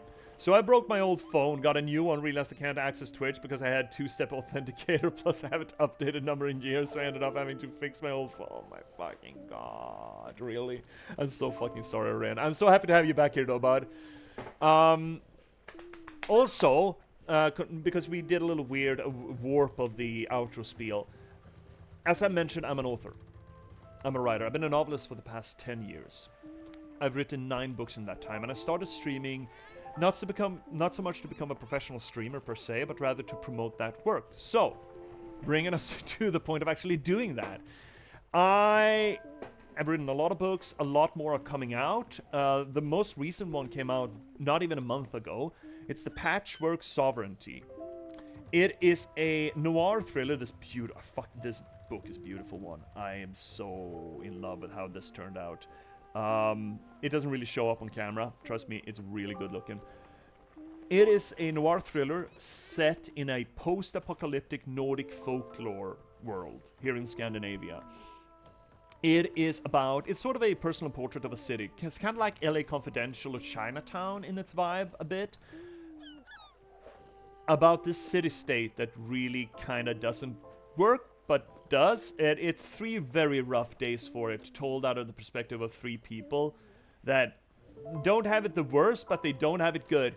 And I highly recommend you check it out. This universe, this setting, is going to have a lot more books. 2 more are already written, and I just about have enough short stories to make an anthology for it as well. Please check out The Patchwork Sovereignty. Link is available down below. You can get it pretty much everywhere you get your ebooks or print-on-demand copies. If that's not your jam, why don't you check out another one? It's Last Box, a cyberpunk thriller about the spontaneous eruption of sapiens in a random slog of gaming code, and the people who are unfortunate enough to have to try to reconcile with that fact in the near future London. I think it's rather cool, does a few things different than most other AI media, I think, personally, and I've consumed a bit of it. If I'd have to compare it to anything, I'd put it on some sort of a wibbly-wobbly sliding curve between, William Gibson's Neuromancer and Spike Jonze's Her, I think. So, highly recommend you check it out. Let me catch up on chat before I continue on with the spiel. Sounds good. This year was just not for me. Yeah, I'm sorry, Rin. We've kept saying that hopefully next year is gonna get better, and remember when we complained about 2016? Remember that? You remember that? You remember those days when we were like, oh, fucking 16 is over. It can only get better from here. Oh, Cryptic, the slowness is for relaxing, yeah. The game is for people that enjoy taking their time. There's no way to lose in this game. Yeah, we are gonna take our time, but I'm probably just gonna shortcut it as well. And it's not like we can't fill the space with talking about stuff, right? Fennec, there's lots of shittery. Don't let Lindberg fool you into thinking this is highbrow stream. We have Shitterwatch. I don't think we're gonna get Shitterwatch in this game, unfortunately. That's damn unfortunate, actually. I think I've heard of this, yeah? Starting at 2025, Blackout Drunk. Yeah, most people probably. Cryptic, any audiobooks? I don't have much time for read, just asking. Oh, dude, Cryptic, I've thought about audiobooking. I've considered it, but here's the thing. The production of an audiobook is just so fucking expensive. Either I have to hire someone to read it, and that's a lot of hours that I need to hire someone. I'm sorry, I don't have that kind of money. I don't. I don't. I'm a student at the moment, right? I'm 40 fucking years old and I'm studying again. So I just don't have any money to buy help for that. The alternative is me doing it myself. But that's assuming that my voice is a voice that people would want to hear for, I don't know, 50, 60 hours. I don't know how long it takes. I'm not a big audiobook person myself. And the amount of work that I would have to put into, first off, the decision. Is my voice good enough to listen to for that extended amount of time? That's number one. Number two is actually reading it and recording it. Number three there is mastering it. I would have to do all of that myself. I think I could. I have a master's in journalism, and that is essentially audio production, amongst other things.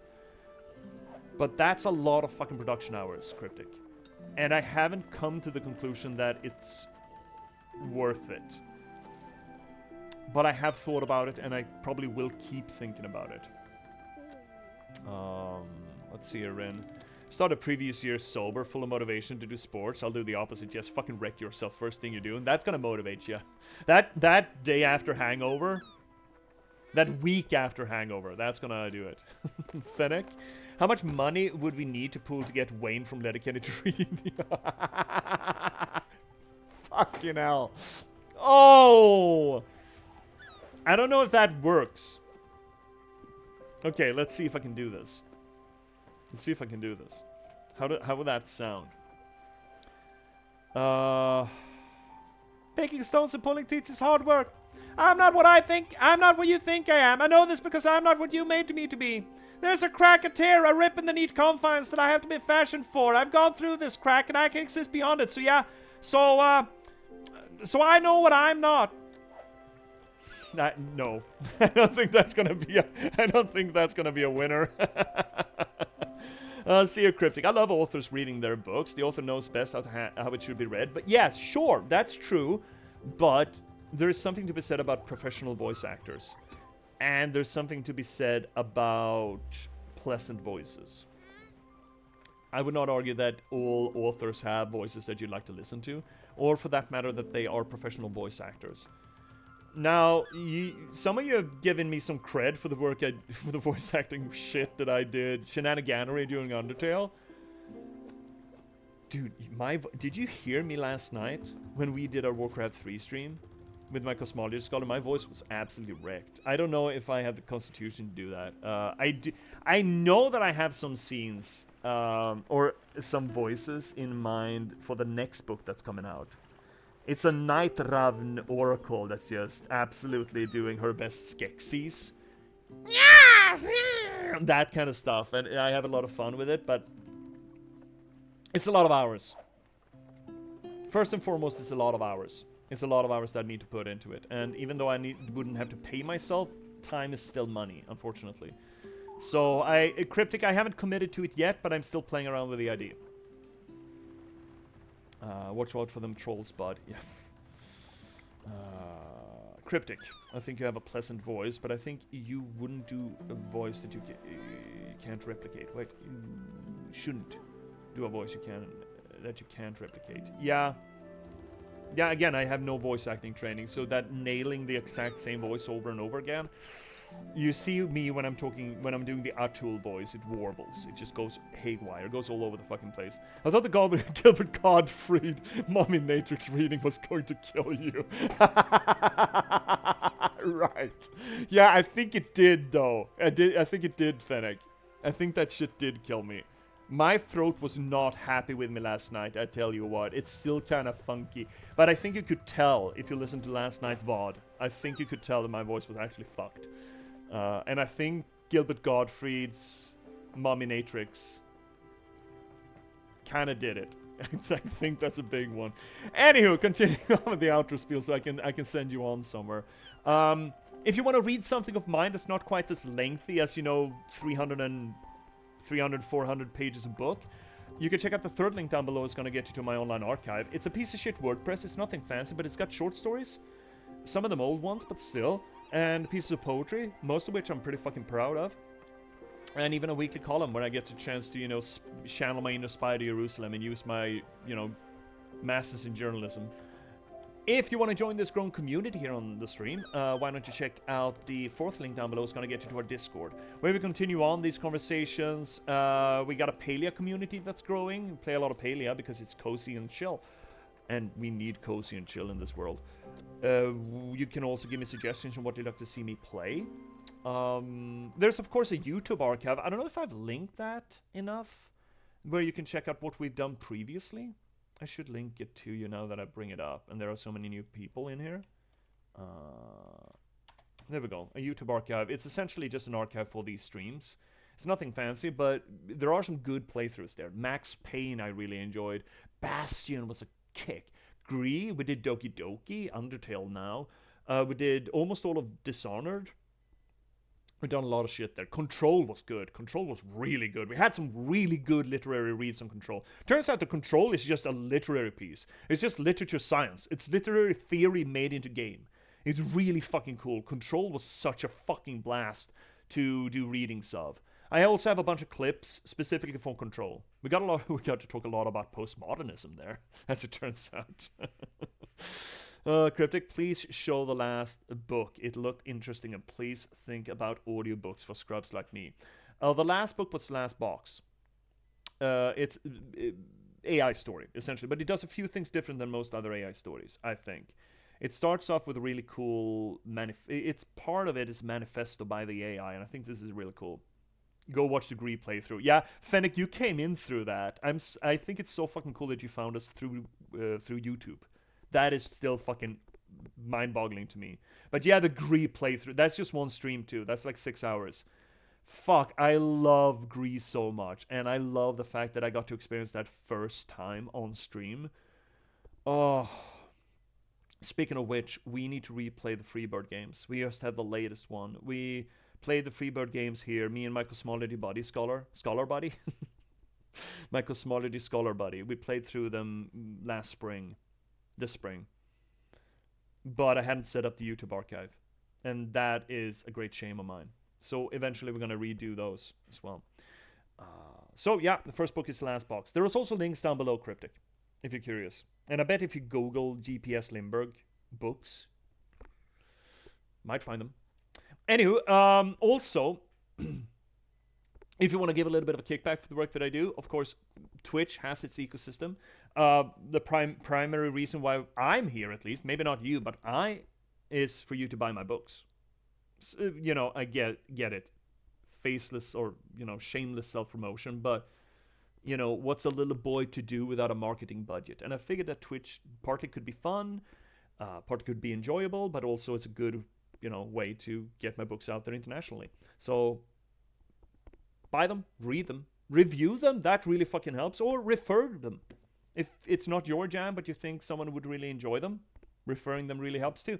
But if you don't want to do any of that, or you already have, and you still want to give a little bit of a kickback to the work that I do here on the channel, well, of course, fifth link down below will get you to my Buy Me a Coffee page as well. Now, all of that being said, that's the outro spiel. Now, chat, you all have been good tonight. I'm going to send you on somewhere.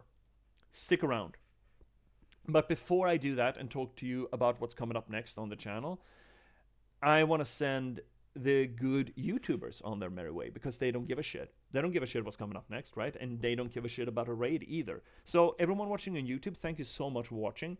You don't have to wait until the day after tomorrow, because of course I'm not streaming tomorrow. You can just click on whatever hovering around my head here, and it's probably going to be some good stuff. So just as soon as you click ahead, you can see more of me. And until then, YouTube, thank you so much, and good night.